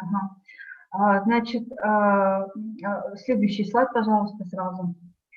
В общем, я как рассматривала, во-первых, авторский инструментарий исследователя, именно в качестве, значит, возможности выделить жизненное пространство и социальную идентичность человека, который продуцирует, сохраняет артефакты культурного наследия. И здесь я хотела бы обратить ваше внимание вот на вот этот исследуемый хронологический период, когда происходит трансформация научных подходов и стратегий в изучении этносов, и в результате уделяется визуализация исследуемой вот среды, да, вот, человека. И здесь вот как раз-таки в ходе первых исследований были реализованы масштабные авторские и экспедиционные фотопроекты, да, вот, по возможности выделения локальных вариаций, и уделяется внимание фиксации самобытности этнических сообществ в их стремлении сохранить национальную идентичность. Что касается вклада нашего института, Института языка и литературы, вот, в 70-е годы, в 76-м году, в 77-м году было проведено 10 всесоюзных научных конференций по актуальным проблемам исторической науки и СССР. Пожалуйста, следующий слайд, где как раз-таки были рассмотрены необходимость комплексного решения вот проблем с участием историков, философов, экономистов, филологов, ну, вообще других специалистов, и определили вот возможности, необходимость конкретного исторического изучения отдельных эпосов как памятников искусства народов, их создавших и сохранивших. И здесь вот как раз-таки метод автористративной фиксации, он становится не только обязательной частью проводимых исследований для документирования повседневной действительности, но и выявляется возможности вот данного инструмента для оценки и анализа архаичных элементов этнической культуры. И вот это вот расширение ракурса интерпретации позволило констатировать сохранение традиционных, значит, элементов праздничной обрядности, традиционной обрядности. Также, конечно же, все это позволило организовать и зафиксировать внимание на определение локальных особенностей, вот как раз-таки устного фольклора, поэтичного населения ЯС. И здесь вот, когда следующий слайд, анализируя процессы методологических подходов к изучению вот такой дефиниции, как наследие, корпусом советских гуманитарных наук, здесь, конечно же, нельзя не отметить значение работы международного симпозиума, да, который, следующий слайд, который назывался «Методологические проблемы исследования этнических культур, организованной секцией теоретических проблем истории культуры научного совета, да, по истории с Институтом этнографии имени Мухаммада Аклая». И в ходе его работы были рассмотрены фундаментальные вопросы изучения места этнических культур в истории человечества и общие принципы исследований. Вот что интересно, вот этот симпозиум, он был посвящен способам разрешения этнос, образ жизни, человеческая деятельность, которая позволила бы, скажем так, уделить функционированию и развитию этнических сообществ. Поэтому в 80-е годы, когда эта работа была продолжена, следующий слайд, пожалуйста, основной упор в ходе полевых исследований было выделено как раз-таки возможности, во-первых, выявления не только вот объектов историко-культурного наследия, но и стало возможным приступить к реализации такого масштабного 60-томного издания, да, «Памятники фольклора Новосибири и Дальнего Востока», который должен был во всем блеске и богатстве репрезентировать художественную и политическую выразительность и своеобразие жанров народного творчества. Но и здесь можно сказать, что вот этот инициатор создания Александр Тагмаевич Сахтуев, становясь организатором чешского фольклора Народной Сибири, он в первую очередь обращает внимание, скажем так, на достойное представление вот в данном научном издании и возможности, скажем так, не просто вот составить определенный свод фольклора, не просто набор фольклорных публикаций, но и возможности впервые услышать их и, конечно же, проиллюстрировать на базе вот ленинградского отделения, записи филологии, вот как раз была разработана сложная программа, да, которая обязывала каждый дом, значит, по возможности прилагать грантовые оценки, ну и так далее. Но, конечно же, вот эта вот реализация вот этого междисциплинарного академического проекта, что интересно, она оказала колоссальное влияние на, скажем так, развитие учреждений культуры, процесс интеграции науки и культуры, и вот как раз-таки в том числе отразилось развитие музейного дела и отразилось непосредственно музеификации объектов материального наследия, и вот в том числе появился такой новый профиль среди музейных учреждений, так называемый экомузей. И вот как раз-таки вот эта вот масштабная экспедиционная работа, подкрепленная поддержкой со стороны местных учреждений культуры, домов культуры, музеев, сумела объединить в себе вот как раз новый тип публикации и исследований устного народного творчества. Вот поэтому активная федеральская работа, которые были привлечены вот, дополнительные корреспонденты на местах, которые работали с носителями традиций, они позволили сохранить в архивах вот, и домов народного творчества, и в архивах музеев уникальные образцы эпических памятников, жанровых народных песен, пословиц, поговорок, то есть вот, получает, скажем так, новый, скажем, вектор развития собирательской работы в практике учреждения культуры. И здесь вот самодеятельное художественное творчество, особенно вот следующий слайд, пожалуйста, в сфере народного рукоделия, народного ансамбля, она вот позволила, скажем так, начать процесс возрождения утраченных народных ценностей. Но мы помним с вами, да, что как раз конец 80-х годов это, скажем так, совершенно иное, скажем, влияние оказывает на местные этнические сообщества, которые вот благодаря активному интересу со стороны академических и культурных учреждений, они, скажем так, в том числе проявили возможность и внимание для того, чтобы в дальнейшем вот те знания, которые на тот момент были аккумулированы среди них, чтобы его дальше распространять, дальше популяризировать. И, конечно же, отдельной ценность вот этому издательскому проекту составила подготовка, конечно же, этнографических комментариев вот к тексту. Но вот изучая архив Николая Алексеевича, где сохранились экспедиционные материалы, которые иллюстрируют вот как раз-таки пример интеграции визуальных исследований в переводном инструментарии, здесь нужно сказать, что он конструирует визуальное пространство вокруг своих информаторов и выстраивает мир символических образов. Это их семья, это дом, это религиозно-праздничные ритуалы, этнографические ритуалы и социальные этикетные церемониалы, украшения, символика внешнего образа. Это, безусловно, на следующий слайд, пожалуйста. Так, можно вперед промотать, если возможно. Еще.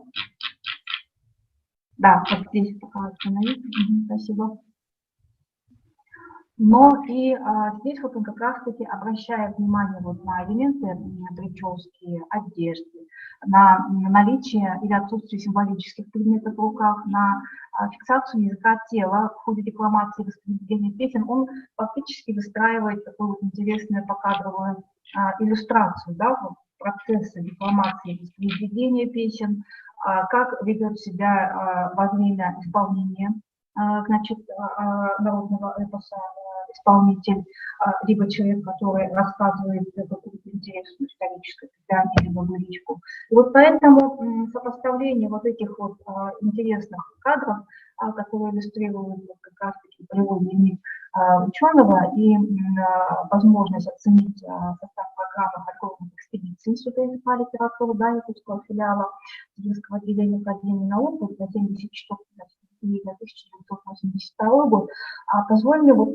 констатировать сохранение традиционных, да, вот, каких-то элементов вот, в процессе исследований и сохранение праздничной обрядности. Ну, и постепенно они вместе с Емельяновым в ходе вот, значит, тех экспериментов, которые они ставили в ходе своих экспедиций, они пришли к следующему своду объектов, которые необходимо было фиксировать по возможности, да, в ходе этих, значит, исследований. Это календарные праздники, это особенности этнического костюма, это исполнение религиозных ритуалов, этнические украшения, безусловно, портреты самых информаторов в разных ситуациях и социально-религиозный церемониал, конечно же, образцы народного декоративно-показового искусства.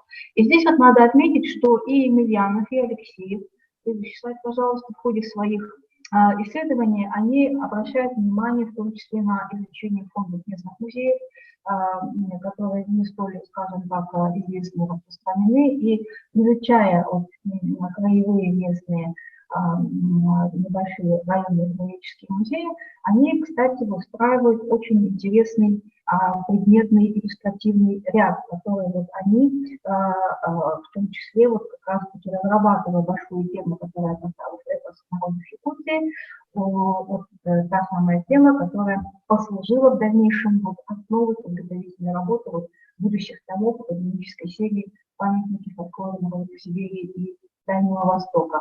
Вот, поэтому вот программы полевых исследований вот, они стали включать вот, помимо визуальной фиксации, конечно, запись интервью с народными певцами, был записан репертуар исполнителей народных песен и репертуар исполнителей на якутских музыкальных инструментах. И особое внимание они уделили еще и фиксации детского фольклора, ну, помимо записи сказок, преданий, и что интересно, вот эта вот фиксация и сбор памяти народного творчества и вообще тщательное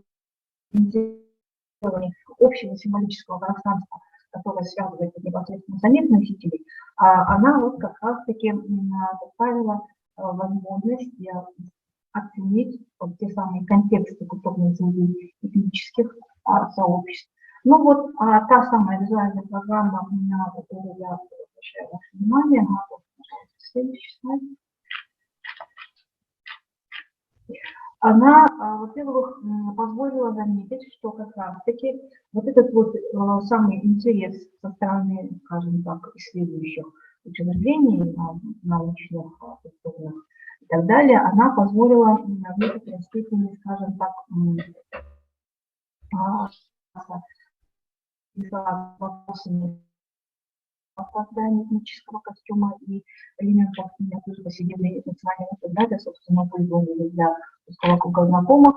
И вообще вот характеризуя 80-е годы, надо отметить, что начинается процесс не только воссоздания, но и нового создания народных художественных изделий, вот, которые в том числе основываются на источниках из художественных альбомов, либо музейных изданий, либо на основе устного описания от многопространены и добавлением, конечно, элементов собственного художественного вкуса. Но вот эта вот общая характеристика, да, вот, и оценка, и в том числе визуализация культурной среды, она позволила оказать большое влияние на осмысление нематериального наследия, одновременно фиксируя производимые символические продукты, которые характерны для каждого этноса. Вот, ну, на этом я бы хотела свой доклад завершить. Вот, и если будут вопросы, пожалуйста.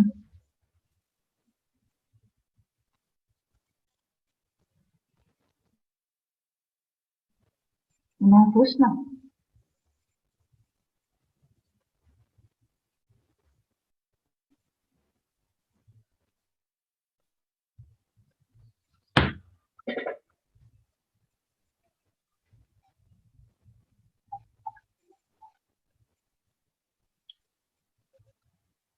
Ну вот можно до конца докрутить презентацию.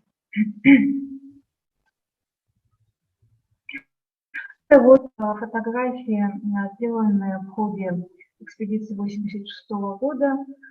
Фотограф, значит, из Новосибирска, Владимир Тихонович, это та самая экспедиция, в которой принимал участие и сам Александр Боднаевич Фактуев. Здесь вот эти вот кадры представлены.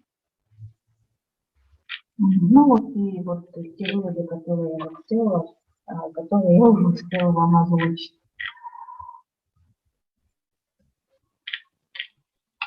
У меня все. Спасибо за внимание. Елена Борисовна, ну вот, в общем, экспедиции советского периода, интересный материал. Есть ли вопросы, дорогие коллеги, пожалуйста? Экспедиционные вот эти исследования в последовательности мы когда слушаем, очень, конечно, такой набирается интересный материал. Итак, вопросы есть к Елене Борисовне? Нету вопросов, вот да? здесь есть, да, комментарий, да, от Светланы Дмитриевны Мухоплевой. Лена Борисовна, предметом вашего исследования стали фотографии Новикова, сделанные во время комплексной экспедиции 1986 года. И вот комментарий от Марины. Я, в принципе, да, я, в принципе, озвучила этот материал, да, если с вами вот. Вот, и я, так как еще совмещаю свою основную работу, значит, с работой в архиве, в Соответственном фонде, архиве реакции Сурата, ведомственных исследований проблем вычислительных народов Севера. Здесь, конечно же, вот как раз-таки мы завершаем работу по научно-технической обработке архива, личного архива Николая Алексеевича. Благодаря этому вот он был создан, собственно, материал для сегодняшнего доклада. Вот. Но что касается вообще вот принципов, да, применения наглядных материалов, это вообще практика для, скажем, полевой школы нашего корпуса отечественных наук, поэтому здесь мы, в принципе, в этом плане опережаем другие страны, можно сказать. Это и можно фиксировать, что такой элемент, как визуальная антропология, она диссоциировалась в нашей стране гораздо раньше. Да? То есть, если мы возьмем весь опыт проведения визуальных исследований в ходе экспедиционного изучения, особенно Северо-Востока Азии, то она является одной из, скажем так, одной из основных частей полевого инструментария каждой экспедиции, которая здесь развивалась, включая повторные и повторные синтетические экспедиции советского периода в том числе. Еще комментарии. Так, ну вот, да, есть еще комментарий от Марины Викторовны Рейли. Замечательные фотографии. Действительно, очень важно сопровождать текст наглядными материалами. И вот Светлана Дмитриевна пишет: можно сказать, вы поставили очень важный вопрос документирования комплексной экспедиции. Ну все, отлично. Лена Борисовна, спасибо вам большое за такую интересную работу. Следующий доклад как бы тоже продолжает экспедиционную работу, но уже зарубежные экспедиции. Вот. Мы переходим к Улан-Удэ. Батмаханда Батматаржиевна Цыбикова, кандидат филологических наук, ведущий научный сотрудник Института монголоведения, буддологии и тибетологии САРАН. Тема ее доклада – специфика новых полевых материалов, потому несказочная проза бурят. Батмаханда Батматаржиевна, мы вас слушаем. Добрый день, уважаемые коллеги. Значит, Основным принципом, постулируемым в серии «Памятники фольклора народов Сибири и Дальнего Востока», является отбор и подача текстов. Для составителей томов серии на начальном этапе определяющими является поиск и подбор текстов в результате тщательного изучения всего имеющегося фольклорного фонда. Ранее подготовленный материал для комплектации тома «Мифы, легенды, предания бурят» стал неактуален в силу объективных причин. Во-первых, тексты, записанные, собранные одним из исполнителей Надеждой Осиповной Шаракшиновой, составлявший солидный объем, забрала семья, сославшись на то, что издавать их будут самостоятельно. Во-вторых, вопрос включения материалов, подготовленных вторым исполнителем Виктором Шадаровичем Гунгаровым, подвергался сомнению, так как значительная часть их была опубликована, хотя и без перевода на русский язык. Нынешнему авторскому коллективу тома Цыбиковой и Николаевой пришлось вновь заняться изыскательской работой для формирования корпуса тома. Работая в общем архивном фонде нашего института в Центре восточных рукописей и ксилографов МБТ «Саран» с экспедиционными записями нами учитывалось прежде всего основное требование, согласно которому для представления в серии должны быть отобраны наиболее популярные, часто встречающиеся сюжеты, показывающие степень устойчивости и изменения традиций. Итак, на данном этапе корпус готовящегося в серии тома представлен наиболее характерными для несказочной прозы народов Сибири нарративами: этиологическими, мифологическими, легендарными, историческими, которые в целом соответствуют квалификации, предложенной Евгенией Николаевной Кузьминой. Структура его на данном этапе состоит из произведений устного творчества бурят, записанных в разные годы в среде разных этнических групп Бурятии, Иркутской области, Забайкальского края и Монголии.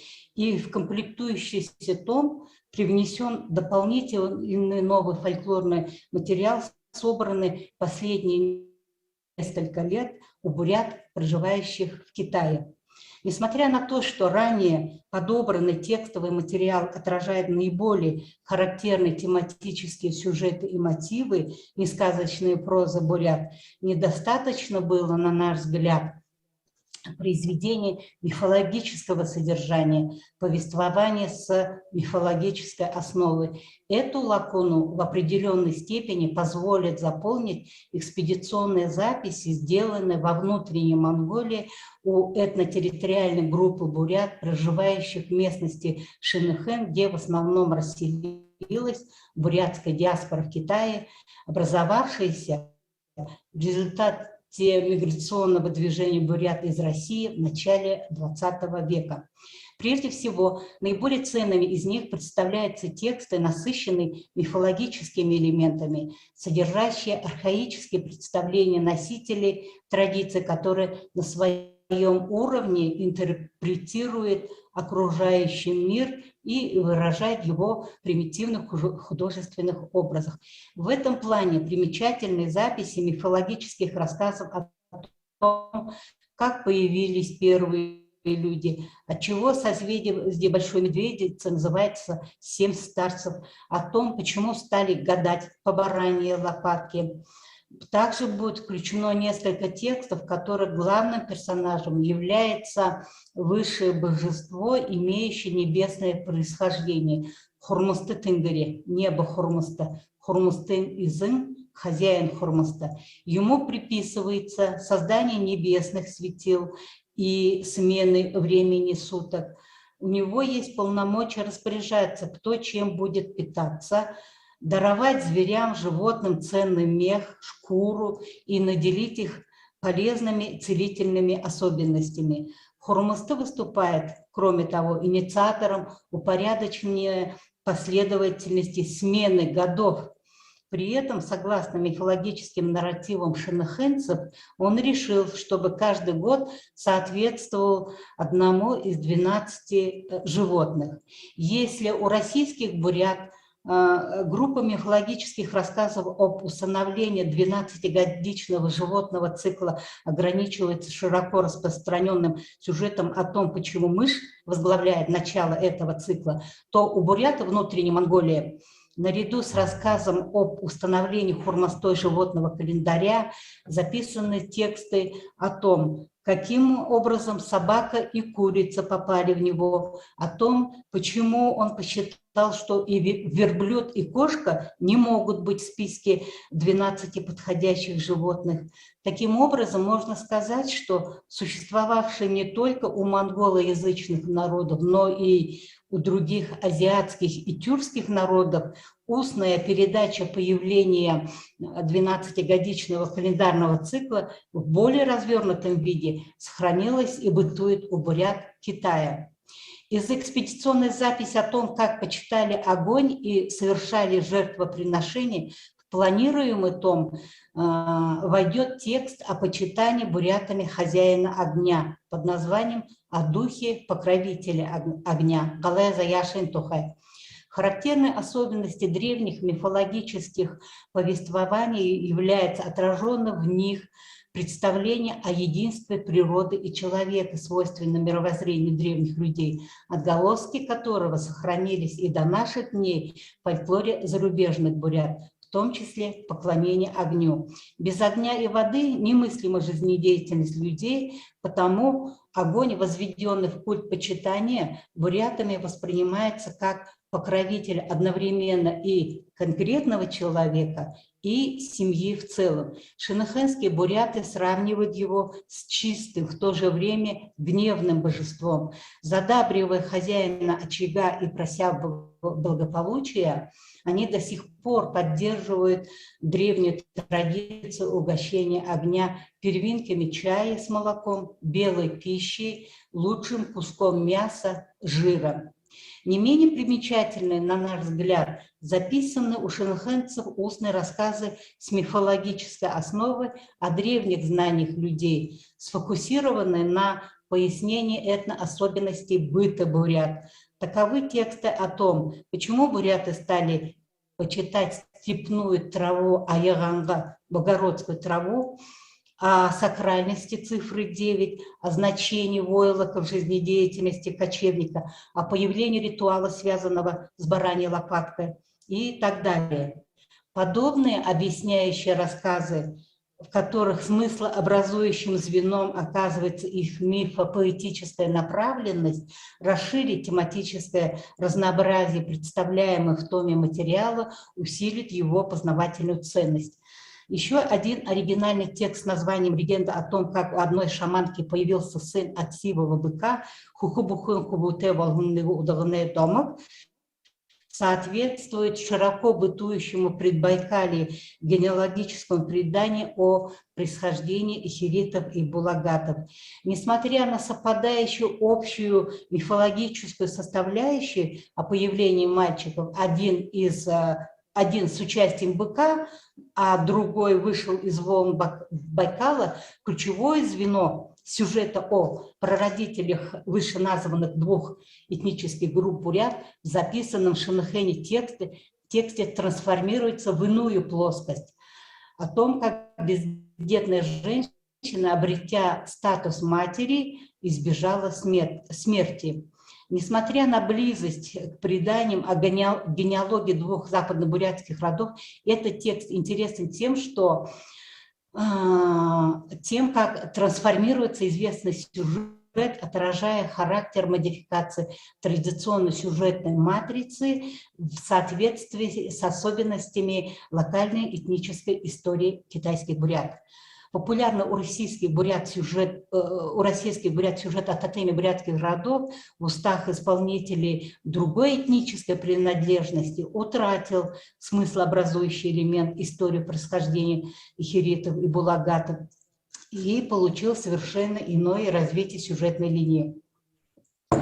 Думается, что включение подобных вариативных произведений послужит дополнительным материалом для комментариев и сравнительного анализа. Группа текстов о шаманах и шаманках, обладающих даром телепортации, сверхъестественными способностями, пополнится еще одной новой записью о чудесных способностях шаманки Галзу Халзы. Кроме того, тематически близок к данной группе текстов, текст, записанный в Шинэхэне под названием «О том, как лама и шаман состязались в своих умениях», относящийся к широко бытующим у бурят сюжетам о противоборстве шаманов и лам. Традиционно существовавшие трения между приверженцами двух религиозных культов, шаманистов и ламаистов, характерны для произведений несказочной прозы не только бурят, но и других монголоязычных народов. В ряду записей, расшифрованных и выбранных для включения в том, оригинально представляется текст с мотивом о существовании в раннее время каннибалов.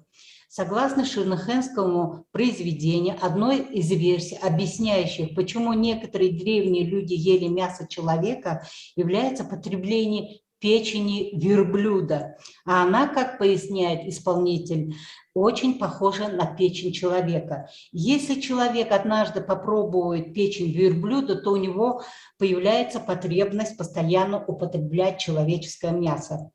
Такова народная интерпретация этого явления. Кроме того, схожий сюжет под названием «Людоеды» есть у тувинцев, в котором говорится, цитирую, «Есть и другие рассказы о том, что когда-то ели человечье мясо. Нет, мол, ничего вкуснее человечьей печени.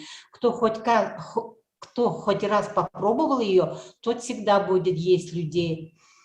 Надо заметить, что сюжет о людоедстве содержится и в бурятских сказках, также зафиксирован в отдельных районах Бурятии, в Хантейском аймаке Монголии.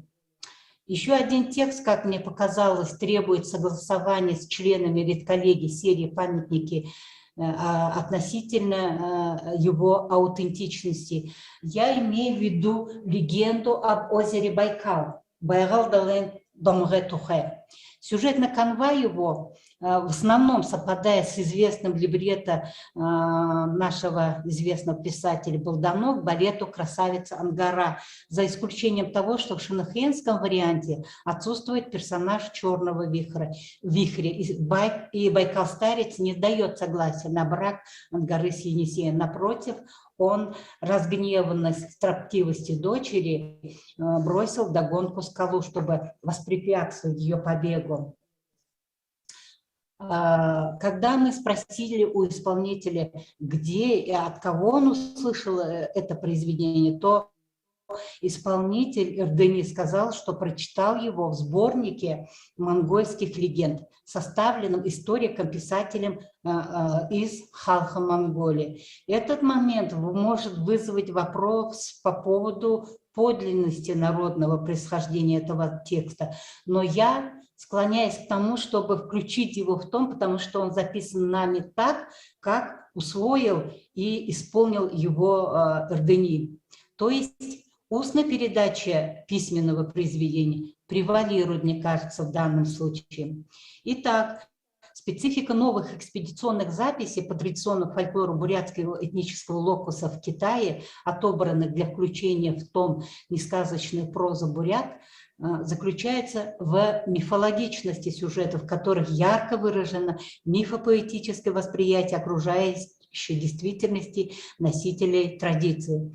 В них запечатлелись фрагменты этнической картины мира, позволяющие судить о религиозно-мифологических верованиях древних людей, специфичности их мировосприятия и мифологического сознания. Самобытность отличается сюжеты из традиционной мифологии монгольских народов о появлении первых людей, созвездий, установлении определенного мироустройства, некоторых предписаний и норм. Согласно древним воззрениям, творцом миропорядка выступает хан Хурмуста, хозяин Хурмуста. Подобным мифологическим контекстом отличается также сюжеты о почитании небесных, земных покровителей, огня, духов локусов, основаны на древних архетипических символах. Сохранность древних традиций устного творчества характерна для анклавной традиции, оказавшейся в инэтническом окружении. Объясняется это тем, что бурятские мигранты ведут традиционный, изолированный от титульной нации образ жизни, что позволило им сохранить многие архаичные черты и мифологические представления, в настоящий момент уже утраченные материнской культурой. Таким образом, в состав корпуса, готовящего с тома «Несказочная проза бурят», будут включены достоверные текстовые источники, иллюстрирующие фольклорное богатство бурят, представляющие наиболее распространенные сюжеты и мотивы произведения, входящих в общемонгольский фонд несказочной прозы. Они основаны на древних мифологических воззрениях людей, о существовавшем мироздании миропорядке, шаманах и ламах, обладающих даром магии и предвидения, другими нестандартными способностями. Кроме того, построены на пояснении этнических своеобразий, этнических элементов культуры и быта бурят. Спасибо за внимание.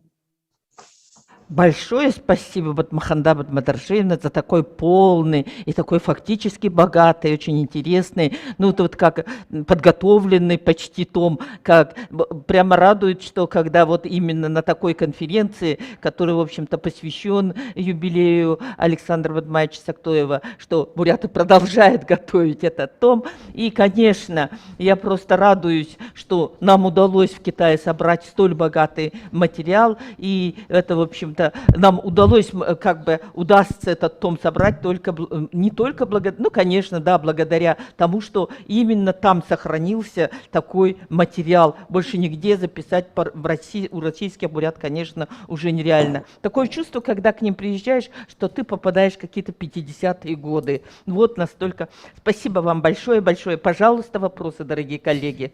Можно? Да, пожалуйста, Евгения Николаевна. Батмаханда Батмадаршевна, я рада приветствовать вас. С удовольствием прослушала ваш очень интересный доклад, насыщенный примерами и той конкретикой, которую мы очень-очень ждали вот от этого тома. Том «Несказочная проза бурят» действительно задержался, но я теперь смотрю, что он задержался-то вот на пользу этому тому, потому что вы нашли такие бесценные материалы шенекенских бурят, которые проливают свет на многие вот вещи, которые пригодятся и в комментариях, и для сравнительного анализа. Это просто очень интересно. Ведь известно, что шенекенские буряты оказались в изоляции, ну, изолированные, так сказать, а те диаспоры, те народы, которые оказываются в такой изоляции, в таком этничном окружении, они сохраняют свои традиции, свой фольклор, свои мотивы. И когда начинаешь сравнивать с метропольной традицией, то это видно, что они насколько вот цельно сохранили вот эти все вещи. Это очень, очень интересно. Поэтому я желаю вам успехов в этой работе. И, конечно же, с нетерпением будем ждать вот этот том. Я просто вот очень восхищена вашей работой. Теперь относительно легенды о Байкале. Ну, называется вот легенда о Байкале-Ангаре, она более так известна. На самом деле это никакая не легенда, это же ведь межжанровое образование. Это вот, если строго подходить к топонимическое предание, а еще если строже, то это топонимический миф, который оказался на пути к сказке. Потому что уже разработана художественная система, поэтическая система, это все очень, очень явно это видно. И есть у нас такой волшебный раздел в наших томах серии, называется «Дополнение». Вот вы можете без всякого сомнения включить этот текст в дополнение, и соответствующий будет комментарий к этим текстам, которые помещены у нас. В дополнениях мы включаем вот варианты к текстам, различные какие-то фрагменты, осколки текстов, которые очень интересны, но у них провальный сюжет, поэтому не попадают в основной корпус. И дополнение вас выручит для того, чтобы показать. Так что вот, Спасибо большое, успехов Евгения вам. Николаевна, за интересные за дополнение. Успехов Евгения вам. Николаевна, за интересные дополнение. Но Хорошо, и мне спасибо. кажется, что этот сюжет, возможно, первоначально, конечно, это было топонимическое предание, которое кто-то все же записав, потом вот переделал. Все равно, наверное, основа фольклорная. Есть вопросы? Можно ли Да, вопрос, пожалуйста. коллеги? Вопрос можно? Пожалуйста.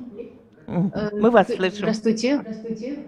Здравствуйте. Добрый день, дорогие коллеги. Очень с большим вниманием и интересом прослушал доклад.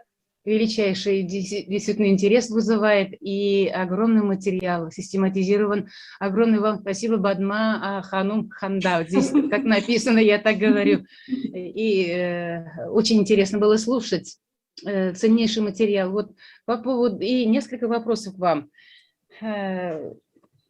Этимология хормосто, пожалуйста. Это, во-первых, чисто вот народное понимание. Второе. Вы, наверное, наверняка какое-то сличение с религией Бон проводили по поводу составления календаря у народов. То есть религия Бон, известная была уже 30 тысяч лет назад. Там трудно определить, это тюркское, бурятское или какое. И вот в этой связи вопрос. Вы сказали, что в легендах, преданиях объясняется, мышь начинает цикл, а в других объясняется, почему верблюд и кошка не могут быть в этом календаре. Мне это очень сильно заинтересовало, потому что в башкирских легендах, космогонических легендах, нет таких объяснений, почему тот или иной зверь не может войти. А это по логике традиционной культуре уже понятно, что они не могут быть в башкирском, допустим, календаре, тюркском календаре. И как вам это, какие наблюдения вами сделаны? Вполне соглашаюсь с вами с тем, что когда народ оказывается в иноязычном окружении, в полиэтничном, и в этом плане сохраняет больше архаичный пласт. И это наблюдается сплошь и рядом. И вы установили как раз вот архаичный пласт на основе календарей и космонимии. Это просто великолепная работа. И на самом деле, вот как пишут в чате, ждем ваших книг. И мне очень сильно хотелось бы непосредственно вашу статью посмотреть. И вот вашу статью посмотреть на эту тему. И спасибо вам большое еще раз. И жду ответов, если можно. Спасибо. А можно я начну со второго вопроса? Что касается... Я буду опираться на те записи, которые мы имеем на руках. Почему верблюд не мог попасть, как объясняет Хурмаста, говорит, что ты верблюд, красивейшее животное, удивительное, в тебе сконцентрированы все признаки основных животных, которые включены в 12-годичный цикл. У тебя лапы похожи на лапы собаки, у тебя нос как у овцы, барана, который в этом цикле, у тебя... Ну, в общем, по всем параметрам, вот таким образом, говорит, в тебе собраны все признаки этих животных, поэтому ты не можешь быть включен в этот. А почему кошка не стал причислять? Он был разгневан тем, что по пути, когда несколько зверей бежали к Хормусте, чтобы попасть в этот цикл, кошка, конечно, проявила хитрость, обман. И это же было раскрыто и за то, что ты такой нехороший, что ты позволил себе своих спутников обидеть и даже перехитрить и прибежать первым, я тебя исключаю. Вот такие интересные пояснения, вот прямо в тексте этих произведений. А что касается этимологии Хурмасты, ну, мне кажется, что тут столько написано. Может быть, я отошлю вас на работу Баиры Сановича Дугарова. Хорошо. Посовета, если позволите. Конечно, спасибо. Спасибо вам за поддержку.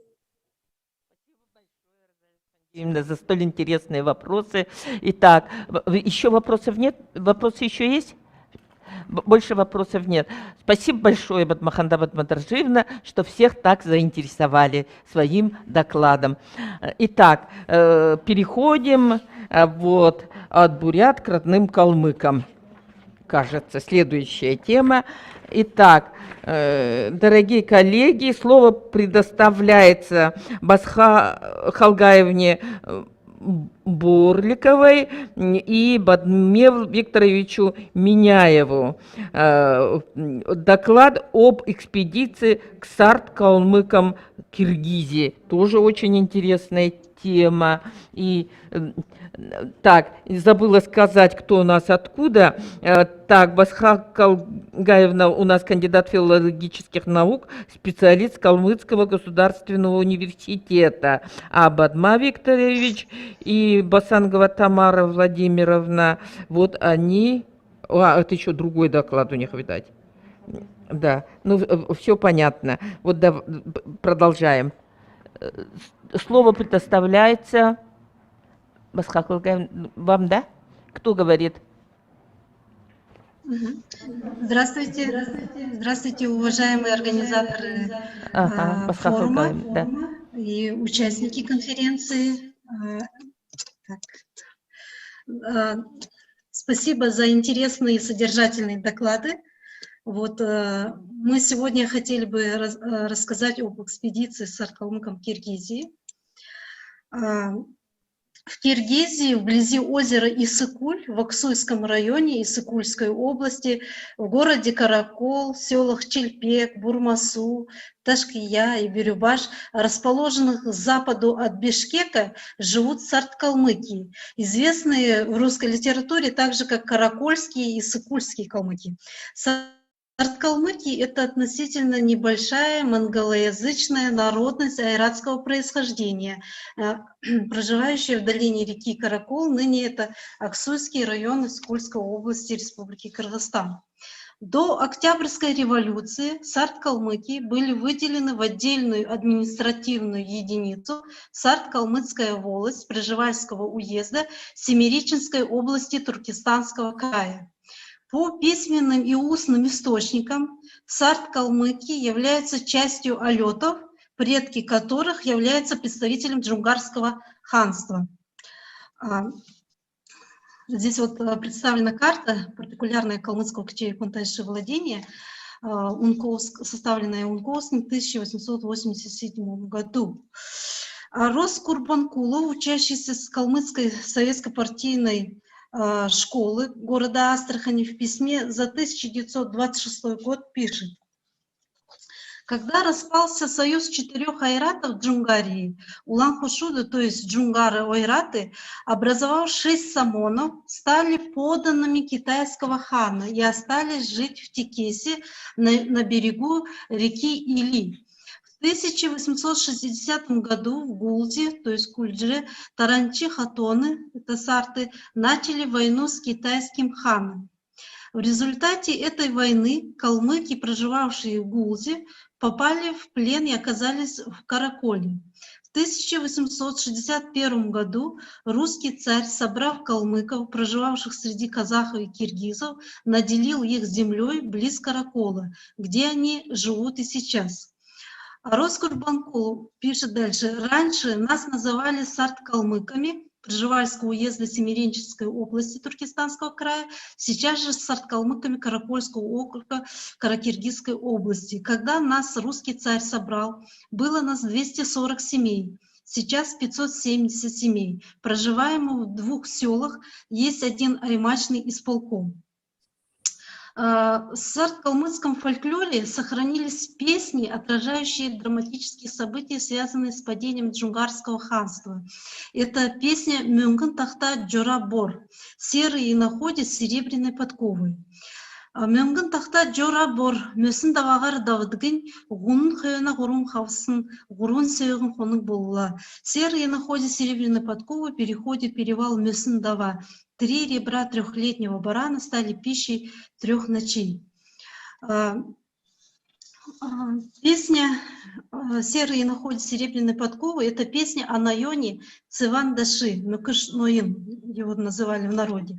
Цевандаши — это младший сын правившего 1727 по 1745 годы джунгарским ханством Галдан Цирена, был убит своим сводным братом Лама-Дарджи, который не хотел делить ханский престол с законным наследником. Однако по айратским устным преданиям Цевандаши выжил, его выходили лекари. После этого он бежал в государство Конгурей, по-калмыцки это Кункря, которое находилось на территории современной Хакасии. Более полные варианты песни «Анойон Цевандаши» распространены среди алёта уезда Монгол-Кюря или Казахской автономной области Синьцзяне. Ар-Кюрюмтін Экншельде, у горы Ар-Кюрюмте.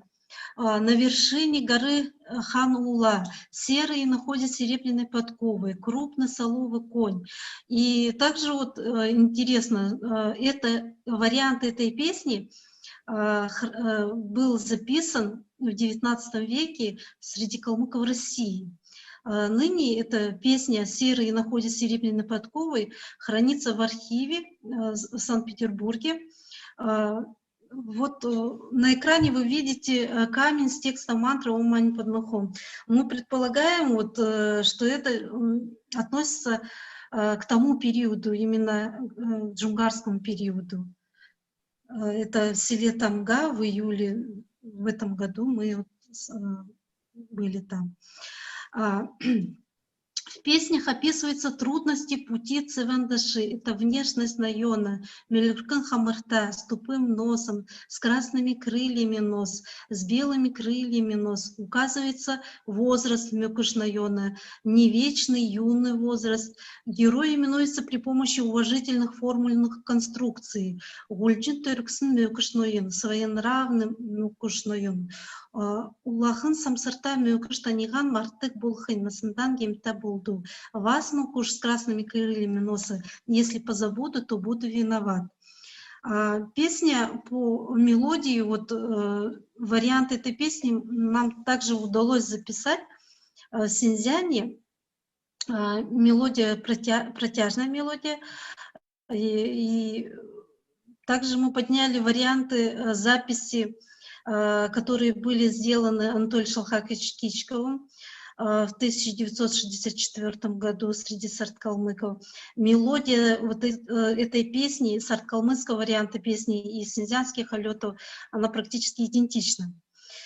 В 1889 году, по данным российского востоковеда, арестов сарткалмыков в Киргизии было 1068 человек. 1917 по данным Зарубина 2405 человек. По данным переписи населения Киргизии 2009 численность калмыков составила 3801 человек. В настоящее время точную цифру назвать практически невозможно, так как по паспорту они записаны киргизами, предположительно по причине гонений, хотя имеют возможность писаться калмыками. По сообщениям информантов их гораздо больше, минимум 10 тысяч человек. Калмыки, оказавшись во второй половине XIX века на российской стороне, сохранили свой родной язык и пользовались айратской письменностью Тодо-Бичик, созданной Зая-Пандитой в 1648 году. В нашем архиве имеются копии писем сарткалмыков, где они где-то фрагментом пишут на Тодо-Бичик. Однако позже, оказавшись в киргизско-русском окружении, они постепенно стали забывать свою письменность и язык. В настоящее время сарткалмыцкий язык относится к числу исчезающих монгольских языков, носителей которого практически не осталось. А на речь тех, кто немного помнит язык, большое влияние оказывает доминирующий киргизский.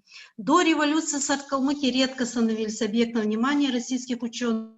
В советское время их исследованиями занимались известные русские монголоведы, в частности филологи Алексей Васильевич Бурдуков, Дундуков, Жуковский, этнограф, тюрколог Тенишев. Интересно, полевой материал был собран калмыцкими учеными. Это с 1934 года записи велись, потом продолжились они в 1960-е годы.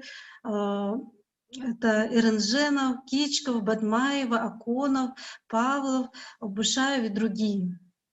При поддержке Российского фонда фундаментальных исследований в июле настоящего года состоялась научная экспедиция по проекту «Лингвофольклорное и историко-культурное наследие сарт-калмыков Кыргызстана глазами российских ученых. История и современность». В состав экспедиции вошли сотрудники Калмыцкого государственного университета, вот вы видите.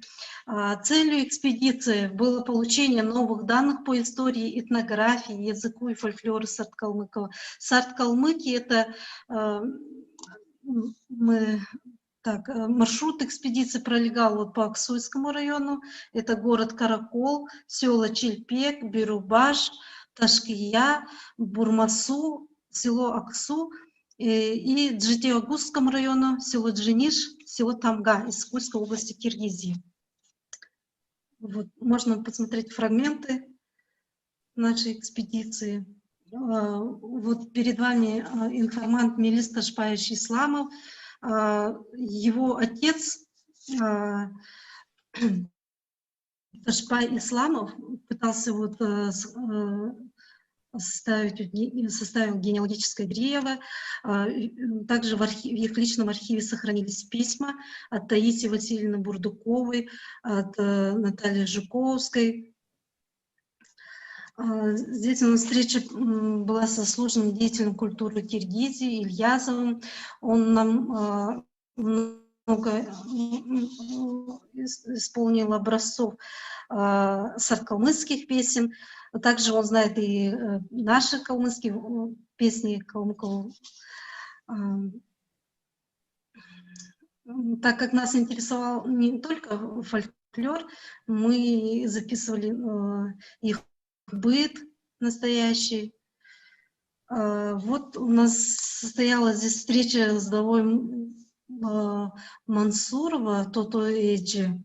У них вот сохранились записи, и самое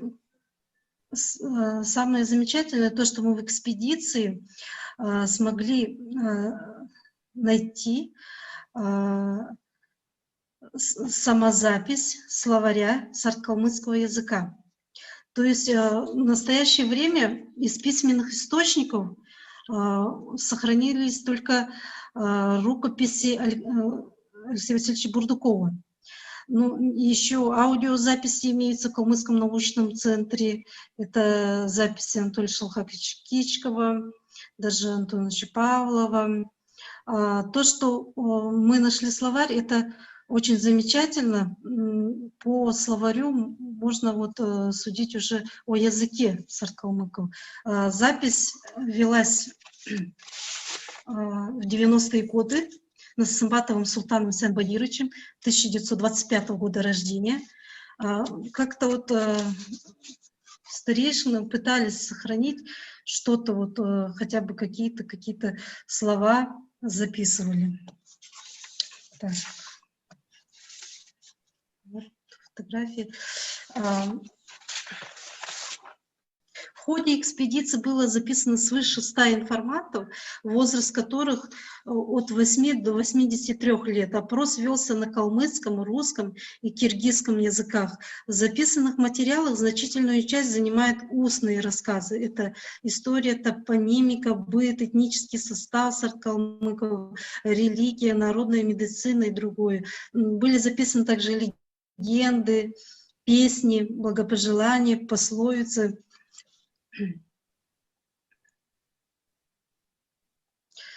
Можно показать, наверное, видео, да? Как получится.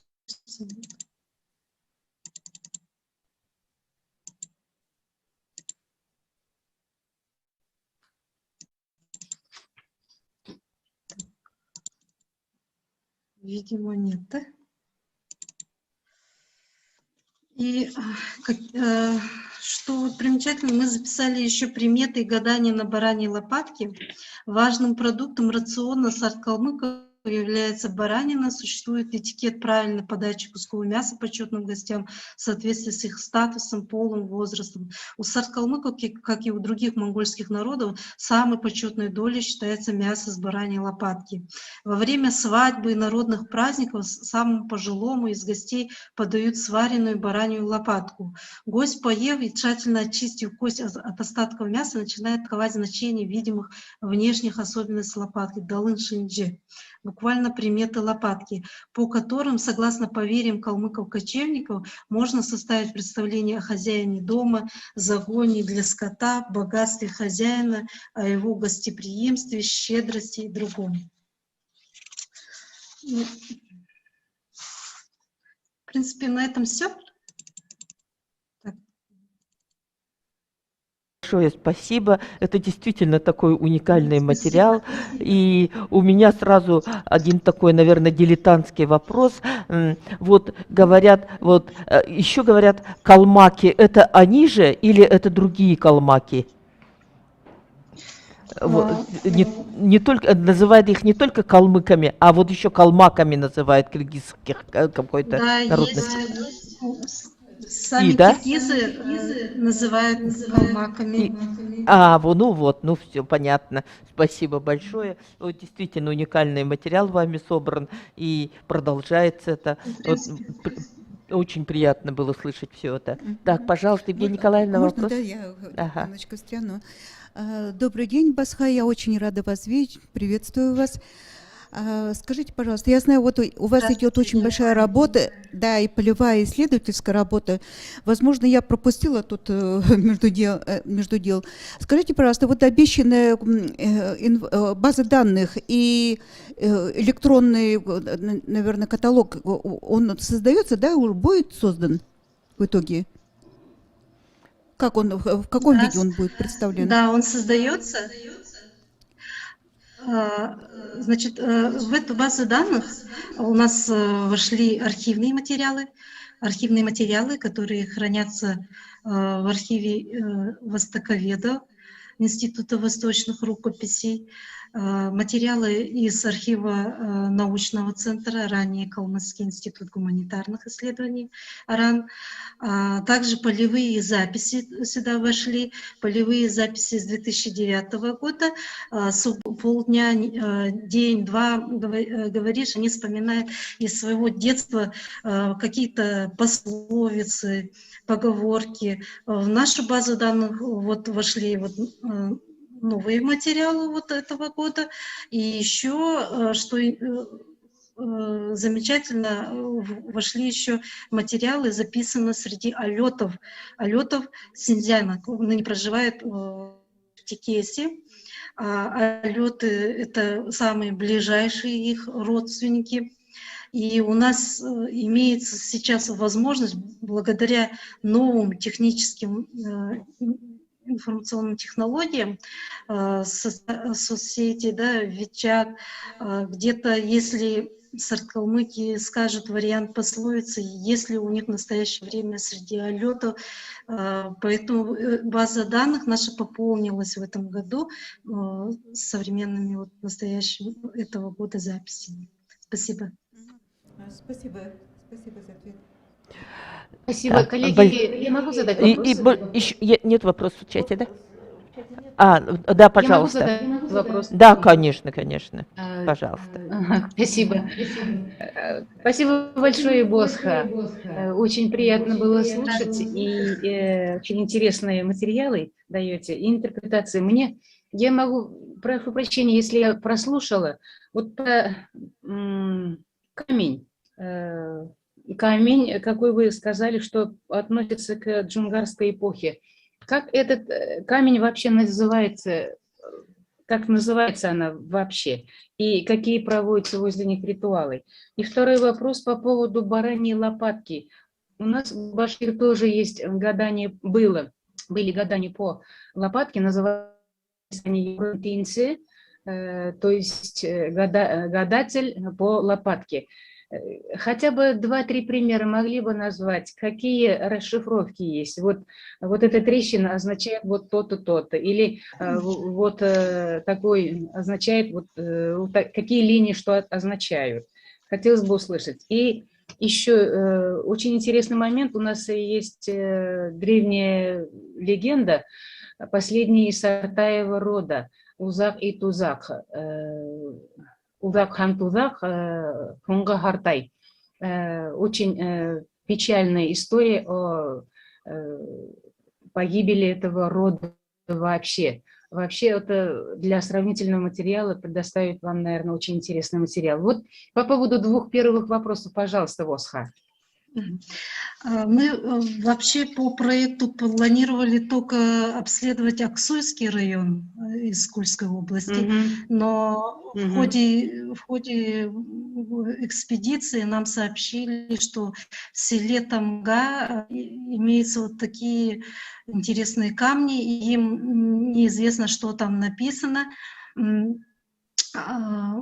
там побывали, на этих... Это не единственный камень, там находится 3 камня, где написано на тибетском языке «Ом Мани Падхон», ну, главная наша молитва, да, буддистов. Кроме того, на одном камне было высечено на Тодо-Бичик, видимо, но так как вот эти природные осадки, это все размыло, и невозможно прочесть, что там написано. Но вот по старым фотографиям там также молитва написана вот на Тодо-Бичик. Второй вопрос. Можно, ну, как бы из перевода, да? Это мы записали Табаева Мухаммеда. Он рассказал особые приметы бараньей лопатки, вот несколько из них, да? Наши каракульские калмыки называют это котлом. Если котел хороший, то хозяева тоже хорошие. Эта часть называется дорогой. Если эта часть хорошая, то дорога будет прямой, без препятствий. Она называется дорогой человека. Еще линии лба. Если линии лба чистые и отчетливые, то душа хозяев добрая. И эту часть не могу вспомнить на калмыцком языке. Мы сказали, что омутапора, как у алетов и калмыков. По-русски это опора. Сказав так, наши каракульские калмыки ломали баранью лопатку. Ну вот, в принципе, все, да? Все-таки ломали после гадания, да? Ломали, обязательно ломали. Да. После. Да, обязательно. Ну и то, что вот, Спасибо. То, что у вас имеется предание, я так поняла, да? Мне будет очень интересно, я обязательно с вами свяжусь. Спасибо. Хорошо, Босха. Вам Спасибо большое за такой интересный вопрос. И ответ Балха Халгаевна действительно уточнила такие моменты для нас всех интересные, я думаю. Спасибо большое. Нам надо уже продолжать. Следующий доклад. Я очень рада. Следующий доклад продолжает эту же тему. Бадма Викторович Миняев и Тамара Владимировна Басангова. Эта тема также, кажется, так называется, песни, полевые записи сарт-калмыцких песен. Полевые записи сарт-калмыцких песен. Пожалуйста, Бадма Викторович, уходите, да? Здравствуйте. Доклад называется «Фольклор сарт-калмыков». Демонстрацию презентации можно? Видно уже, да? Все, уже не могу, хочу кое-что. Полевые записи сарт-калмыцких песен. Ну, сарт-калмыки, как уже передо мной Басха Халгаевна сказала, это объяснила, где они проживают. Ну, первые записи публикации образцов фольклора сарт-калмыков тоже объяснены. Так, да, ну, самый первый, кто исследовал их фольклор, это, уже сказали, Алексей Васильевич Бродуков, и он записал тоже какие-то образцы песен. У сарт-калмыков 5 былин, эпос Джангар, сказания о Зюнгахане, автобиографическое повествование сказителя Баки Сарпекова и около 120 песен, до 60, ой, извиняюсь, до 60 песен было собрано Бурдуковым. К сожалению, они сейчас хранятся в архиве Калмыцкого научного центра, и тоже как бы их сохранность весьма тоже очень плохо сохранились. Практически, можно сказать, тексты мало читается, мало различается текст. Ну и Таисия Алексеевна Бурдукова, занимаясь переводом фольклора, собранного ее отцом, переводила сказки саркалмыков на русский язык, пыталась поступить в очную аспирантуру для работы над диссертацией «Язык саркалмыцких сказок» под руководством Николая Николаевича Коппы. В настоящее время рукописные материалы, как я сказал, хранятся в Калмыцком государственном, Калмыцком научном центре и в Санкт-Петербурге в Институте восточной рукописи. Так, в 1935 году калмыцкий поэт Константин Иринженов выезжал в командировку в Киргизию для записи фольклора саркалмыков и для ознакомления с их жизнью и бытом. Он также записал несколько песен, цветочные образцы саркалмыков, записанные Иринженовым, схожи с текстами калмыков России, айрат-монголов, синьцзяне Монголии. К примеру, здесь была записана песня «Бичкин-кер», «Маленький гнедой конь», «Бичкин-кер Мирн» Константином Иринженовым. Это все песни были протяжные и относились к жанру свадебных песен. Песня «Плач» исполнялась девушки, выходившей замуж. В первых двух строках дается описание дремучего и ветвистого леса, в двух последующих передается душевное состояние лирического героя. Это придает песне задушевность и лиризм. Варианты рассматриваемой песни бытуют в Синьцзяне в Китае, в Аймаке Ковт в Монголии и в Калмыкии. Здесь на ветвистом дереве собираются сороки, птицы, из глаз серой сороки почему льются слезы. И в дремучем лесу беркуты собираются, из прищуренных глаз почему льются слезы. В 1935 году, во время празднования 15-летия Калмыцкой автономной области, была записана на виниловую пластинку песня саркалмыков «Ширвельзиксын Керень» «Резвый конь», исполненная членами делегации из Калмыкии Шургиевым Асанбековым и Насыровым Айсапулом. В 1940 году Калмыкия отмечала 500-летний юбилей народного эпоса «Джангар». В торжествах также принимала участие делегация саркалмаков из Киргизии. Исполнитель на топ-шуре музыкальном инструменте Асан Чуроков был записан в Москве на радиостудии, где вышла пластинка под названием «Играй, Асан, играй». Помощь в записи мелодии песен саркалмыков оказал выдающийся полководец, генерал А.К. Городовиков. Далее в связи с депортацией, началом Великой Отечественной войны, связи с Калмыкией и саркалмыков теряются и прекращаются на долгие годы. Фатыма Викторович, очень плохо слышно, извините, пожалуйста. Плохо слышно меня, да? Может быть, тогда я... Сейчас слышно меня? Да, сейчас плохо гораздо меня лучше слышно? стало. Сейчас лучше стало. Лучше, да? Ага. Хорошо. В связи с депортацией и начиная с 60-х годов, в 1964 году первый ученый-лингвист Антон Шахтович-Кичиков записал несколько старинных протяжных песен в Киргизии. Это «Ахнардун», песня, посвященная братьям и сестрам, «Гайюрясундун», песня благопожеланием дому, «Церктер от Синхронатусудун», песня юноши, уходящего в армию на службу, и песня «Любовная песня Гумбарджан». Две главы из героического эпоса «Джангар». Другие мелодии саркалмыков на топ-шуре были записаны Кичиковым от сына известного народного музыканта Чурокова Салыка. В радиостудии «Проживальск» Кичиков в статье «Тарволн Халингут» «Каракольские калмыки» привел два отрывка из фольклорных образцов саркалмыков. Также результатом второй поездки Кичикова в 1972 году явилась уже интересная коллекция собранного лексического и фольклорного материала.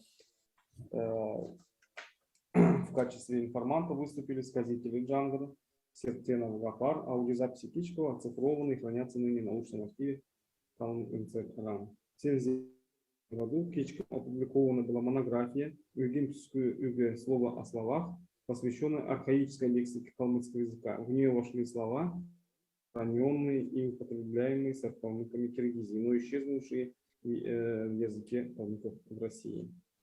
Для объяснения слов автор часто приводит примеры из фольклора и песен саркалмыков. Слаем от песни из песни Домбарджан. Слаем прибежавшей собаки, бросьте кость, пока она будет грызть кость, вы быстро прибегите. Ну и такой как бы танцевальная мелодия была, известна тоже саркалмыкам калмыки как севердын. Она распространена также и в Синьцзяне у айратов, в Монголии у айратов также и бытовала прежде у калмыков, но не сохранилась. Это играет мелодию севердын, красивая девушка танцует, там идет свадьба. Девичий танец, и в настоящее время этот танец широко распространен у айратов монголов в Синьцзяне.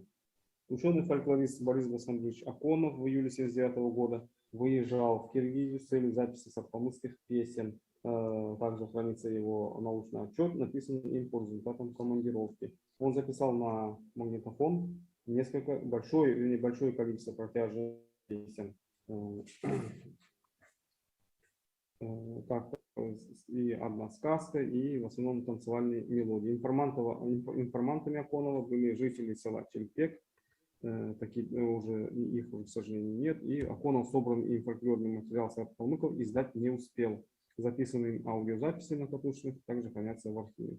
В 1982 году группа преподавателей и студентов филологического факультета Калмыцкого университета во главе с руководителем профессором Павловым также была в экспедиции в Киргизии и опросила более 50 человек. И записали тоже несколько песен,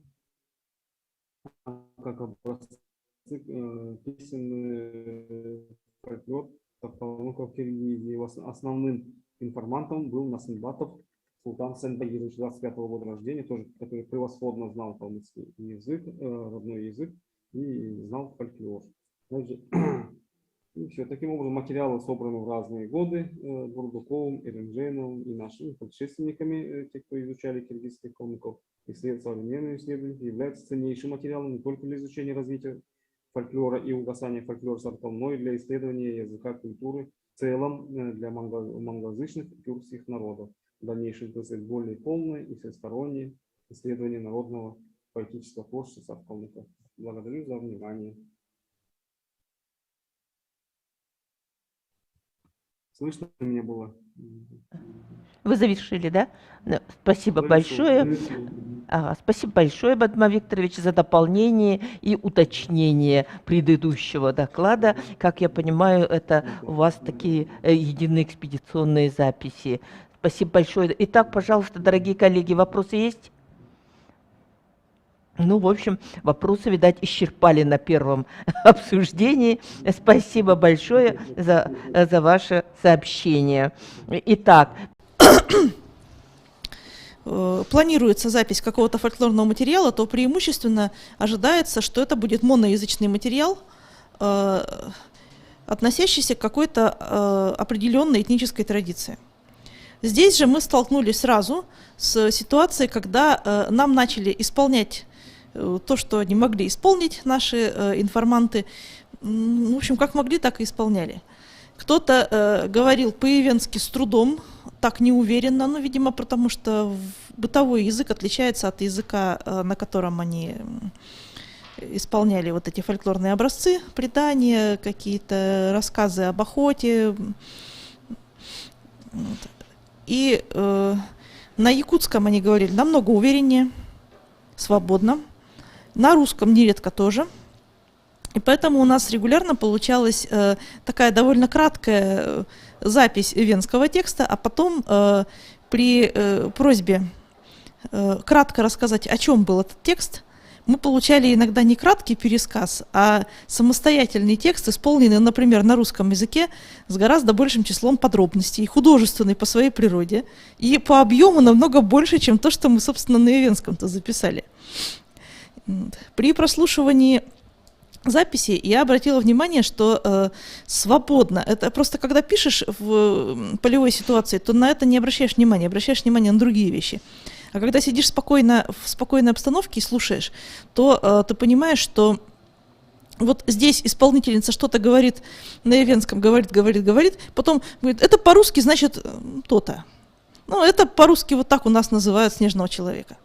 И все. И она забыла уже, что она рассказывала эвенский текст, она начала нам объяснять про снежного человека, про какую-то историю о снежном человеке и его жене, о каком-то сыне этого снежного человека, который погиб на войне. В общем, пошел другой нарратив совершенно вообще.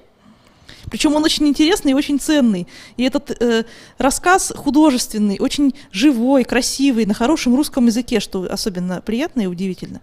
Вот. Регулярно исполнители переходили с языка на язык.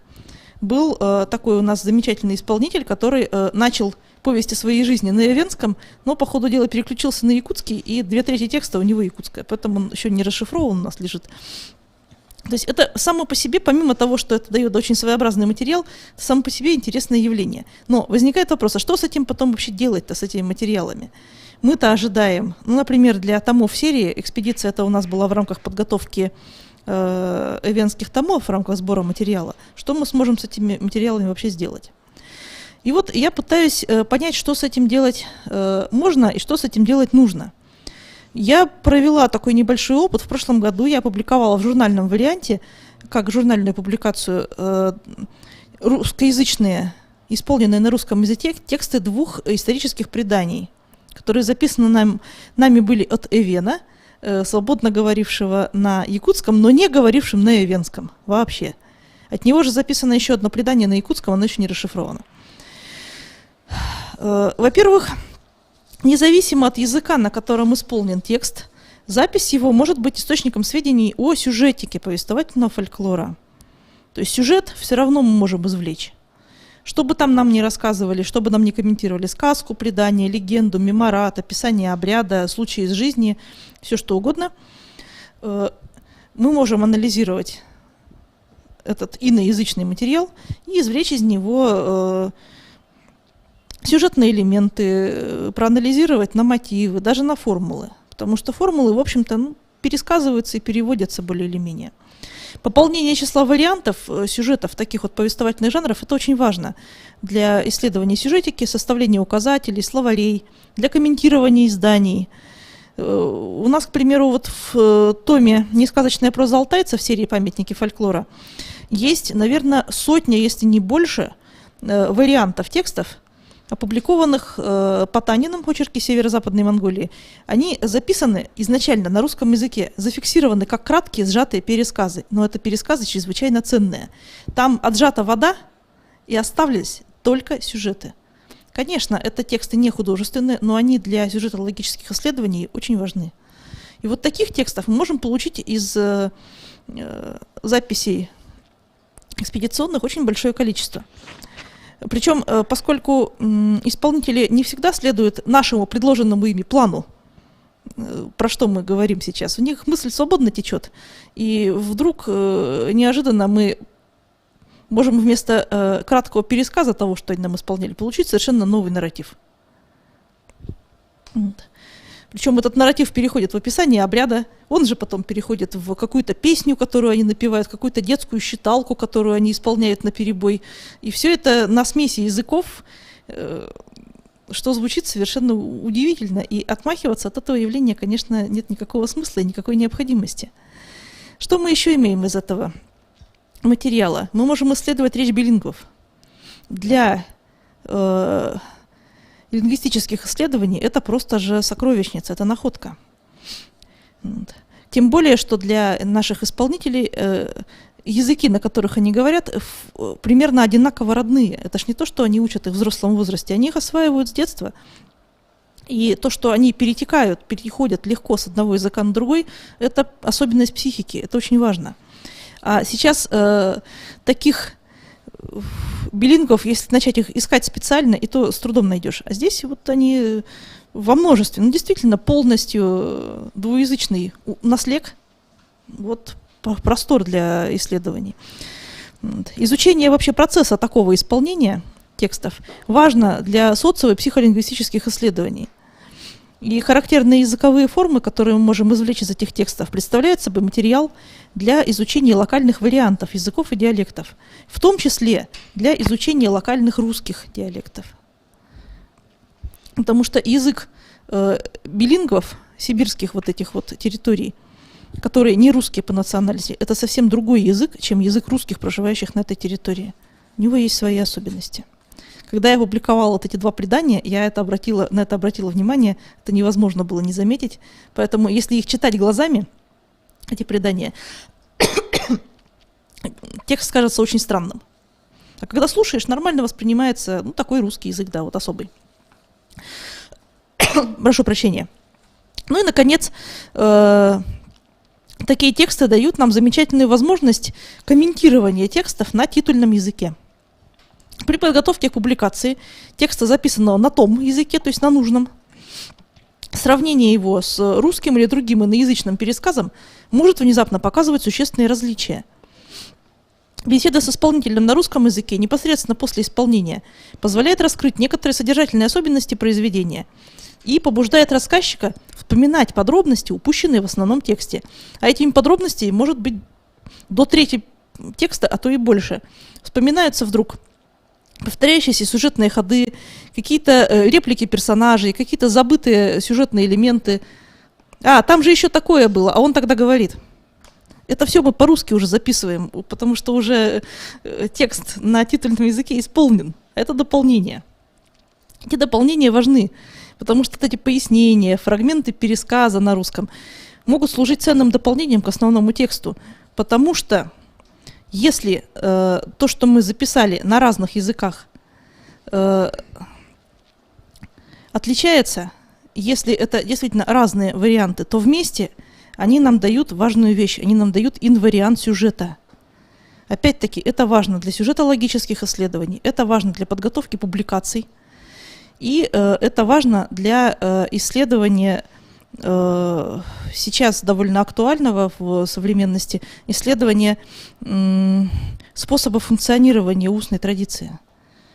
Для того, чтобы понять, как порождается текст, из чего он возникает, откуда он берется, как он возникает, в какой форме, в каком виде, и почему вообще содержание текста в глазах исполнителя может быть не очень тесно связано с формой, в которой этот текст подается.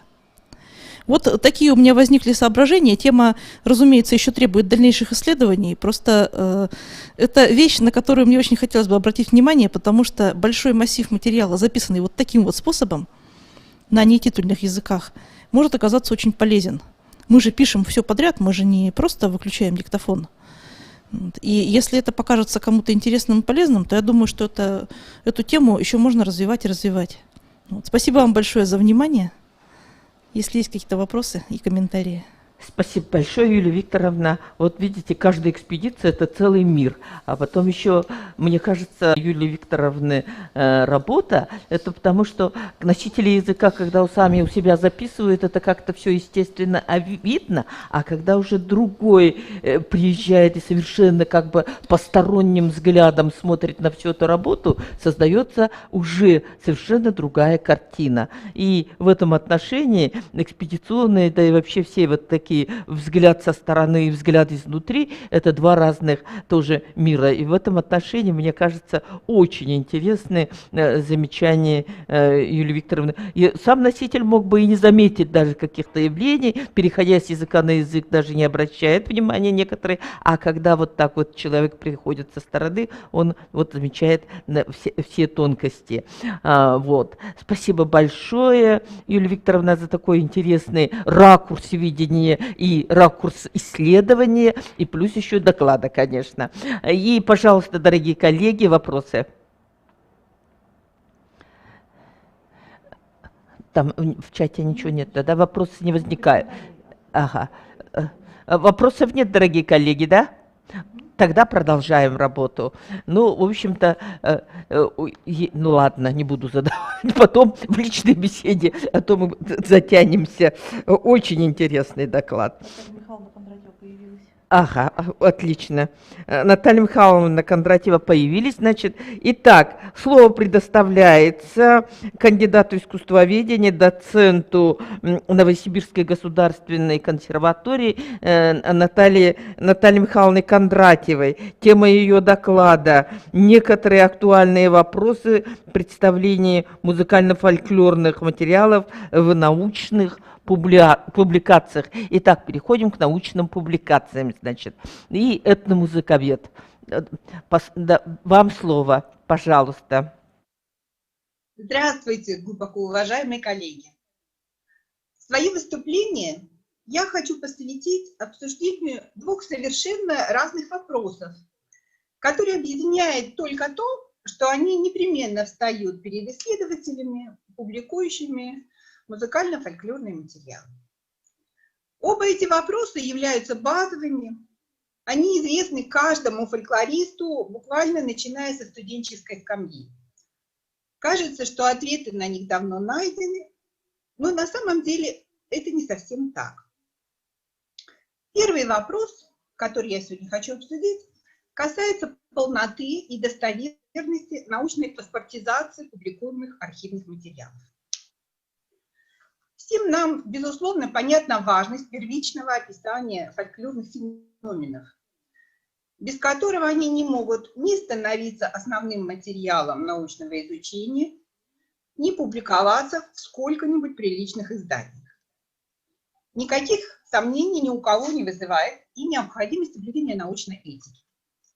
Однако практика показывает, что исследователи, публикующие чужие архивные материалы и информацию о них, имеют реальные шансы оказаться в весьма неприглядной ситуации. Такое положение дел во многом обусловлено состоянием фольклорных архивов. Как известно, официальных государственных фольклорных архивов в Сибири вообще нет. Собранные в течение многих десятилетий фольклорные материалы хранятся в структурных подразделениях различных научных институтов, вузах и музеях, без гарантий их сохранности, согласно сложившимся в этих заведениях представлениям о том, как это надо делать.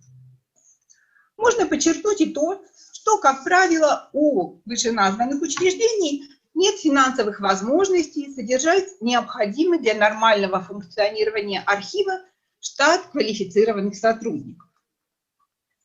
Все это приводит к тому, что в архивах пропадают коллекции, приходят в негодность старые машинные описи, отчеты об экспедициях, или в результате неверной организации нарушается или изначально не устанавливается корреляция между первичными экспедиционными аудиозаписями и их паспортизацией, на которые при любом использовании материалов необходимо ссылаться в первую очередь.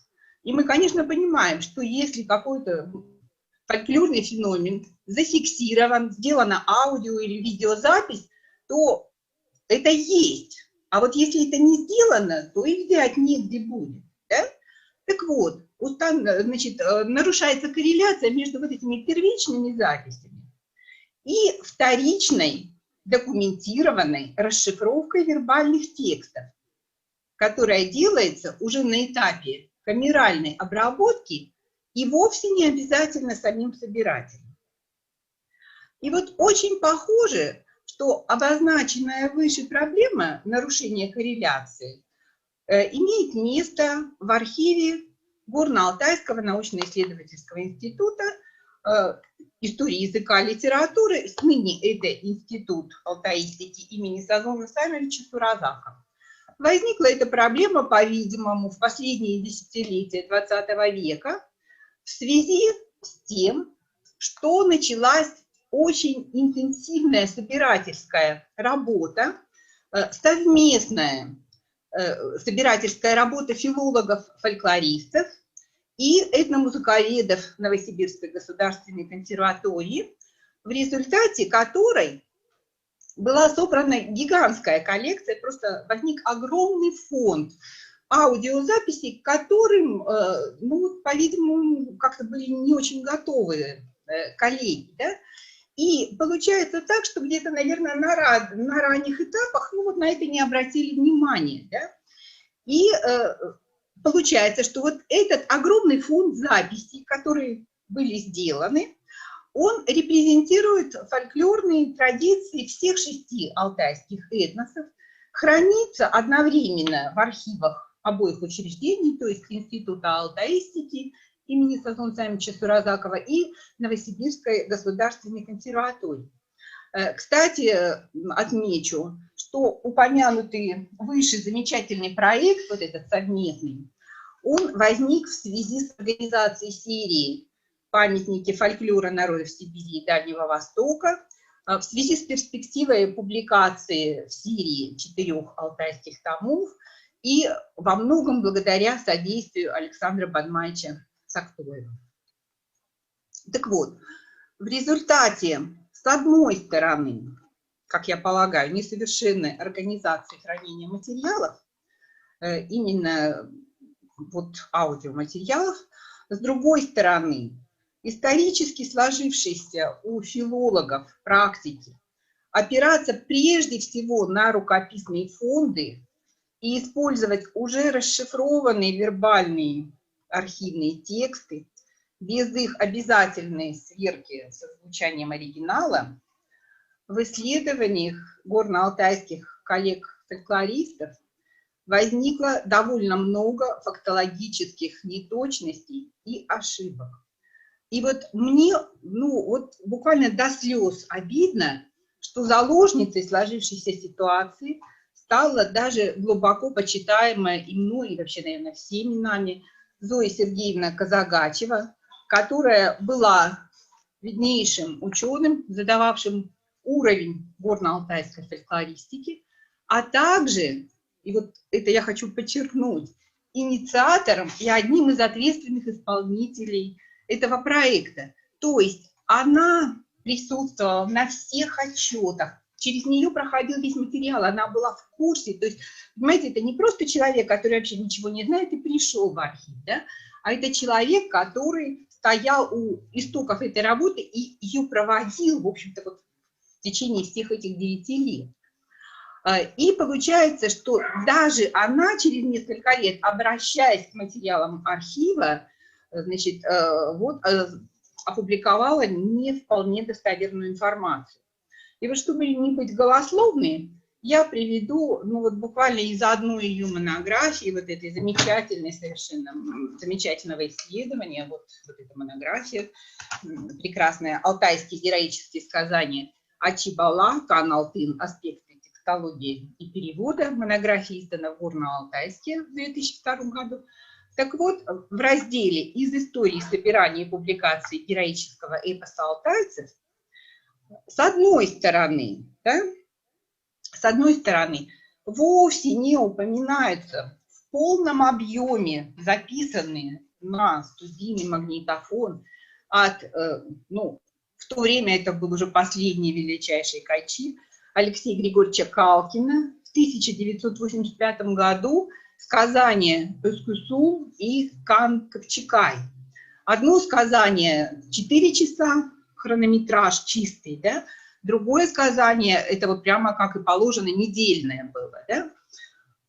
Обе записи были произведены в Новосибирске. Первое сказание было записано мной, Вячеславом Дмитриевичем Муриным, он выступал в качестве звукооператора на студии, Галиной Борисовной Сеченко, Ольгой Александровной Шейкиной, Юрий Чумшейкин.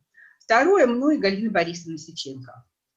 А с другой стороны указано, например, что впервые аудиозаписи от сказительницы Анастасии Макаровны Кагызовой в 1989 году произвела Мира Элчиновна Толбина, в то время как эти записи сделала я совместно с Екатериной Павловной Кондараковой, Анной Макаровной Пустогачевой и Кларой Ервековной Укачей. Список подобных примеров с упоминанием имен и других авторов можно, вот поверьте мне, пожалуйста, долго продолжать.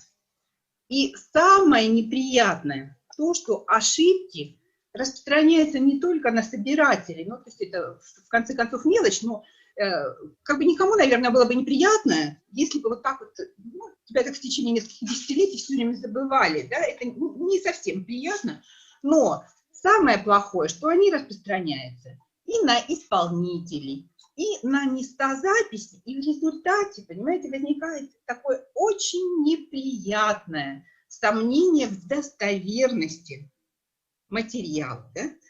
И вот проблема оказывается, ну, на самом деле, очень серьезной. Да?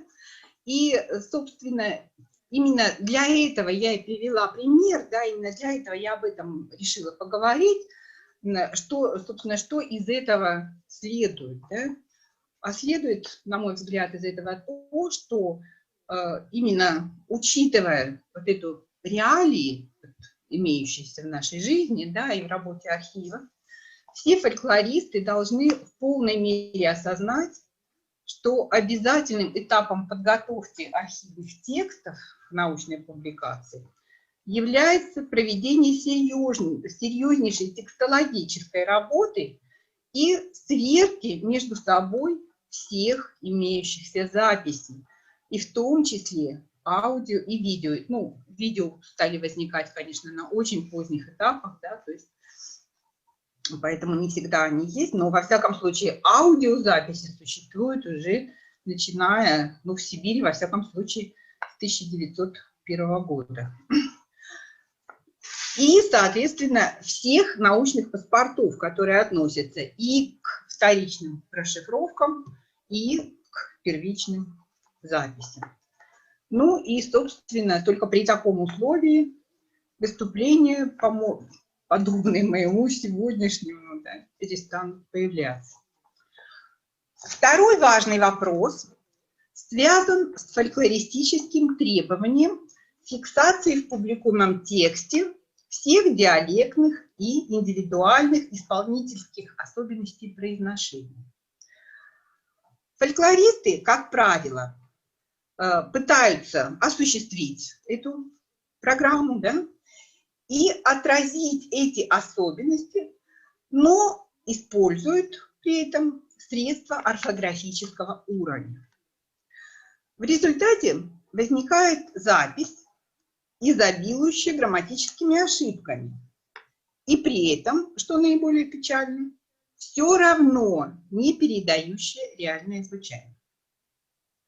А еще больше эта ситуация усложняется тем, что звучание музыкально-фольклорных текстов, песенных, эпических, заговорных и других во всех традиционных культурах часто специально изменяется в сравнении с речевой нормой при их пропевании.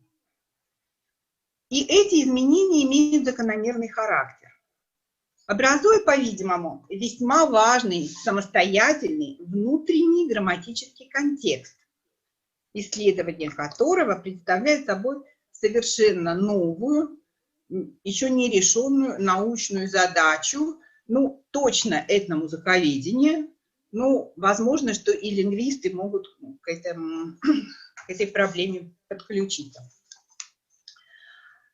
Осознав системность различий проговариваемого и пропеваемого текста, я, например, в своих последних экспедициях стала при малейшей возможности просить исполнителей повторить только что пропетый текст в речевой трансляции. Ну, собственно, эта идея появилась у меня во время меннонитских экспедиций, потому что меннонитский, значит, диалект не письменный, да, и тут возникают очень большие проблемы, что как записывать речь, а не говоря уже о том, как пение. Поэтому, то есть вот началось все с меннонитов, но сейчас это распространено на все мои экспедиции. И я убеждена, что такие записи хорошо было бы делать, фиксируя фольклорные традиции всех сибирских народов. Возвращаясь к вопросу, каким же образом можно корректно зафиксировать особенности звучания вербальных текстов музыкально-фольклорных образцов, выскажу свое убеждение, что лучше всего это делать, используя фонетическую транскрипцию. Когда речь идет о сибирских языках, в особенности тюркских и монгольских, и свойственных им произносительных нормам, оптимальной, конечно же, является классификация Владимира Михайловича Наделяева, включающая максимальный набор специальных знаков, позволяющих отразить характерные сибирские артикуляции. Однако более доступен и широко известен в мире международный фонетический алфавит. Уже много лет в интернете в свободном доступе размещена специализированная компьютерная программа IPA Help. Она создана Летним институтом лингвистики, и программа настолько удобна, ну и кроме того, что есть свободный доступ, и я пытаюсь даже вот в курсе сейчас, который я веду, фольклорной практики, то есть даже студенты, музыковеды, они, конечно, сначала хватаются за голову, но практика показывает, что при необходимости они вполне осваивают эту классификацию с помощью программы. То есть программа позволяет довольно хорошо освоить международный фонетический алфавит. В своих публикациях я стараюсь приводить нотную расшифровку с фонетической подтекстовкой. Ну вот раньше я пыталась там делать в разных системах, да, вот последнее время все-таки основываясь на международном фонетическом алфавите, который позволяет отразить особенности звучания пропеваемого поэтического текста.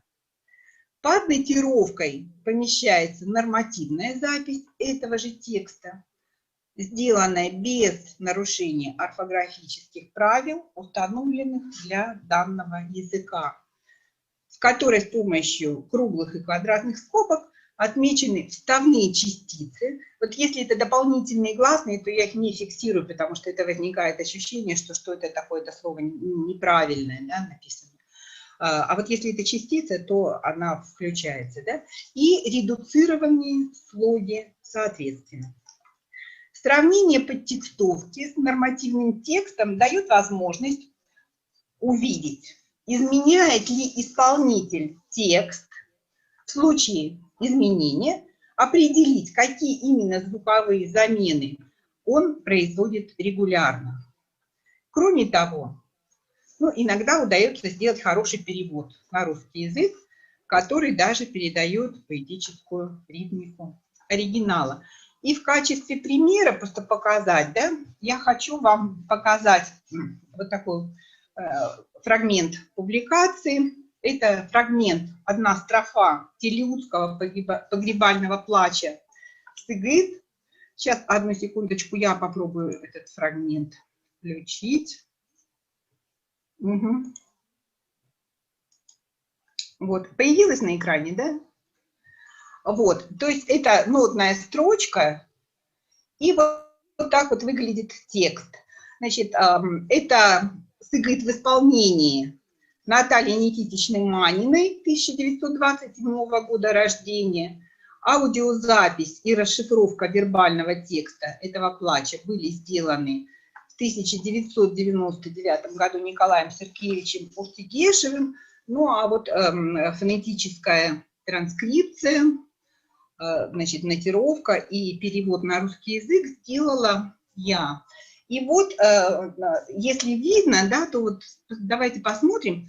Тут, вот, знаете, я боюсь, что если я сейчас попытаюсь включить, давайте сейчас попробуем, чтобы вы послушали.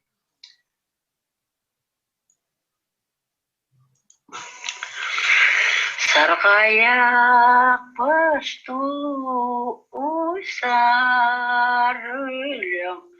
sabahak terkay salkinaga sarıgiltegin salenevale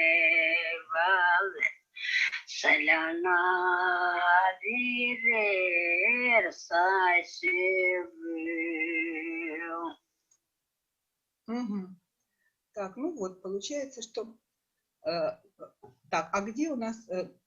подождите, я сейчас еще разочек, да, демонстрация экрана. Я хочу показать еще раз нотировку и немножечко тут прокомментировать, да.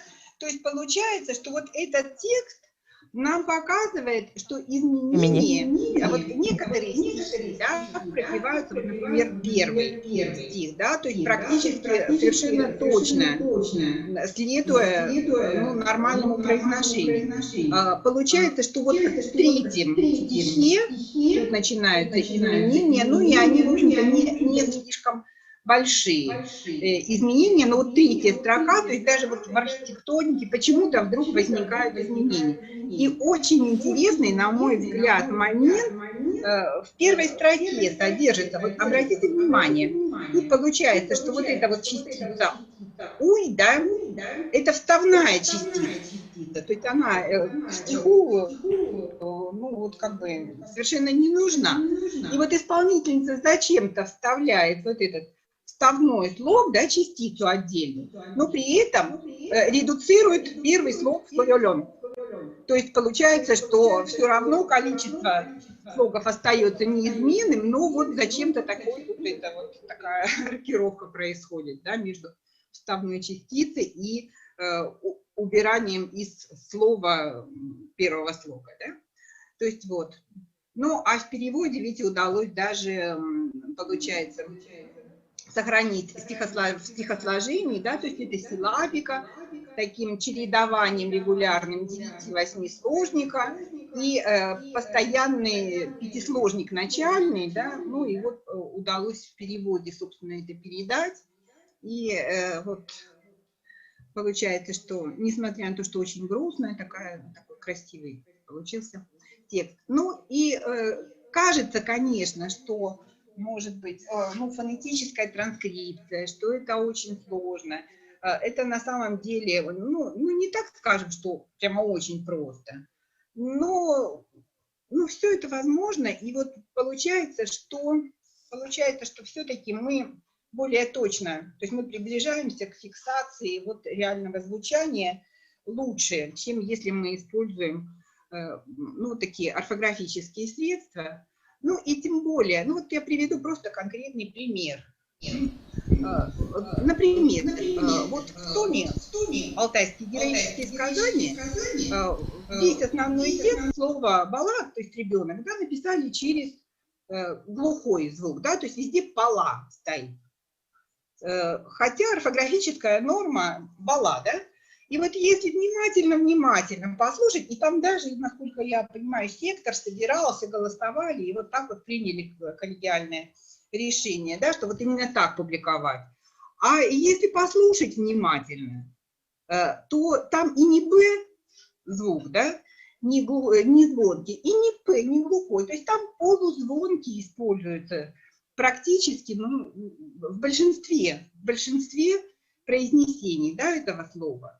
Поэтому, ну, тут хоть спорь, хоть не спорь, и «б» напишешь, да, это не совсем верно, да, и «п» напишешь тоже неправильно, да, и тогда зачем вот весь этот огород городить, зачем менять одно на другое, потому что «бала» хотя бы литературное, нормальное слово, в словаре найти можно. Ну, то есть вот об этом я хотела сказать, да, и на этом я могу закончить. Спасибо большое за внимание. Большое, Наталья Михайловна. Вот действительно вы такие проблемные, для всех очень актуальные и так предметно этот вопрос подняли. Мне кажется, это вообще действительно тема такого большого отдельного обсуждения, и тем более именно с точки зрения музыковедения. Мне кажется, вообще интереснейший у вас доклад получился. В плане, вот, чтобы всем учесть и иметь в виду, что надо, когда вы готовишь том, учитывать обязательно. Спасибо вам большое. Пожалуйста, вопрос, Галина Евлампиевна. Это, собственно, не вопрос. Наталья Михайловна, я вас хочу сердечно поблагодарить, потому что вы сформулировали самые острые проблемы, то, что все время встает перед нами при подготовке публикаций. Ну, мы все ходим вокруг серий, да, здесь сталкиваемся и в других источниках видим проблемы. Вот. У меня просто такое предложение есть. Может быть, нам отдельный семинар организовать по поводу подготовки текстов публикации, и чтобы в этом семинаре приняли участие и музыковеды, и филологи, и какие-то вот общие вопросы, такие проблемные обсудить. Потому что сейчас настолько вот это плотная информация, что мы просто не успеем, ну, из-за того, что регламент жесткий, да, не успеем это все обсудить. Да, действительно, прямо у всех возникает этот вопрос. И тех, которые вы коснулись, их надо развернуть намного шире, вопросы. Да. Ну вот если последний пример, прямо на экране, я просто его вижу, мы уже с Евгенией Николаевной немножко обсудили. Вот этот вот «уй», естественно, он не зря появился. То есть это получается даже смысловой слог, хотя и не входит, собственно, вот в счет основных слогов, да, основного текста. Вот, если исполнительница... Наталью Михайловну не слышно. Вот теперь слышно. Конечно, семантически это очень важно, да, но в систему стихосложения он тут лишний. Да, но исполнительница лучше знает, что он тут совершенно не лишний, поэтому редуцировала какой-то другой. То есть этот более важен. Такие вещи, конечно, очень приятно, когда они появляются. Это ценно. Да. Документальность публикации подтверждается. Спасибо. Спасибо большое, Наталья Михайловна. Соберемся, организуем семинар.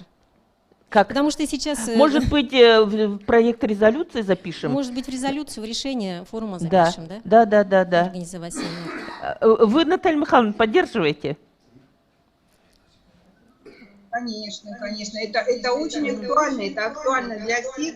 Ну, собственно, я это и подчеркнула, что это я не... Ну вот, понимаете, я даже, вот надо сказать, вот, про Зою Сергеевну, я ее очень люблю, я просто, ну не знаю, я ей очень благодарна за все, что она сделала. Но вот ситуация такая, ну понимаете, вот что написано пером, то не вырубишь топором, и все становятся вот как бы под таким дамокловым мечом. Все, кто просто верит в то, что в архиве все хорошо, без ошибок и все достоверно. То есть это все мы там можем оказаться. Вот и все. Да, спасибо большое, точно окажемся. Тезисы есть у вас, да? Хорошо сказано. Все мы можем там оказаться. Да, спасибо большое. Больше желающих высказаться нет, да? Спасибо большое, Наталья Михайловна, за такой интересный вопрос. Приходится бегать. Есть желающие, но уже времени нет, да? Наверное. Ольга Владимировна, да, я не знаю, дадите немножечко сказать? Ольга Владимировна, да, пожалуйста, с удовольствием видим вас. Спасибо, взаимно. Можно быстро. Наталья Михайловна подняла две совершенно животрепещущие проблемы, очень важные. Мне кажется, по первой проблеме очень важно исправлять вот такие вот ошибки, которые возникают в результате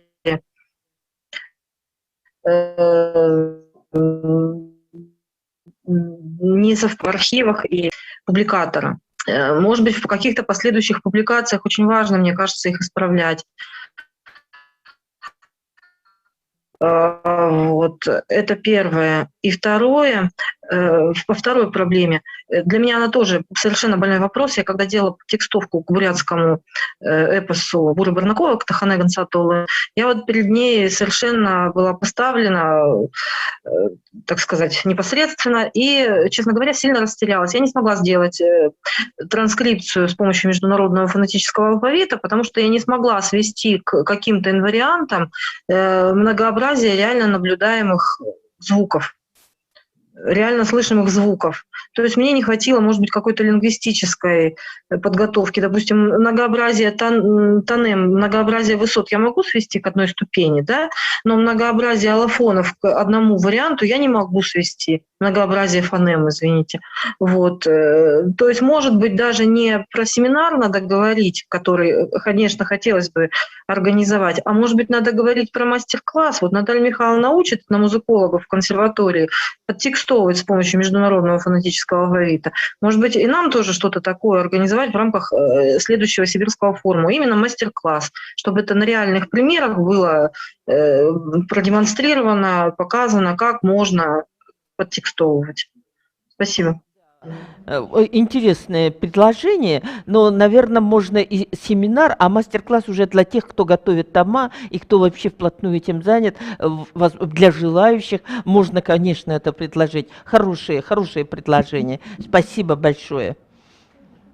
Спасибо большое, коллеги. Переходим к следующему вопросу. Да, у нас следующий доклад. Да, Марина Викторовна Рейли, кандидат филологических наук, старший научный сотрудник Института мировой литературы. Тема ее доклада к вопросу о создании тома былин Урала, Сибири и Дальнего Востока в рамках свода русского фольклора. Вот у нас еще помимо наших томов есть еще свод русского фольклора, и очень интересно нам поговорить, послушать об этом. Пожалуйста, вам слово. Здравствуйте. Марина Меня слышно? Викторовна, слышим вас хорошо. Слышим хорошо. Ага, здравствуйте. Единственное, что я не из Земли, а из Института русской литературы Пушкинский дом Санкт-Петербургского. Институт мировой литературы. Вот это да, это Институт русской литературы Пушкинский дом, да. Но это не суть важно. Значит, тема моего доклада озвучена. Мы не будем останавливаться на истории создания свода. Напомним только, что в настоящий момент отделом русского фольклора при Институте русской литературы Пушкинский дом в Санкт-Петербургском изданы тома 1-2 Печора, 3-5 Мизень, 6-й том Кулой, 7-й том Пиннига и том 8-9 Былины Зимнего берега Белого моря, а также том 16-18 Пудога. Подготовлен к печати 20-й том былин Белозерья в 2 книгах. Мне по наследству достался том 22-й «Былины Урала, Сибири и Дальнего Востока», вести который начинали Александр Александрович Горелов и Татьяна Сергеевна Шанталинская. В настоящее время уже появились люди, которые помогают в сборе материалов по этому огромному и сложному региону, и которым я очень благодарна. Это Наталья Владимировна Леонова, Андрей Георгиевич Игумнов, Марина Васильевна Юшеева, Галина Николаевна Михнецова и другие. Все помощники мои будут так или иначе упомянуты в томе, как и, соответственно, будут даны подробные ссылки на все архивы, которые смогут предоставить нам материалы по русскому эпосу в Сибири. Конечно, вот задача такая очень сложная, несмотря на наличие уже готовой антологии Юрия Ивановича Смирнова. Размышляя о структуре тома, мы первоначально предполагали следовать уже принятому в своде образцу расположения текстов по сюжетам. Но в процессе работы пришли к выводу, что, учитывая огромные размеры территории, сложную историю их заселения, связь отдельных регионов с бассейнами крупных сибирских рек, гораздо нагляднее будет вслед за Юрием Ивановичем Смирновым использовать региональный подход, который позволит получить более целостное и наглядное впечатление о традиции каждого региона, вычленить русские эпические гнезда, концентрировавшиеся на Урале и в зонах Енисея и Ангары, Ены и Нижней Тунгуски, Нижней Индигирки, Колымы и Анадыря, Забайкалья и Преамурья. Таким образом, том приобрел дробное членение, где каждый из обозначенных крупных регионов – Урал, Западная и Восточная Сибирь, Дальний Восток – снабжен собственным историко-филологическим материалом и справочным аппаратом, что в свою очередь предоставляет дополнительные сведения для сравнения смежных региональных традиций. Внутри этих разделов, соответственно, по сюжетам, конечно, тексты расположены. В настоящее время структура тома представляется следующим образом. Вступительные статьи, основные содержательные статьи к каждому разделу тома, которые включают информацию по истории заселения каждого отдельного региона, истории записей и публикаций эпоса в данном регионе, текстологическую и музыковедческую характеристику материала. Далее идут сами тексты и традиционный справочный аппарат из указателей, и так далее. Ну вот на данном этапе для меня самое важное – это комплектация текстов, без чего невозможно завершение всей остальной работы над томом. Отбор текстов для свода предполагает их сравнение и выдвижение наиболее предпочтительных версий, вариантов рукописи, особенно рукописи, конечно, выявление моментов их сюжетографической и стилевой достоверности. В списке вариантов предлагается достаточно стройный комплекс, по существу уже реализованный в издании составителей Юрия Ивановича Смирнова и Татьяны Сергеевны Шанталинской, которая на сегодня является наиболее авторитетным объединением сибирских текстов. Кроме того, в данный момент в том дополнительно включены версии из сборника Кирши Данилова, в результате чего Уральский регион оказался представлен наиболее богатым и разнообразным по содержанию и количеству составом эпических песен. 38 текстов на 35 сюжетов, тогда как Западная Сибирь 38 текстов, но лишь на 23 сюжета. Восточная Сибирь 23 текста на 12 сюжетов. И так, да, ну, собственно, и все. Значит, работа Юрия Ивановича Смирнова представляет собой явление, безусловно, очень высокого уровня, и серьезно превосходит уровень сборника Сидельникова. Однако новый просмотр текстов показывает и некоторые текстологические погрешности, о которых в томе приходится говорить. Не исчерпан весь фонд первоисточников, что очевидно при сопоставлении изданий и публикаций. Сравнение текстов требует в ряде случаев введения дополнений и подтверждений тождества. При этом желательно учитывать и отчасти дефектные или неполные рукописные тексты, которые также дают представление о степени и качестве сохранности эпической традиции, о тех тематических или художественных фрагментах, которые по каким-то причинам продержались в памяти исполнителей дольше, чем все остальные.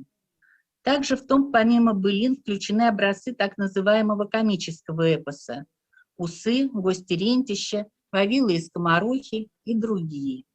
Для оценки собирательской истории фольклористики необходимым является тщательный учет деятельности конкретных лиц, от казачьего офицера Потанина и офицеров сибирского казачьего войска, причастных к строительству Иртышской крепостной военной линии, до западносибирского бытового эпоса, закреплявшегося фиксациями с середины XIX – начала XX века. Это Зырянов, Гордеев, Анчуков.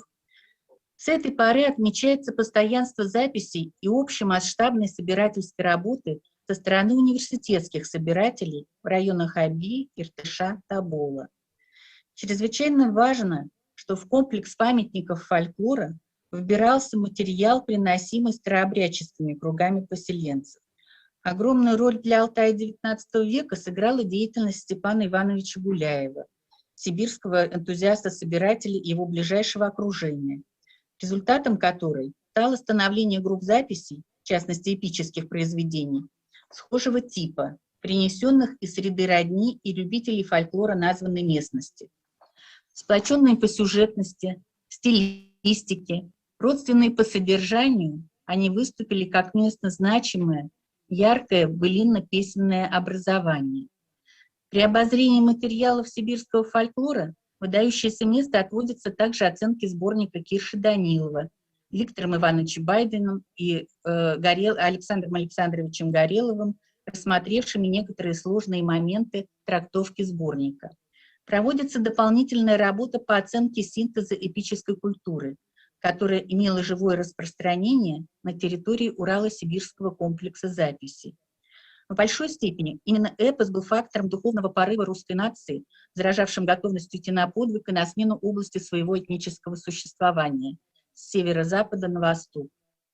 Так в процессе работы возникает реестр записей и публикаций русского эпоса, которые работали на создание эпического фонда основных материалов. Возникает видение многостороннего соединения культурных начал, которые давали представление о распространении и стабилизации на определенных территориях очагов и ячеек русского населения за, по крайней мере, 4 столетия, с 17 по 20 век. Среди имеющихся фольклорных записей можно выделить записи родственные, восходящие к явным фольклорным общетиповым традициям. Например, группа записей, восходящих к творчеству одного лица, Ирши Данилова, и к испытавшему влияние этой школы творчеству мастеров фольклора, стереотипных из устных и книжных ответвлений личностного типа. Всегда обнаруживаются вторые, третьи и так далее редакции эпических произведений, где доминирует момент повторяемости текстов, формирование новых художественных конструкций и самобытных композиций. Когда возникает необходимость отбора текстов среди их аналогов, начинает работать фактор оценки произведений. Тут учитываются черты художественно-исторического порядка, характеристики сказительских, певческих, стилевых типов, образцов словесного и музыкального творчества. Так возникают объемные характеристики изучаемых записей, определяющие местный, фамильно-родственный, исторический характер конкретного былинно-песенного материала и определяющие основные признаки местного миграционно-гнездового типа. При сопоставлении былинных текстов особо выделяется ряд подобий одних былин другим. Рядом со старшими записями возникают их повторения, а далее реестры, составляющие материал для публикации. В каждом ряду текстов есть версии более или менее удачные. К образцам второго ряда примыкают записи публикации книжного уровня. В целом эти два разряда дают нам понимание неизбежности удержания в фондах фольклорных записей лучших выборок и заведомого превращения записей вторичного типа в сырье, подспорье приходящих художественных образов. Наиболее верным было бы сравнение текстов публикаций между собой в полном объеме их фиксации, но это физически едва ли осуществимо. Сравнение вариантов публикаций показывает, что в изданиях неизбежны поправки, реконструкции и тому подобное. Исследователи текстов сталкиваются с тем, что текстологический анализ выявляет разночтение в передаче редакции произведений, обнаруживает тягу исследователей к переосмыслениям. Вступление к академической антологии Юрия Ивановича Смирнова является наиболее многосторонним соединением сведений о консолидации этнических, хозяйственных, культурных начал в литературе, посвященной данному региону. В очерках Юрия Ивановича представлена убедительная картина распространения и стабилизации на определенных территориях очагов существования русского населения с учетом их динамики, эволюции и остойчивости на протяжении 4 столетий, 17-20 веков. В настоящее время Татьяной Григорьевной Ивановой практически написана очень подробная статья по истории заселения Сибири. И здесь мы были бы благодарны за любые сведения о русских переселенцах, особенно 17-го, первой половины 20 века. В частности, нас интересуют дополнительные сведения из неопубликованных экспедиционных материалов, откуда именно и куда шли миграционные потоки в районах, где сохранялись очаги эпической традиции, особенно этнический состав этих потоков. К сожалению, в связи с пандемической финансовой ситуацией возможность личного посещения архивов затруднена. В этом году мне удалось посетить 2 архива: хранилище восточных рукописей и ксилографов при Институте монголоведения, буддологии и тибетологии в Улан-Удэ и Государственный архив Новосибирской области в Новосибирске. Но гарантии, что мне удастся посетить другие архивы Сибири и Дальнего Востока, нет. Поэтому вот в заключение хотелось бы еще раз обратиться к уважаемым коллегам с просьбой о помощи в сборе, особенно рукописных, конечно, текстов, поскольку основным принципом создания свода была как раз опора на рукописи. И в дальнейшем их сравнении там с опубликованными материалами, с внесением текстологических комментариев о каких-то различиях или неточностях в обработке рукописных текстов.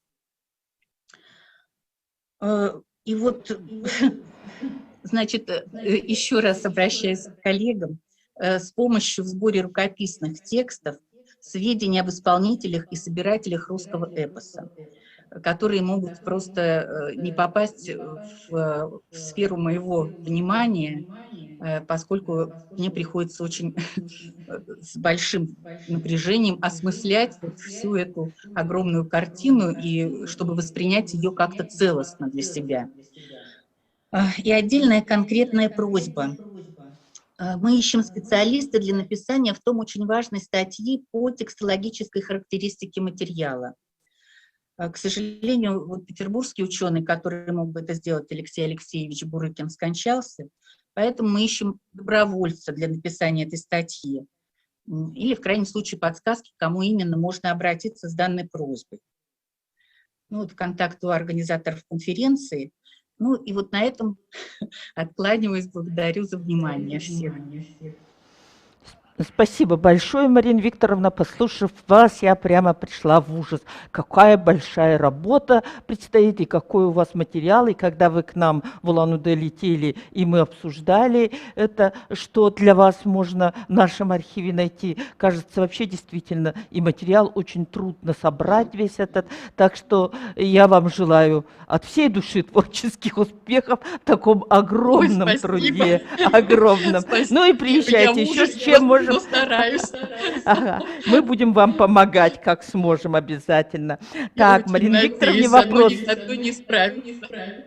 Да, Можно? действительно, просто необъятная работа огромная. Итак, вопросы есть?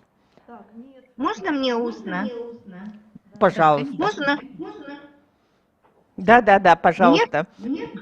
Можно Вот, вопрос спасибо. задать, пожалуйста.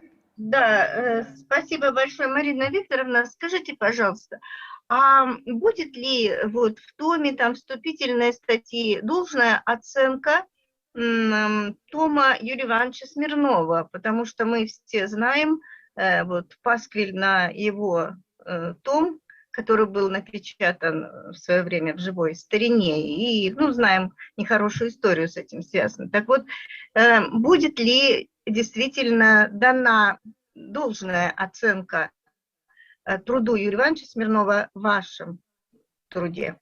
Вы знаете, мне кажется, вот в докладе уже прозвучало, что вот лично я с большим уважением отношусь это я поняла. к деятельности Юрия Ивановича Смирнова, и никаких сомнений его профессионализм меня не вызывает. Я просто не знакома с этой историей, к сожалению, или к счастью.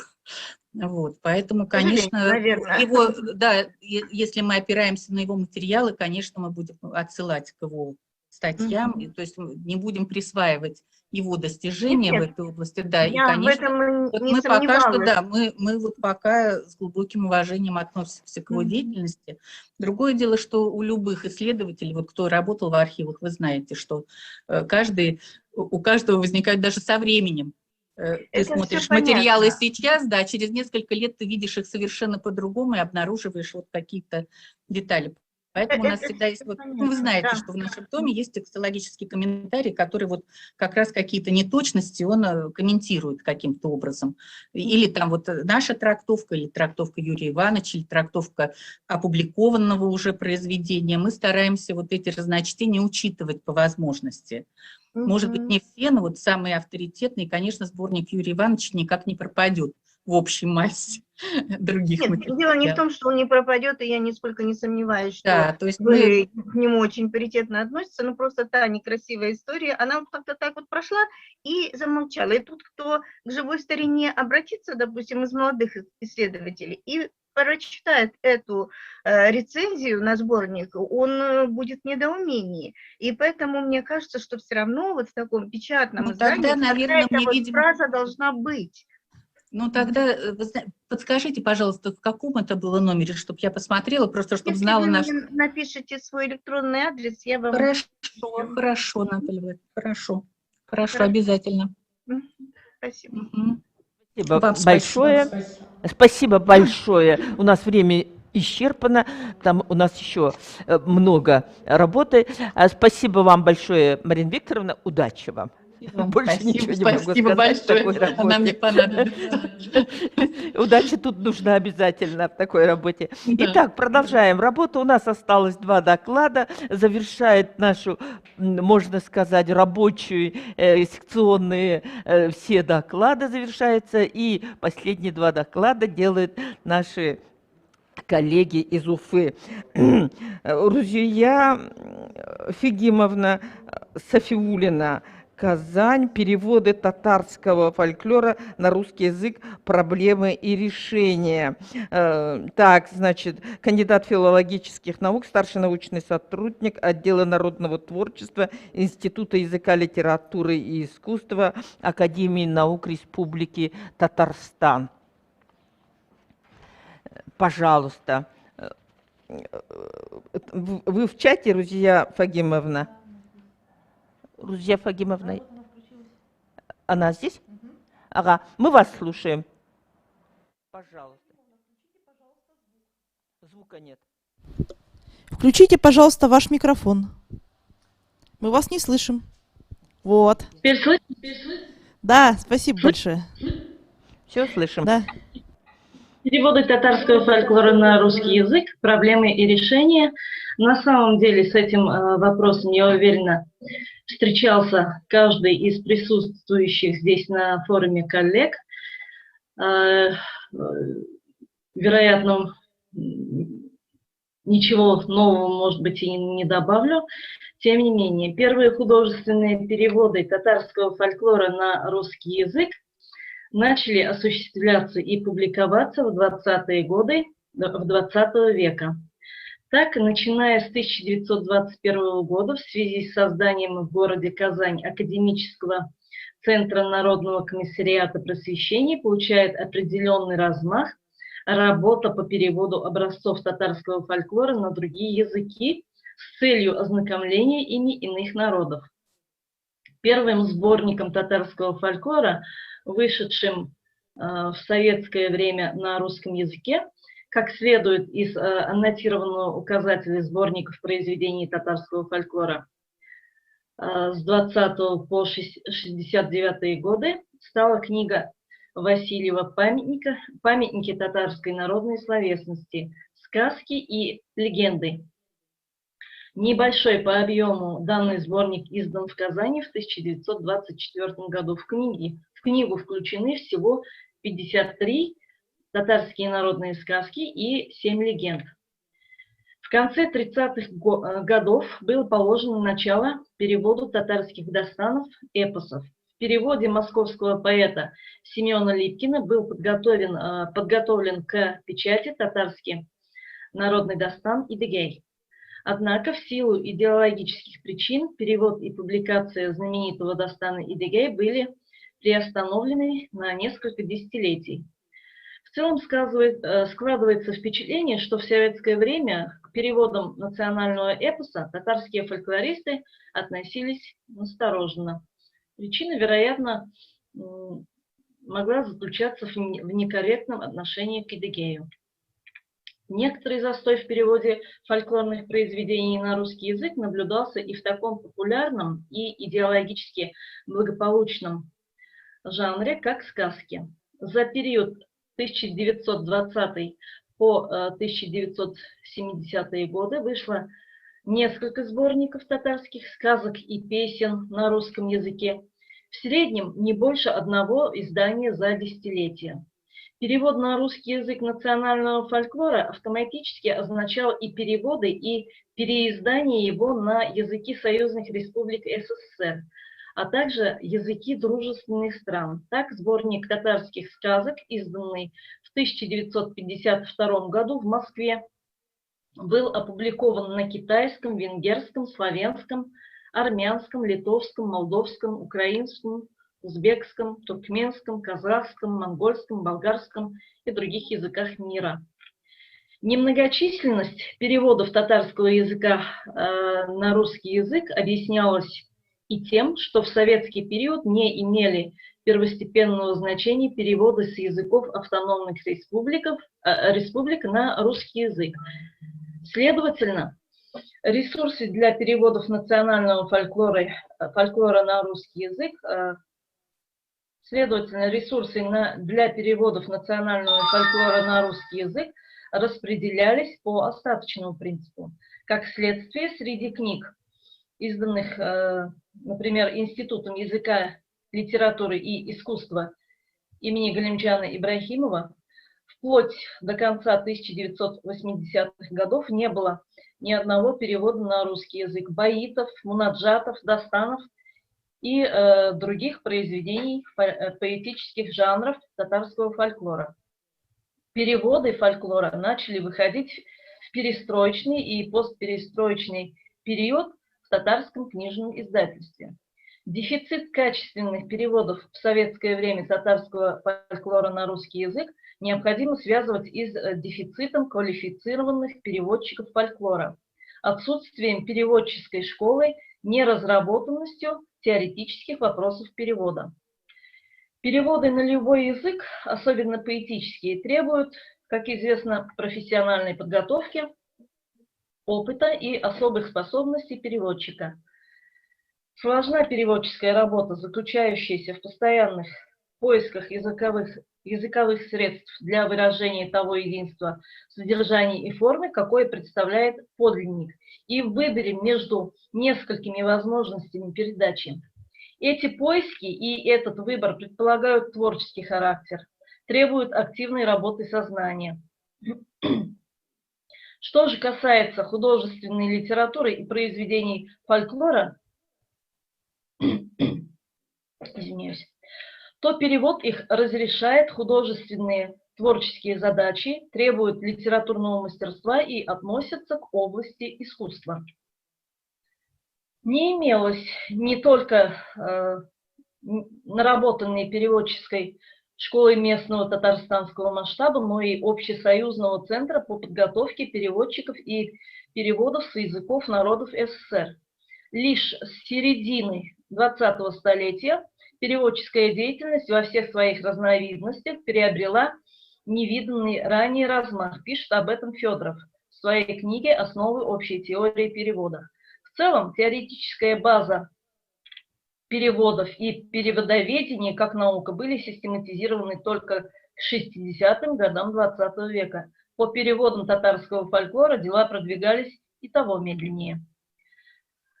В 1972 году по инициативе председателя Союза писателей КССР Заки Нури при Литературном институте имени Горького были организованы курсы переводчиков с татарского на русский язык. Первыми выпускниками курсов стали прозаик Султан Шамси, поэты Роза Баубекова-Кожевникова, Фирдаус Ахлия. Однако и они не полностью оправдали надежд по переводу татарского фольклора на русский язык, поскольку, во-первых, перед ними не ставили задачи перевода татарского фольклора, они выполняли заказы писательской организации. Кроме того, следует признать, переводчики художественной литературы, прозаики и поэты не всегда обладают мастерством переводить фольклорные тексты, ибо перевод фольклора весьма специфичен и сложен. При переводе фольклорного произведения требуется воспроизвести не только смысл, но и передать дух, мировоззрение целого народа. Фольклорные тексты нередко архаичны, наполнены особыми средствами выразительности и смыслами, многоуровневые и сакральные, из-за чего могут быть непонятны недостаточно подготовленному переводчику. Немногочисленные переводчики прозаических произведений в советское время на русский язык также не могли переводить поэтические жанры фольклора, поскольку не обладали поэтическим даром. Поэтические переводы с татарского языка на русский приходилось заказывать московским поэтам-переводчикам, что также замедляло либо приостанавливало на неопределенный срок работу по переводам сборников фольклора. Одним из решений данной проблемы стало обеспечение переводчиков поэтических жанров фольклора, не билингвов, подсрочными переводами. Подготовка качественных подсрочных переводов предполагает решение ряда важных проблем. Подробные внутри и затекстовые комментарии, пояснения к исходному тексту, примечания, глоссарий, словари архаизмов. В случае со старинными татарскими текстами это словари старотатарские, арабо-персидские и старотюркской лексики и прочее. Приведем небольшой пример процесса работы над конкретным изданием татарского фольклора. С какими же сложностями столкнулись специалисты при переводе на русский язык мунаджатов в конце 90-х начале 2000-х годов. Сложность начиналась с того, что на русский язык невозможно точно перевести название жанра – мунаджат. Слово мунаджат арабского происхождения, в переводе на русский оно звучит как обращение к Аллаху с мольбой о его милости в этом и ином мирах, об очищении, и как своеобразные молитвы, и как раскаяние в грехах. Согласно исследователю фольклора Айслу Садековой, часть мунаджатов можно отнести к религиозному фольклору, часть к светскому. Жанр мунаджата глубоко лиричен, зачастую наполнен печалью и скорбью. Он свойствен народам, исповедующим ислам, в том числе и тюркским. Жанру присущи обилие мусульманских и коранических образов, персонажей, которые неизменно упоминаются во многих мунаджатах, присутствие аллюзий и реминисценций на сюжеты данной тематики. Следовательно, главные затруднения при переводе текстов связаны именно с адекватной передачей мусульманок лексики, образов, смыслов и тому подобное. Поэтому Айслу Садековой были составлены словари архаизмов, религиозно-коранической лексики, подготовлены подробные примечания, комментарии, подстрочные переводы уровня доктора филологических наук, выполнены филологом русской словесности. Другая сложность перевода татарского мунаджата на русский язык состоит в разнице структуры, ритмики, строфики поэтического текста. Стихосложение тюркских и мусульманских народов, как известно, принципиально отличается от стихосложений славянских и европейских народов. По мнению поэта-переводчика, филолога Алексея Соломатина, в советские годы переводчики не всегда учитывали это, пользуясь в основном стандартом условно-поэтического восточного перевода. Особенности поэтики переводимого фольклорного текста учитывать необходимо для, возможно, точной передачи специфики оригиналов средствами другого языка. Словом, переводчик должен приложить максимум усилий для того, чтобы получить эстетически не ничтожный продукт. К тому же мунаджаты исполнялись народом нараспев, и поэту-переводчику приходится учитывать данную их особенность. В русском фольклоре нет аналога мунаджатов. Это тоже осложняет работу переводчика. Талантливый казанский поэт-переводчик Сергей Владимирович Малышев при переводе мунаджатов постоянно консультировался с исследователем жанра и автором подстрочных переводов Айслу Хусяиновной Садековой. Почти каждое слово переводимого текста предлагалось поэтам со всевозможными синонимами в различных вариациях. Для слова «кюскейлярен» Малышевым были перебраны варианты с различной стилевой окраской. Глаза, глазки, глазеньки, очи. Все они не подходили для эмоциональной передачи душевного состояния скорбящего лирического героя. После тщательных поисков переводчики Малышев и Садекова остановились на варианте «оченьки». Если татарский вариант не буду зачитывать, русский перевод. «Лицо твое под белой пеленой, склонились мы над ним в последний раз. Как нам хотелось встретить взгляд родной, что же не открыло оченьки для нас?» Это взрослые дети скорбят по умершей матери, в мунаджате нет счастья без тебя. Данный вариант перевода фольклорного произведения удовлетворил и автора подстрочного перевода Садекову и поэта Малышева. В итоге удалось получить, на мой взгляд, эстетически не ничтожный продукт. На приведенном примере хотелось наглядно показать, что при переводе фольклорных текстов проблемы преодолеваются постепенно, комплексным, тщательным подходом и скрупулезной работой. Согласно Федорову, перевести значит выразить верно и полно средствами одного языка то, что уже выражено ранее средствами другого языка. верности и полноте передачи, отличие собственно перевода от переделки, от пересказа или сокращенного изложения, от всякого рода так называемых адаптаций. Однако не всегда фольклорные переводы предполагают подобный длительный и трудоемкий и, соответственно, дорогостоящий переводческий процесс. Упомянутые мунаджаты, например, это не полное академическое издание, а всего лишь небольшой сборник, куда вошли 32 татарских мунаджата. Подготовка и издание академического перевода фольклора нередко строго ограничивается сжатыми сроками, и не всегда научные организации имеют возможность привлекать к работе одновременно и переводчика подстрочных переводов, и переводчика-поэта. Альтернативным решением данной проблемы видится привлечение к подготовке русскоязычного перевода билингвов, носителей исходного и переводимого языков. В идеале такие специалисты – профессиональные поэты, если речь идет о переводе поэтических текстов. Они также хорошие знатоки национальной культуры языка оригинала и переводимого языка, освоившие, к тому же, большой пласт национального фольклора. Согласно Чуковскому, переводчик поэзии должен быть сам поэтом, а кроме того, внимательным исследователем и проникновенным критиком.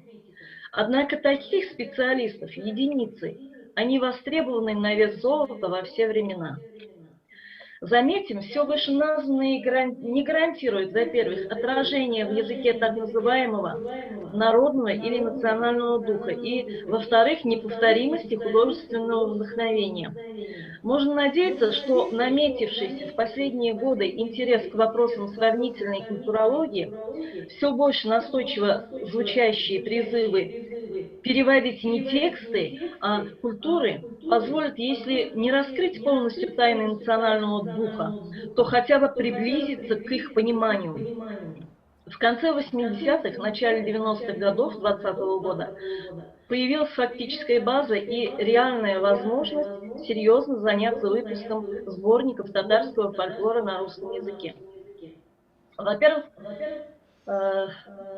Институт языка и литературы имени Галимджана Ибрагимова, отдел народного творчества которого занимается сбором, изучением и систематизацией татарского фольклора, был укомплектован квалифицированными кадрами, фольклористами, владеющими одинаково хорошо и русским, и татарскими языками. И если институт не всегда располагал переводческими кадрами, то исследователи-билингвы прекрасно справлялись с данной задачей. Во-вторых, появилась возможность опубликования запрещенных ранее жанров татарского фольклора, дастанов и целого спектра религиозных мунаджатов, баитов и других. В-третьих, интерес к духовным сокровищам татарского народа, к национальным истокам неизмеримо возрос. Причем это означает интерес к этническим ценностям не только русскоязычного татарского читателя, но и представителей других народов. В связи со сложившимися реалиями утраты родного языка молодыми поколениями татар, переводы татарского фольклора на русский язык с каждым днем приобретают все большую актуальность. Не только для исследователей и для науки. В настоящее время для значительной части татар, особенно проживающих за пределами Республики Татарстан, русскоязычные переводы татарского фольклора являются единственным источником ознакомления с традициями и обычаями, фольклорным богатством своего народа. В 1990-х, 2000-х годах не только отдельные произведения, но и целые жанры татарского фольклора активно начали переводиться на русский язык. Пристальное внимание к переводам татарского народного творчества было обусловлено возрастанием интереса к духовным сокровищам татарского народа и этнической культуре в широком понимании, а также запросов татарской диаспоры, не владеющей родным татарским языком. Фольклорный фонд татарского народа за последние десятилетия заметно пополнился благодаря планомерной работе ученых фольклористов, экспедициям, изучению и обнародованию архивных материалов и так далее. Появились новейшие... Рузия Факимовна, у вас много еще? Время вышло так-то? Все, заканчиваю. Последний абзац. Хорошо. Спасибо. Благодаря достижениям академической науки разворачивается полноценная переводческая деятельность. Стали возможны публикации на русском языке переводов татарских загадок, пословиц, поговорок, мязеков. Впервые были переведены на русский язык такие специфические жанры татарского фольклора, как баиты и мунаджат, и продолжена работа по переводу Дастана. Начиная с 2008 года ИАЛИ имени Ибрагимова издает 15-томное собрание татарского фольклора на русском языке. Задачу при этом татарские фольклористы и переводчики ставят перед собой большую. На русский язык необходимо перевести из татарского фольклора все, что возможно перевести. Значит, 15-томник наиболее полно представит татарский фольклор во всех его жанрах и аспектах. К настоящему времени изданы тома сказки о животных, волшебные сказки, бытовые сказки, загадки, пословицы и поговорки, мязяки – это народный юмор. Для перевода поэтических жанров татарского фольклора на русский язык институт в настоящее время привлекает к работе поэта, носителя исходного и переводимого языков, известного переводчика. При таком современном подходе института стали возможны переводы татарского фольклора на русский язык напрямую, без использования этапа подстрочников. Спасибо за внимание. Спасибо большое, Рузия Фагимовна, что вы подняли такой, опять же, для нашей фольклорной работы насущный вопрос, вопрос перевода. Все, что вы сказали про перевод с татарского на русский язык, касается всех других народов. И все же я хотела сказать, что в советское время как-то переводческая школа у нас была мощная, как-то была поставлена, а сейчас мы в таких условиях, что каждый умирает в одиночку или спасение утопающих – дело самих утопающих.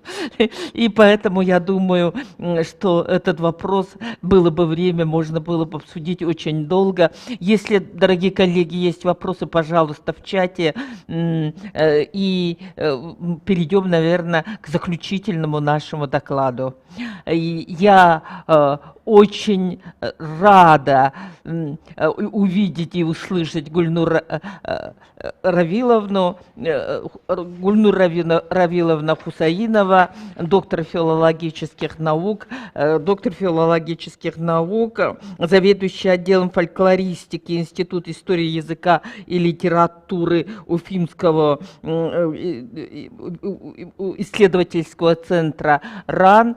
И тема ее доклада для меня тоже интересна, ну и для всех, думаю, это из практики перевода якутского эпоса «Нюргун-Батыр стремительный» на башкирский язык. Я живой свидетель того, как Гульнур Равиловну якуты почитали за такой огромный труд, какой она сделала. Пожалуйста, Гульнур Равиловна, вам слово.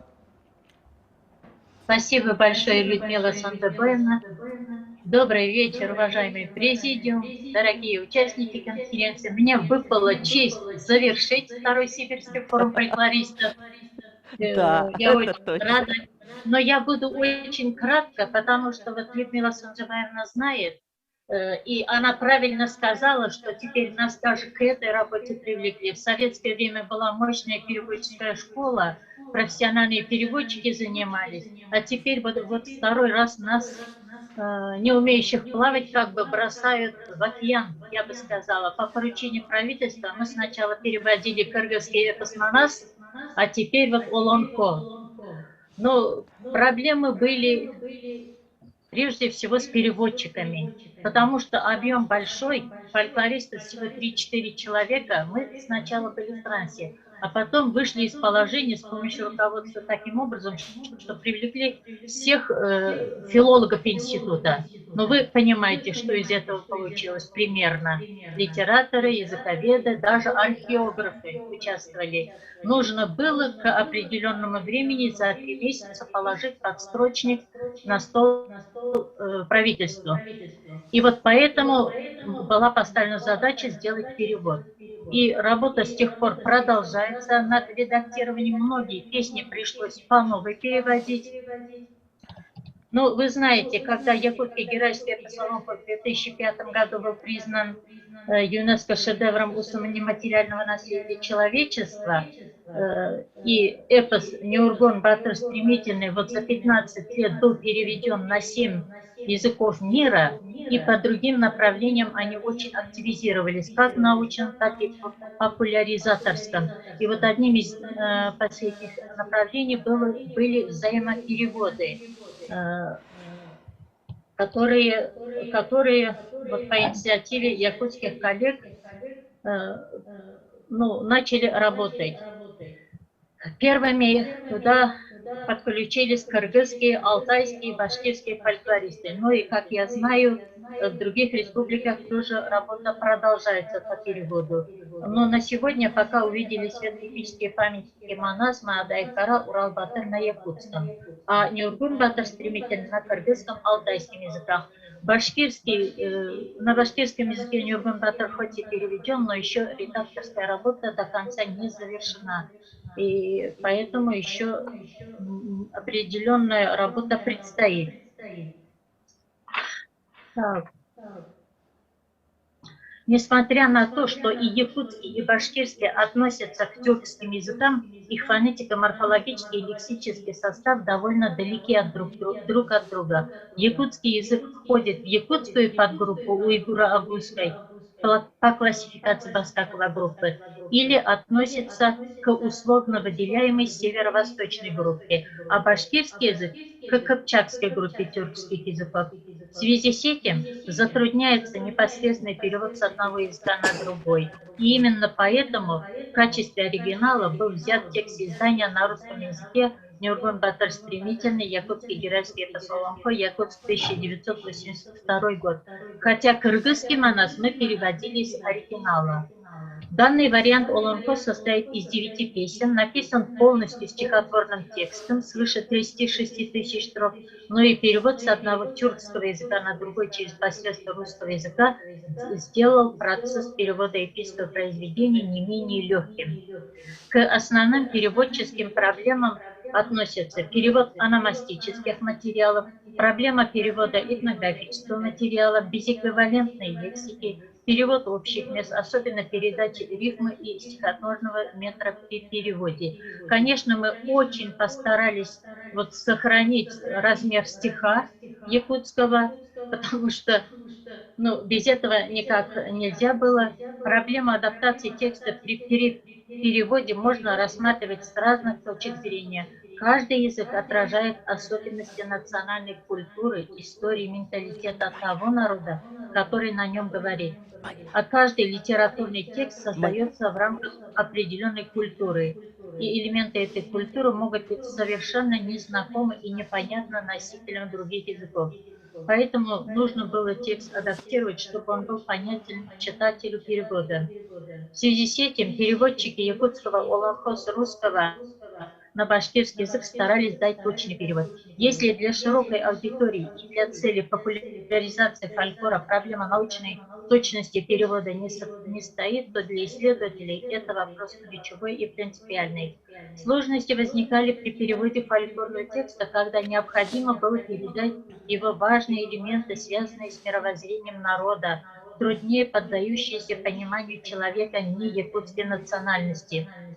Например, осьмикрайняя, об 8 ободах земля, с деревянной колодкой на ногах, появившаяся на свет, с поводьями за спиной, поддерживаемым силой небес и так далее.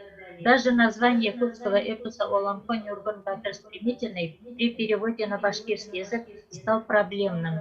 Стремительный – часть имени героя Олонхо. Если это слово перевести на башкирский язык, оно означает смысл очень быстрый. И в качестве прилагательного чаще используется со словами «вода», «жизнь». Например, по башкирскому словарю «стремительный поток» ургылып аккан һыу, стремительная жизнь, кадыл тормыш. В башкирском языке слово «стремительно» можно использовать по отношению к человеку в значении «шустрый», «сус», «теремек», «елгыр» или «быстрый», «проворный», «ети». Перечисленные слова могут быть эпитетом героя Оланхо, но в заглавии эпического произведения на башкирском языке они не звучат, поэтому решено было оставить название Нюргун Батыр. Также поступили и алтайские коллеги. Чтобы сохранить национальный колорит переводимого произведения, нами решено было оставить некоторые слова на языке оригинала. Кстати, Державин также поступил.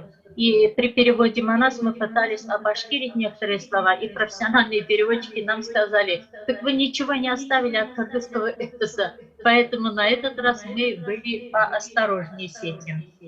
Например, улус, означающий в Оланхо родоплеменное объединение, ае, аймада, название рода, Оланхо, Оланхасуд, национальные термины эпоса и исполнителя эпоса, Уранхай Саха, название народа, а также мы оставили в оригинале слова приветствия Уруй Айхал, Уруй Мичел, оставили как есть созвучные и понятные по смыслу слова как в имени персонажа, так и отдельно стоящие типа Фортун, Батын, кроме Батур, так как в башкирском языке аналогичное слово Батыр состоит из 2 слогов, а на якутском Батур из 3 слогов.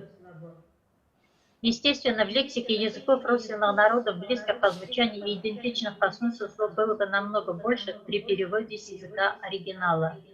Потом вот мы также оставили в башкирском переводе междометия, типа, вот, например, Ар, Татай, Алаата, Алаатан, Улаатан, ну, здесь удивление, вот, в смысле надо же, или же, когда выражает боль, Абытайбын, Халахайбын, или же, когда случается беда, вот возгласы такие, Иден, Худан, там Шихей, Шихелой, Ахаллай, значение ну ладно. Вот такие места мы оставили.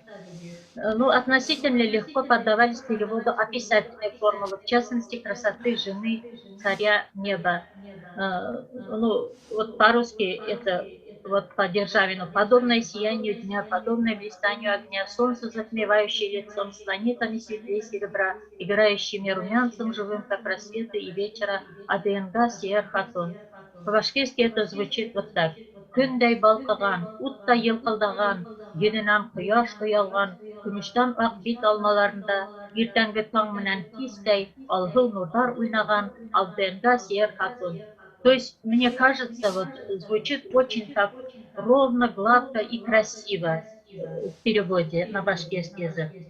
Директор института Оланхо, ныне уже покойный Василий Николаевич Иванов, который внес крупный вклад в сохранение, изучение и распространение памятников якутского героического эпоса Оланхо, был прав, когда писал, что перевод якутского эпоса на другие языки чрезвычайно сложная и ответственная работа. Она под силу только специалистам, знающим и понимающим все нюансы богатства языка, на который переводится эпос, с одной стороны, а с другой – все нюансы языка Оланхо. И эти слова актуальны, наверное, по отношению к переводу эпоса любого народа. На данном этапе переводческой деятельности фольклора башкирские фольклористы внесли свой посильный вклад в это важное дело и постарались дать, по крайней мере, адекватный перевод Оланхо по переведенному на русском языке тексту Державина, который считается одним из лучших и, по словам Иванова, образец профессионального переводческого труда, в котором он сумел сохранить весь колорит героического эпоса Оланхо. Надеемся, что читатель, ознакомившись с Оланхо на башкирском языке, не только поймет содержание произведения, но и почувствует внутренний дух эпоса и получит эстетическое удовлетворение. Спасибо за внимание. Спасибо большое, Гульнур Равиловна, за такой четкий, точный вот как бы процесс этой большой работы. И я всегда думала, что раз это одна группа языков, и переводить вам будет намного легче, а оказывается, это действительно все равно в любом случае большой кропотливый труд. Можно я задам короткий вопрос, пока народ готовит вопросы? Гульнур Равиловна, вот вы все равно, наверное, приходилось вам переводить не только с русского, но и иметь при якутские варианты и сравнивая их, вот находить что-то общее и, ну, и совершенно отличающееся, как вот с поводьями за спиной, да, там этот, конечно, такие вещи, как Уруй Айхал, их вот просто неповторимые. Вот, поэтому насколько вы к оригиналу обращались часто? Ну, к оригиналу я не скажу, что мы прямо активно обращались, потому что я сказала, время было очень такое сжатое, но вот во время редактирования мы обращались и к тексту, и очень нам помогли вот комментарии к книге Державина. Там очень хорошо объяснение дается, и вот это нам была большая помощь. Не сколько даже текст, вот эти комментарии. А сколько комментариев? Да, действительно, поэтому книги с комментариями делать это просто необходимо. Большое спасибо. Так, дорогие коллеги, пожалуйста, вопросы. Можно я слово скажу несколько? Это Султангареева. Можно? Меня слышно? Да, слышно и видно. Пожалуйста. Я благодарю свою коллегу Гульнуру Равильевну за очень содержательный, действительно конкретный и концептуальный доклад. Я сама свидетель, как она сколько труда вложила и продолжает в эту работу, и с какой любовью. И сейчас я еще раз столкнулась с тем, насколько это важно и интересно. Так что я вас поздравляю, Гульнура Равильевна. И спасибо, вы же тоже переводчик. Дальнейших успехов. Вот с чем я хочу поделиться, коллеги.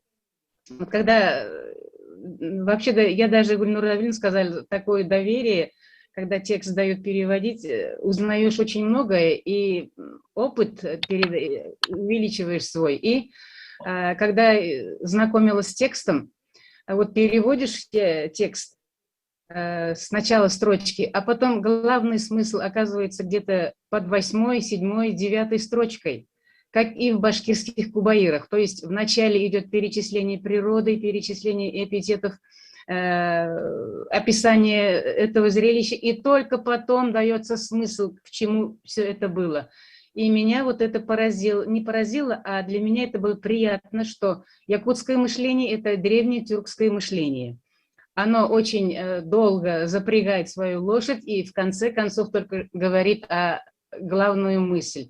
И вот в этом плане для меня было очень интересно работать с этими текстами. И когда вот советовалась с Гульнурой Равильевной, она давала очень интересные наблюдения и советы. И я думаю, вот эта работа, в этой работе нужно еще включать такое семантическое, семиотическое понимание образов. Вот как раз сейчас сказала Гульнура Равильевна, что дитя, рожденное скандалами, или же птица что-то такое, не помню я. И чтобы войти в это, нужно входить в семиотику этого образа. Человек, рожденный с тяжелой судьбой, без битлик, то есть без судьбоносной идеи, какой-то вот такой. В народе так и называется, что он и аура яхлатуган, то есть он рожден с тяжелыми ногами. То есть вот такие понимания, это очень интересная, очень полезная работа. Она проделана на самом деле титанический труд, как Гульнура Равильевна, так и другими, но она еще, помимо того, еще проверяет наши тексты. И мне кажется, у нее в дальнейшем перспективе появится очень интересная работа вообще более колоссального, более масштабного плана, если она вот эту работу продолжит. И очень интересное наблюдение. Вот сейчас мне было интересно слушать вот эту аналогию якутского и тюркского мышления. Это основы, мифоосновы даже, какие-то метафизические основы вот этого мышления. И этому очень интересно. Поэтому спасибо большое, Гульнура Равильевна, дальнейших благ. И спасибо вам, коллеги. Спасибо вам большое за такое дополнение. Вот одна фраза «Алатан, Булатан». Что оно означает, вот я так и не смогла только понять, и спрашивала у якутских коллег. «Алатан, Булатан». такая... Надо же, Тиган Маганали. Да? Надо же. И главное, в башкирских игровых закличках вот это действует Алатан, Балатан. А в якутском означает... Надо же. Надо же, да? В комментариях есть это. Надо же. Хорошо, спасибо. Ага, спасибо большое. Вот Гульнура Виловна, действительно, ее якуты не только, ну, просто ученые наши, вот за это благодарили огромная такая якутская аудитория, широкие читатели, так что действительно вы сделали огромный труд. Спасибо большое. Пожалуйста, вопрос Евгении Николаевне. Это даже не вопрос, наверное, очень такая реплика коротенькая.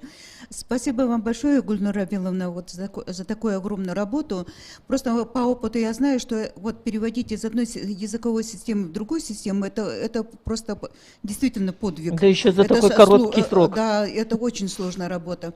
Но я думаю, что вам, наверное, еще подспорим. Здесь были вот прекрасные переводы в позе художественной Державина, который был сделан Нюрком Ботер стремительный, и самого Платона Аюнского. Это вот действительно хорошие переводы, они классические, фундаментальные. Я скажу, что вот в нашей серии, в сибирской серии «Памятники фольклора народу Сибири и Дальнего Востока» опубликованы два ланхо. Это Кыздебеле и Ирсагатох. И руководителем всего фольклорного блока был Николай Васильевич Емельянов изначально. И вот Николай Васильевич, он, знаете, как построил работу? Он дал задание всему авторскому коллективу переводить текст.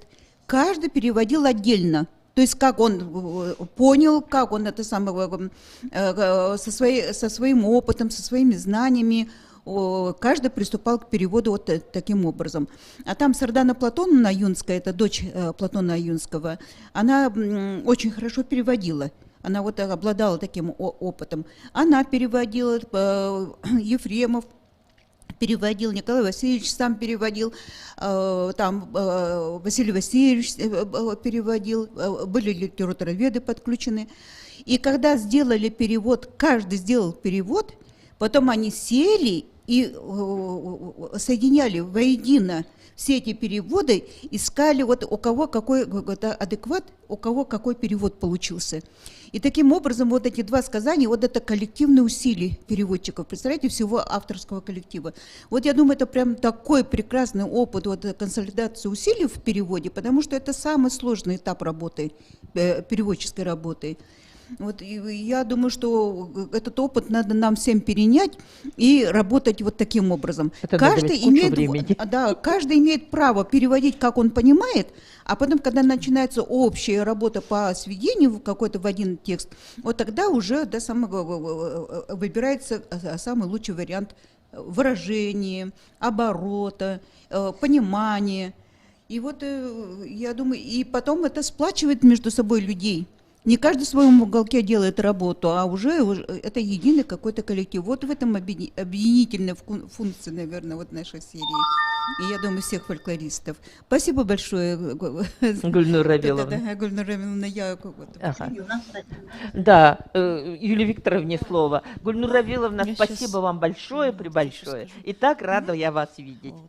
Да, коллеги, уважаемые. Прежде чем мы с вами расстанемся в этой конференции, не забывайте, что в 6 часов у нас будет закрытие конференции и принятие резолюции форума в конференции Zoom 1. Пожалуйста, подключаемся все туда и к трансляции на YouTube, она тоже будет. Спасибо большое за работу секции, всем участникам нашей секции. Счастливой дальше творческой нам работы. И очень хочу, чтобы мы все вживую встретились и пообщались, как раньше. Дай Бог нам всем отделаться от пандемии и встретиться. Всего вам хорошего. Вы очень душевно, очень красиво вели, очень элегантно, красиво, добродушие. Огромное вам спасибо. Всех благ. Спасибо вам большое. Спасибо, всего хорошего. Удачи вам. Всего хорошего. Спасибо большое всем. До свидания.